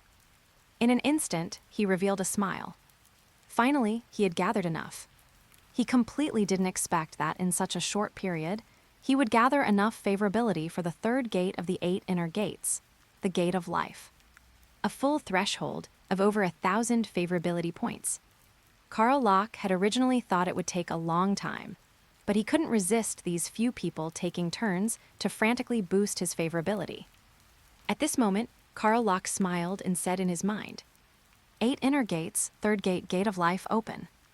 As his aura bloomed, infinite magic power converged from the surroundings. Yami was the first to react. The next moment, dark magic vibrated, and the entire gate of the Black Bull's Magic Knight squad was actually severed by a single slash. The outside air connected with the Black Bull's base. The magic power of the entire surrounding forest seemed to be triggered, constantly converging toward Karl Locke. Around Karl Locke, the rich green magic power of life was practically like an ocean, appearing in a vortex shape and frantically pouring into him. Feeling his physical attributes skyrocketing, Karl Locke showed a look of joy. Host Karl Locke. Luck level, SSS, top-tier Child of Fortune. Charm level, SS, Yanzu plus Yuyan. Vitality level, B+.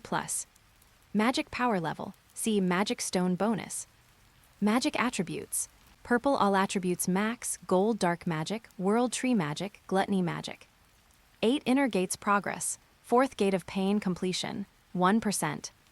Current skills, purple common dragon fist, dragon claw, divine dragon tail sweep. Gold legendary morning peacock. Bonded close friends, Charlotte 2x, Vanessa 5x, becoming a bonded close friend can multiply favorability gains. Special, 3,000 golden vitality points. Activated long-term quests. Quest 1, 100 Victory Magic Emperor. Use my strengths to attack your weaknesses. Defeat opponents with special magic talents in any field to obtain gold legendary magic attributes. Repeated defeats can improve quality. Quest 2, Redemption of Good and Evil. Purify the souls of elves or demons to obtain the Tegu armor Careless, parts 07. Binding a single piece of Tegu armor can increase specific abilities by 200%, with no upper limit on stacking. Quest 3, Master of Nero.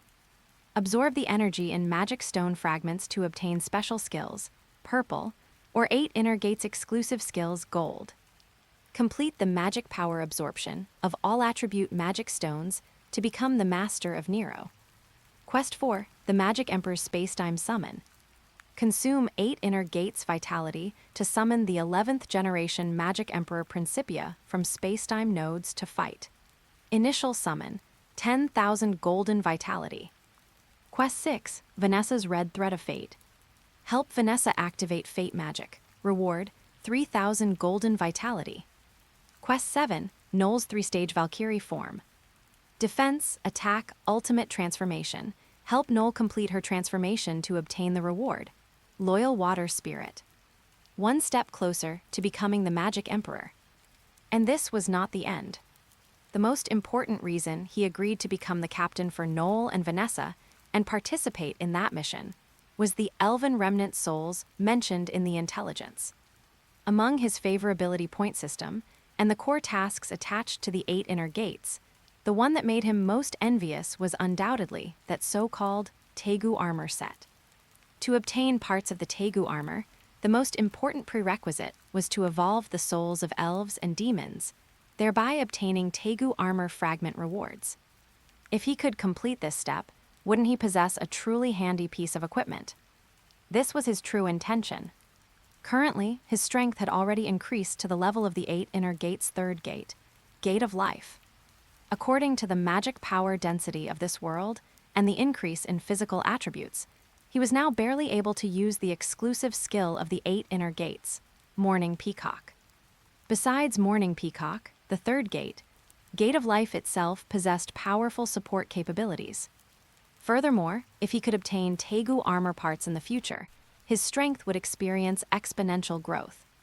As his strength increased, the matters he could participate in would also increase, and the benefits he could obtain would naturally be more. The dream of becoming the Magic Emperor, possessing power and beauties, and ruling the land was practically just around the corner. Karl was exceptionally excited. Meanwhile, the people at the table were all looking at Karl as if he were a monster. Even Noelle, whose total magic power was terrifyingly high, was looking at him blankly and said, "How is it possible, this guy, has he advanced? But with such dense magic power fluctuations, how on earth did he do it?" As her voice fell, the grimoire beside Karl floated up automatically. That grimoire only had a cover, but the 4-leaf clover on the cover was so dazzling. At this moment, the grimoire flew up and landed above his head. A massive amount of magic power frantically surged into the cover of the grimoire, as if being completely sealed within it. Karl exhaled, feeling his entire body's bones and meridians ringing in unison. An inexplicable sense of refreshing relief swept through his body. At this moment, he had a strong feeling. He truly had the confidence to punch several cows to death now. This feeling was simply too great. Boosting favorability was indeed worth his desperate efforts. This single meal was a huge profit. The way Yami looked at Karl had also completely changed. Among all the geniuses he had seen, Karl was definitely the most outrageous one.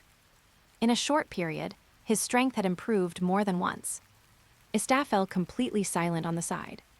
He had originally thought that the gap between himself and Karl could be caught up bit by bit through hard work. But now, Karl actually broke through right in front of him. This was indeed a bit beyond his imagination. When they were drinking earlier, Karl seemed to have had a similar situation. Comparisons are odious. At this moment, Asta's sense of crisis was at its peak. We clearly joined the squad together, yet you leave everyone so far behind. Have you considered everyone's feelings? Asta frantically reflected in his heart. But regardless, even if he couldn't compare to Karl he must defeat Yuno and become the 2nd candidate for Magic Emperor. Asta suddenly roared out, "I am the true Magic Emperor." The instant those words fell, he suddenly felt the eyes of the sheephead chef behind him glowing with a red light. Chapter 30 won the Lake of Ice and Fire. At this moment, Karl could be said to have won big. As the saying goes, to win someone's heart, you must first capture their stomach. For the people present, aside from those whose hearts had been captured, the rest were almost all in a position of having eaten his food, their mouths were short. Having taken his gifts, their hands were soft, so their speech lacked any backbone. Charmy, the big foodie, was the most prominent among them. Asta merely roared at Karl, declaring his ambition. The sheep cook standing behind Charmy then moved behind Asta. Looking at that posture, if Asta dared to say one more word, he would be hammered directly into the ground by the sheep cook. Seeing everyone in such a harmonious mood, Yami suddenly laughed loudly. "All right, hurry up and drink. If you leave it any longer, the foam will dissipate. Are you all trying to raise fish in your glasses?" After Yami finished speaking, he turned to look at Karl, who had already picked up a giant beer mug, and said, "Of course, that doesn't include you. You're not human. Don't compete with us in drinking. I don't want to be stuck sitting on the toilet forever." Hearing this, everyone laughed even louder.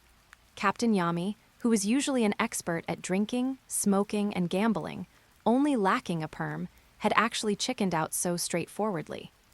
However, being threatened by Yami's huge beer mug one by one, they didn't dare to say anything more. After all, Karl was a god of wine, they were not. The villages near the Clover capital were now completely desolate. In many places, even the rooftops were covered in ice crystals. But that wasn't the most terrifying part. On some parts of the ground, flames even erupted from the wells. But after a while, those flames seemed to be frozen, and on the original ice crystals, the appearance of flames would alternate again. At this moment, Vanessa sat gracefully on a magic broom. Dressed in a wine-red long dress, her pointed wine-red magic hat gave her an air of intellectual elegance, with her long hair draped over her shoulders. It had to be said, Vanessa was well endowed. Presumably, if Finral were here, he would wish he could be that magic broom himself, because that magic broom was just too lucky. Beside her, Noelle was currently holding a magic wand she had scavenged from who knows where. The magic wand was set with a fairly large gemstone, but it was unknown how much effect this gemstone actually had on controlling her own magic power. Karl walked at the rear to provide support. But when the three of them saw the scene before them, they couldn't help but be somewhat surprised. This place was far more terrifying than the intelligence suggested, and the aura of magic power emanating from it was extremely daunting. It was foreseeable that this was definitely not an aura of ice and fire that could be produced under normal circumstances. It continuously leaked out from the center, weaving and radiating outwards. Even with the strength the three possessed, trying to resist this fluctuation of magic power felt a bit taxing. Vanessa, naturally having seen much of the world, immediately identified the current situation. This village has almost turned into a semi-domain state. In other words, something with extremely high magical power has turned this area into its territory. With the erosion of both ice and fire attributes, it seems both of us are having a bit of trouble resisting. Noelle also nodded, in deep agreement from the side. The dual attributes of ice and fire magic power were constantly eroding their bodies. If they didn't use magic to resist, they wouldn't be able to block it at all. Coincidentally, it was precisely because of their out-of-control magic power that they had their own issues. Karl smiled and said, "Then this will be a trial for the two of you. Try your best to adapt, to adjust, and to refine the magic power within your bodies. Then you will be able to solve your own problems." Karl's words were indeed correct. Vanessa and Noelle began to move forward step by step, feeling the pressure. However, as they pushed forward, while they could initially pretend to be unbothered, after only a few dozen steps, both began to pant slightly, and beads of sweat even started to appear. Seeing their state, Karl waited by their side.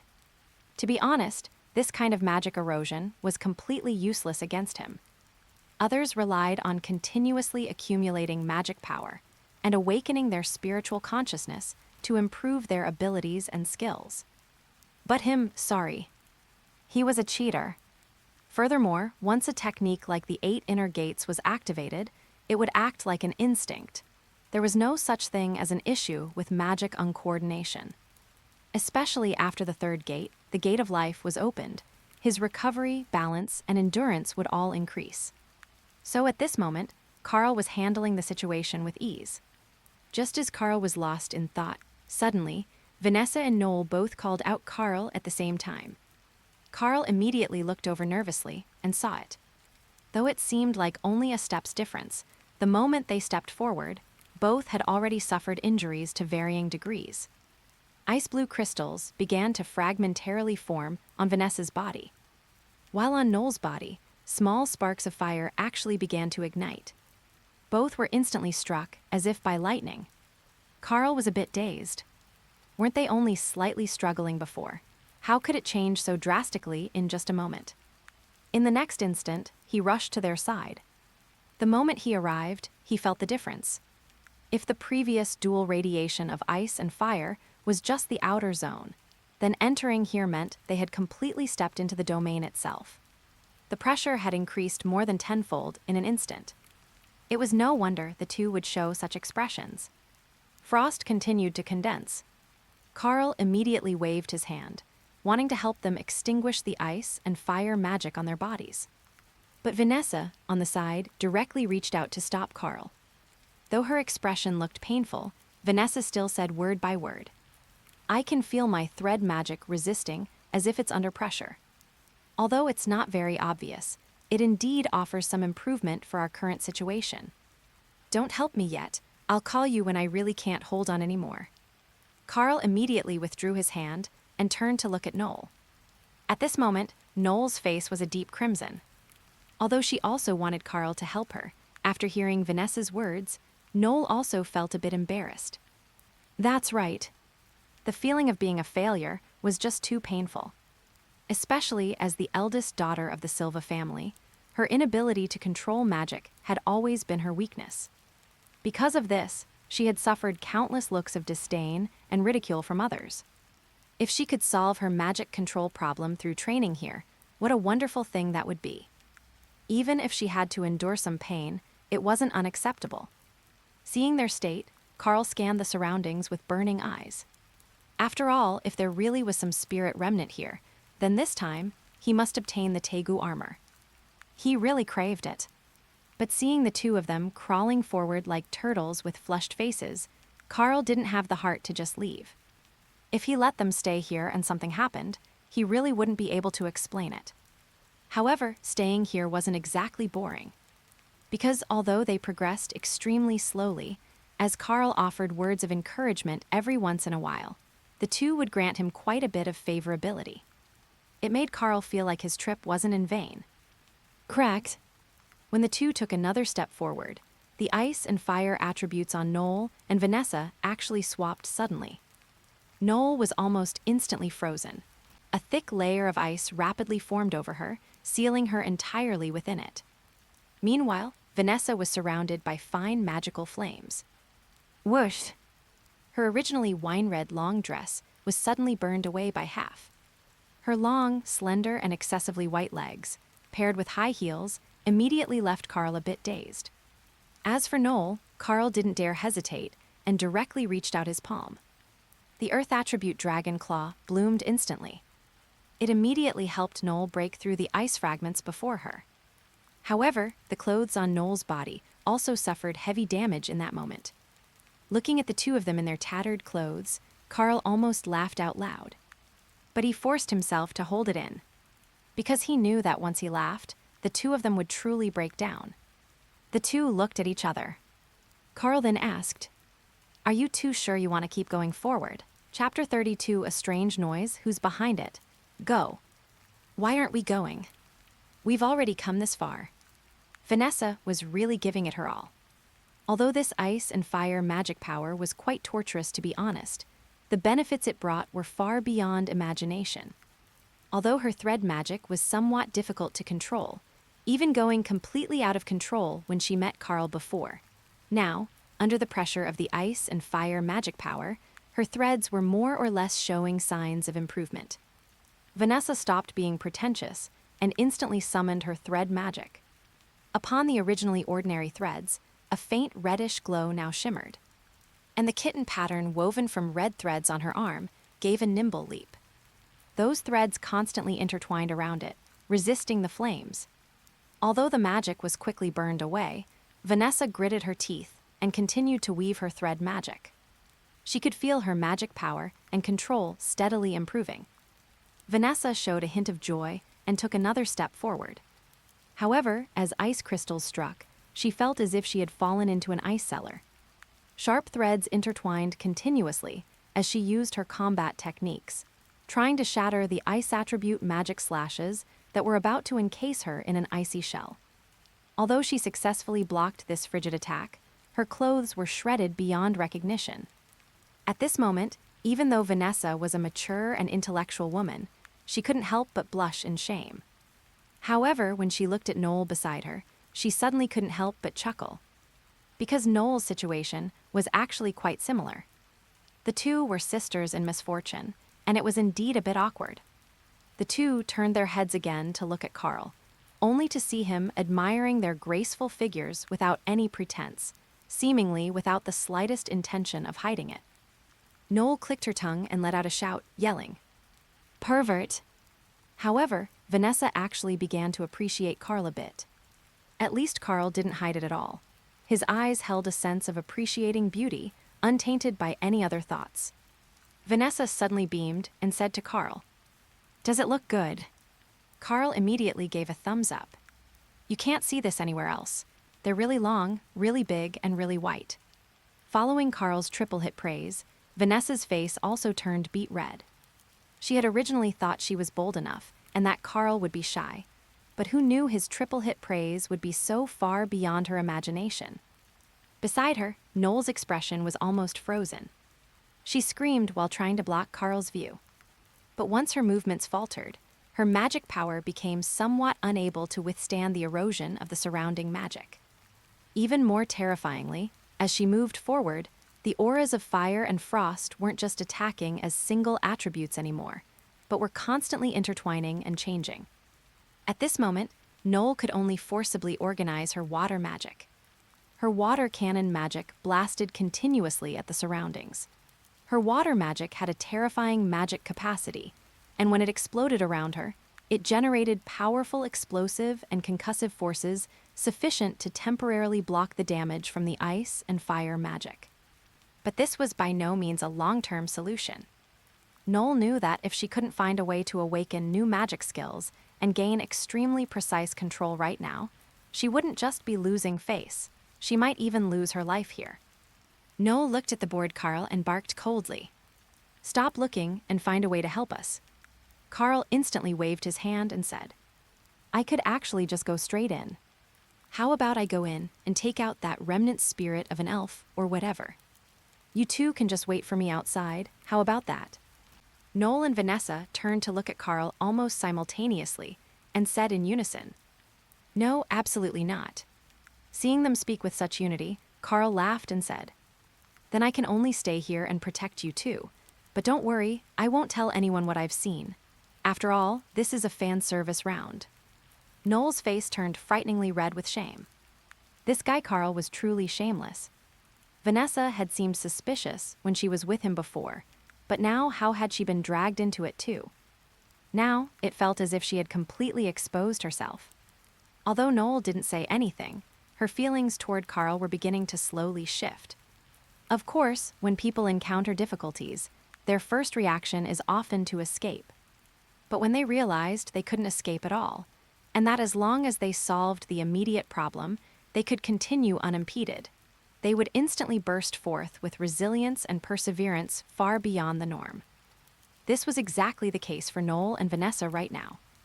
As they continued forward, the two women were practically stimulated into showing that streak of tenacity. Thread magic and water magic were brandished continuously at their surroundings. Even though the magic power in their bodies was gradually failing, they still had no intention of asking for mercy. They even developed a competitive spirit with each other. Cracked. Noelle's foot was pierced by an ice spike, drawing blood. Meanwhile, Vanessa's threads were burned by the flames until they were as hot as branding irons.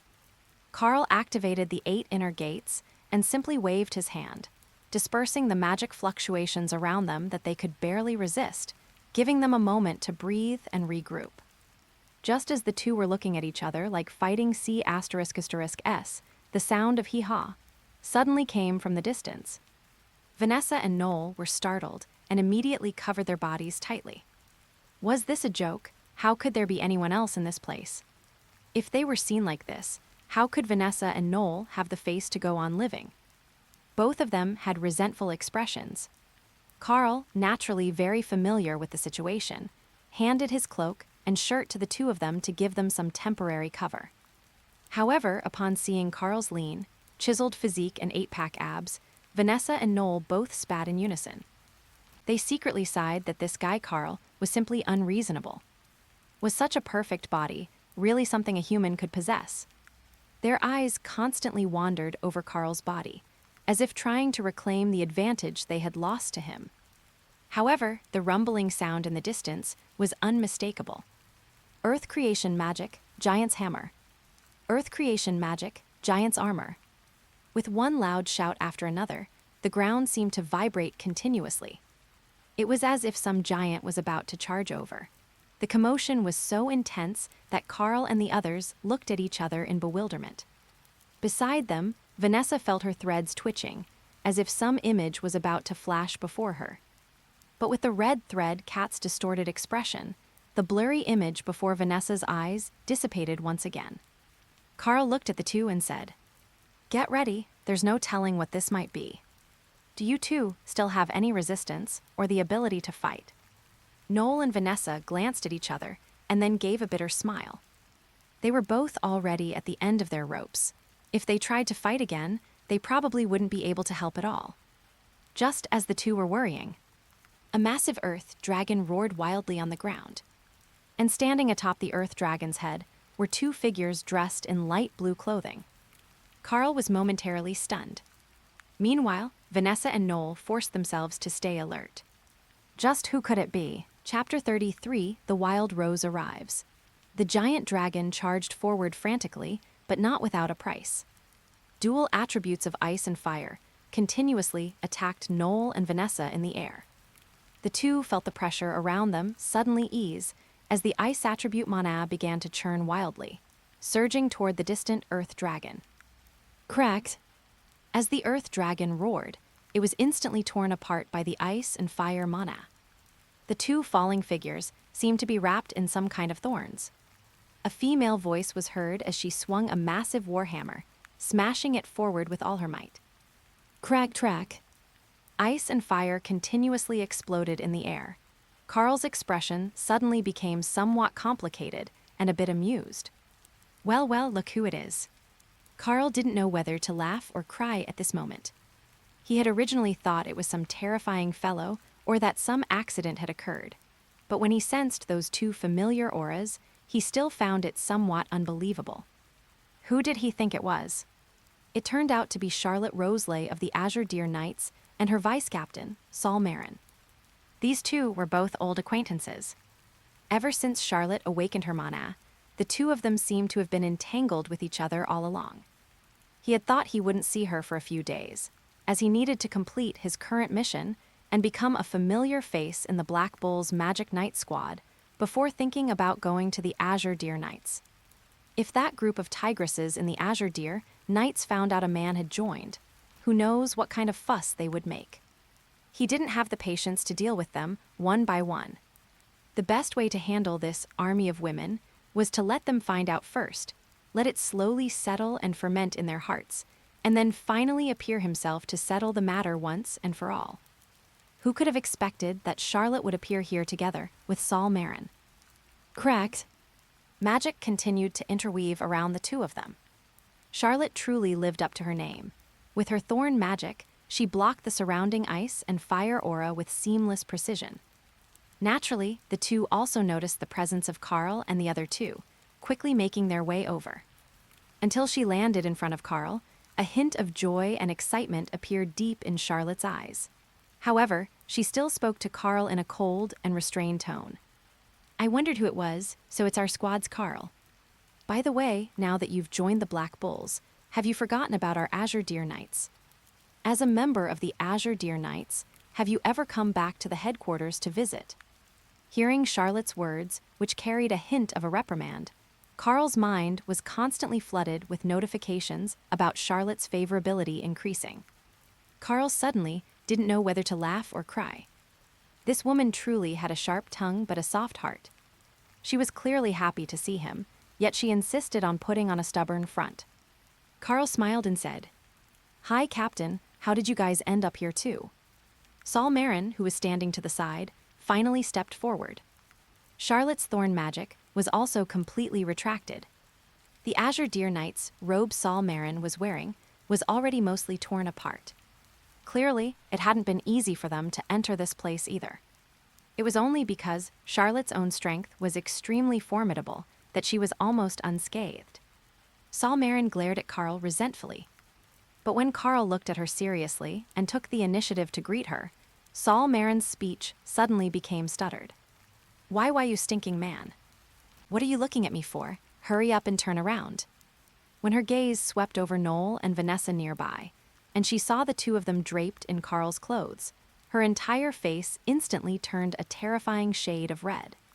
"Karl, you really are a shameless scoundrel. What on earth are the three of you doing here?" Solmaron seemed to have already completed a whole drama in her head, looking at Karl with a face full of disgust. Although she had some special feelings for Karl, she still found this man extremely annoying. She didn't know why Sister Charlotte would mention him from time to time and even recruit him into the squad. Meanwhile, Noelle's expression was somewhat awkward. She felt like she had seen this scene somewhere before. Back then, she had also thought Karl was an extremely shameless person. While Karl indeed couldn't be called a perfect gentleman, would a perfect gentleman's heart truly be that of a gentleman? Noelle began to have doubts about this point. At this moment, she suddenly understood Vanessa a little. She cast an apologetic glance toward Vanessa. Seeing Noelle's expression, Vanessa felt a bit stifled. But if she knew what Noelle was thinking, she would probably just shout, "It's not necessary at all." After all, Karl's abs weren't just for show. Vanessa felt that she hadn't suffered any loss at all. Seeing the four women gathered together while Karl, the only man, stood small beside them, he suddenly felt a mountain of pressure. He could only choose silence and continued to ask Charlotte. "We came here for training. Noelle and Vanessa have some issues with monarch control, so they need to hone themselves here. What about you?" When Charlotte saw that Karl didn't take Solmaron's mockery to heart at all, a joyful expression instantly appeared on her face. As expected of the man she had her eye on. So excellent, so broad-minded. Charlotte said, "It's like this. We've heard a bit about this place of ice and fire. Initially, it was only a 2-star difficulty, but with subsequent intelligence updates, the danger level here is close to 5 stars. In other words, the threats present here could potentially endanger individuals at the vice captain or captain level. That's why I brought Solmaron here to take a look. Of course, there are other reasons too." Charlotte hesitated for a moment and looked at Vanessa and Noelle.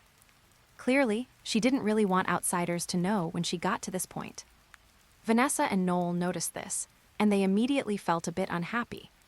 Karl was one of their own. Now, the other party clearly treated Karl as one of their own, while treating them as outsiders. For a moment, the atmosphere between the two sides became slightly tense.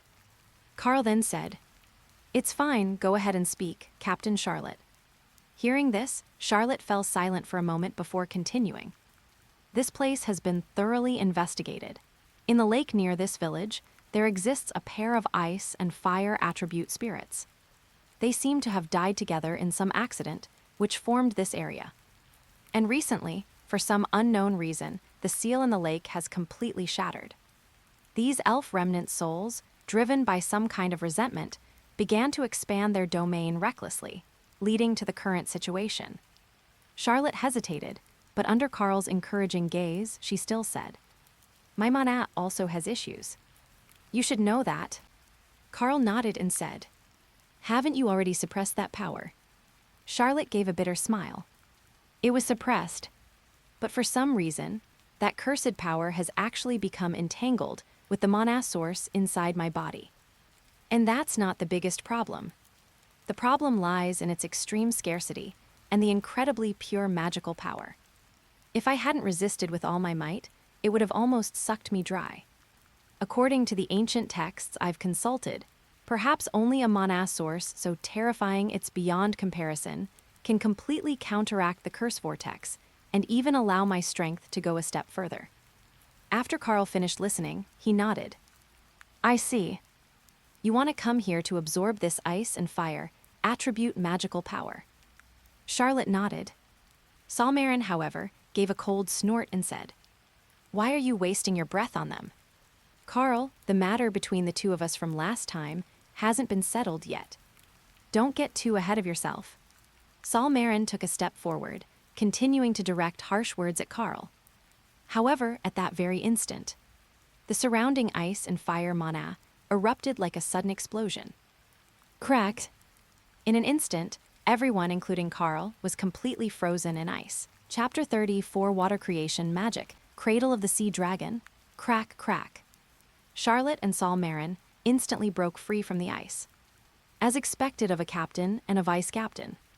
Even though Charlotte's strength was hampered by her own curse, her and Solmaron's prowess was still far greater than that of Vanessa and Noelle before them. They broke free from the ice in just a moment. Having been the first to escape, the two of them immediately turned bright red. They looked at each other, their expressions appearing somewhat awkward. Naturally, it was because of that step forward they had just taken, and the unexpected surge of ice and fire magic from the lake of ice and fire earlier, not terrifying, but catching them off guard. Although the two of them hadn't suffered any actual injuries, their clothes had certainly paid the price. Now they looked at each other again. While they were mostly covered, there was enough skin showing to leave much to the imagination. Both of them were suddenly overcome with shyness. A moment later, they understood why Vanessa and Noelle were draped in Karl's clothes. Seeing the two of them staring at him with burning eyes, Karl's expression shifted slightly. He pointed at Charlotte and Solmaron and said, "I say, you two are captain and vice-captain level figures. Don't even think about coming after my clothes. Besides, I'm already damn well shirtless. You can't expect me to take off my pants for you two, can you? Never mind whether they'd even fit you. If I take them off, would you two even dare to look?" Karl's words made Solmaron spit in disdain. "Shameless rogue. You're so crude." Karl's words naturally left Charlotte, who was standing nearby, beyond embarrassed. Karl reached out again, patting away the layer of ice on Vanessa and Noelle. The two had been relying on Karl's clothes for coverage, but in an instant, they were left in tatters once more. Charlotte's expression turned solemn as she looked deeper into the area. The magic of ice and fire raged continuously. Ice crystals and flames even completely blocked the path. Charlotte seemed to sense the surrounding aura and then said to Karl, "I can feel a sense of resentment. My briar magic is a type of plant magic, and I have a natural intuition for mysterious auras. That resentment is steadily growing stronger. If we can't get through soon, I'm afraid none of us will be able to escape unscathed." Hearing Charlotte's words, Vanessa and Noelle's movements stiffened at the same time. Especially Charlotte. She clearly possessed captain-level strength, yet she couldn't exert it at all. This made everyone feel an immediate sense of urgency. One could say the crisis before them had nearly escalated to a hellish level. Vanessa and Noelle gritted their teeth and looked at Karl, saying, "The two of us will continue the trial. We absolutely won't go back until the problem is solved." Noelle immediately nodded beside her. With great determination, the two took another step forward, no longer caring about Charlotte and Solmaron's gazes. They were all women anyway, so there was nothing to fear. As for Karl, forget it, he had already seen everything there was to see. The two had already stopped caring about appearances. The constantly pressing trial squeezed their strength. Noelle gritted her teeth hard, taking one step forward, then another. Even though her delicate skin was already cut by ice crystals and even scorched by flames, Noelle still gritted her teeth and strode forward. She took 3 steps in a row. A terrifying magical backlash struck instantly. Noelle screamed, and then the water attribute magic around her vibrated wildly. Noelle gave a sharp cry. The water magic she had been emitting suddenly began to rotate rhythmically. Noelle extended both hands, pushing forward with all her might against that terrifying pressure. In the next moment, Noelle's body seemed to grow a few inches taller. Even her measurements seemed to have increased at this moment. Karl was a bit confused. He could understand magical growth, but the growth of her figure and body was a bit beyond imagination.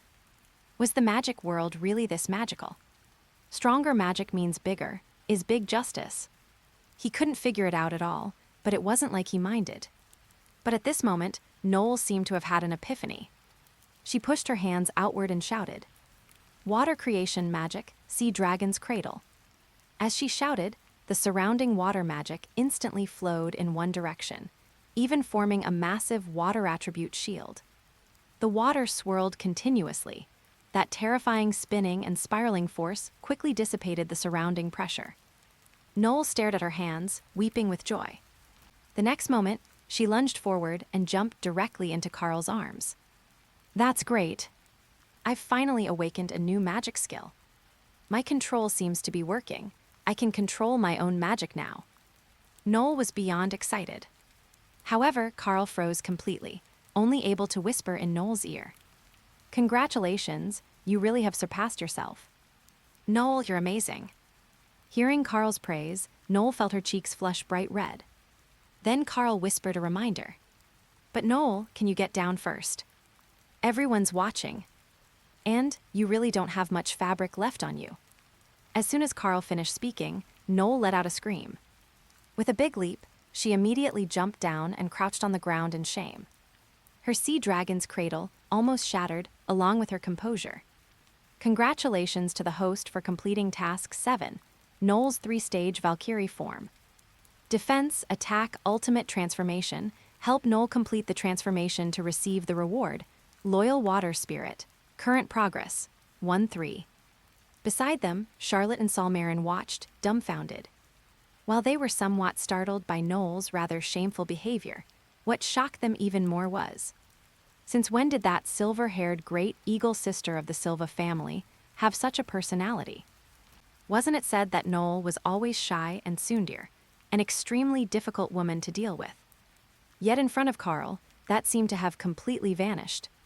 But what shocked Solmaron and Charlotte even more was that Noelle's sheer tenacity had actually allowed her to awaken this defensive magic. Moreover, the defensive power of this magic was extremely high. At least for now, Noelle alone was withstanding all the pressure in this space. Within this space, the other three could no longer feel that terrifying sense of oppression. Charlotte couldn't help but praise from the side. This little girl from the Silva family really has limitless potential. Seeing Noelle's transformation, Vanessa's eyes gleamed with excitement. She looked at Karl and said, "Since Noelle can do it, there's no reason I can't." Vanessa nodded seriously to Karl and then jumped down from her magic broom. With a determined and serious look in her eyes, she stepped out of Noelle's sea dragon's cradle one step at a time. The dual magic of ice and fire surged toward Vanessa as if provoked. Vanessa gave a cold snort. What she was wearing now was Karl's cloak. The cloak had originally been in tatters, but because of the red thread, it seemed to have undergone a change. Although it looked ragged, it was constantly repairing itself, as if trying to become whole again. Vanessa strode forward. One step, another step. Countless wounds were torn into her body, and flames burned her continuously. Gritting her teeth, she moved forward step by step. She took more than 10 steps in total. She was blocked by frost and flames several times during the process, but Vanessa always relied on her thread magic to push forward bit by bit. Noelle, watching from the side, had an expression of disbelief. At this moment, she finally acknowledged this teammate named Vanessa. Although Vanessa was sexy and enchanting, a witch, and her figure far surpassed Noelle's, with a somewhat coquettish personality. But Noelle deeply respected Vanessa's persistence. Being on the same side, Noelle even felt a bit of heartache for Vanessa now. "Karl, why did I awaken my magic after only 3 steps, but Vanessa still hasn't had any reaction? If this continues, she won't be able to hold on." Karl, quickly, think of something. All right, legends, that's it for today. If you're ready for the next chapter, smash that like button and flood the comments right now. Remember, we've got 3 days to prove this story needs to continue. Subscribe so you don't miss the drop, and I'll meet you in the next audiobook.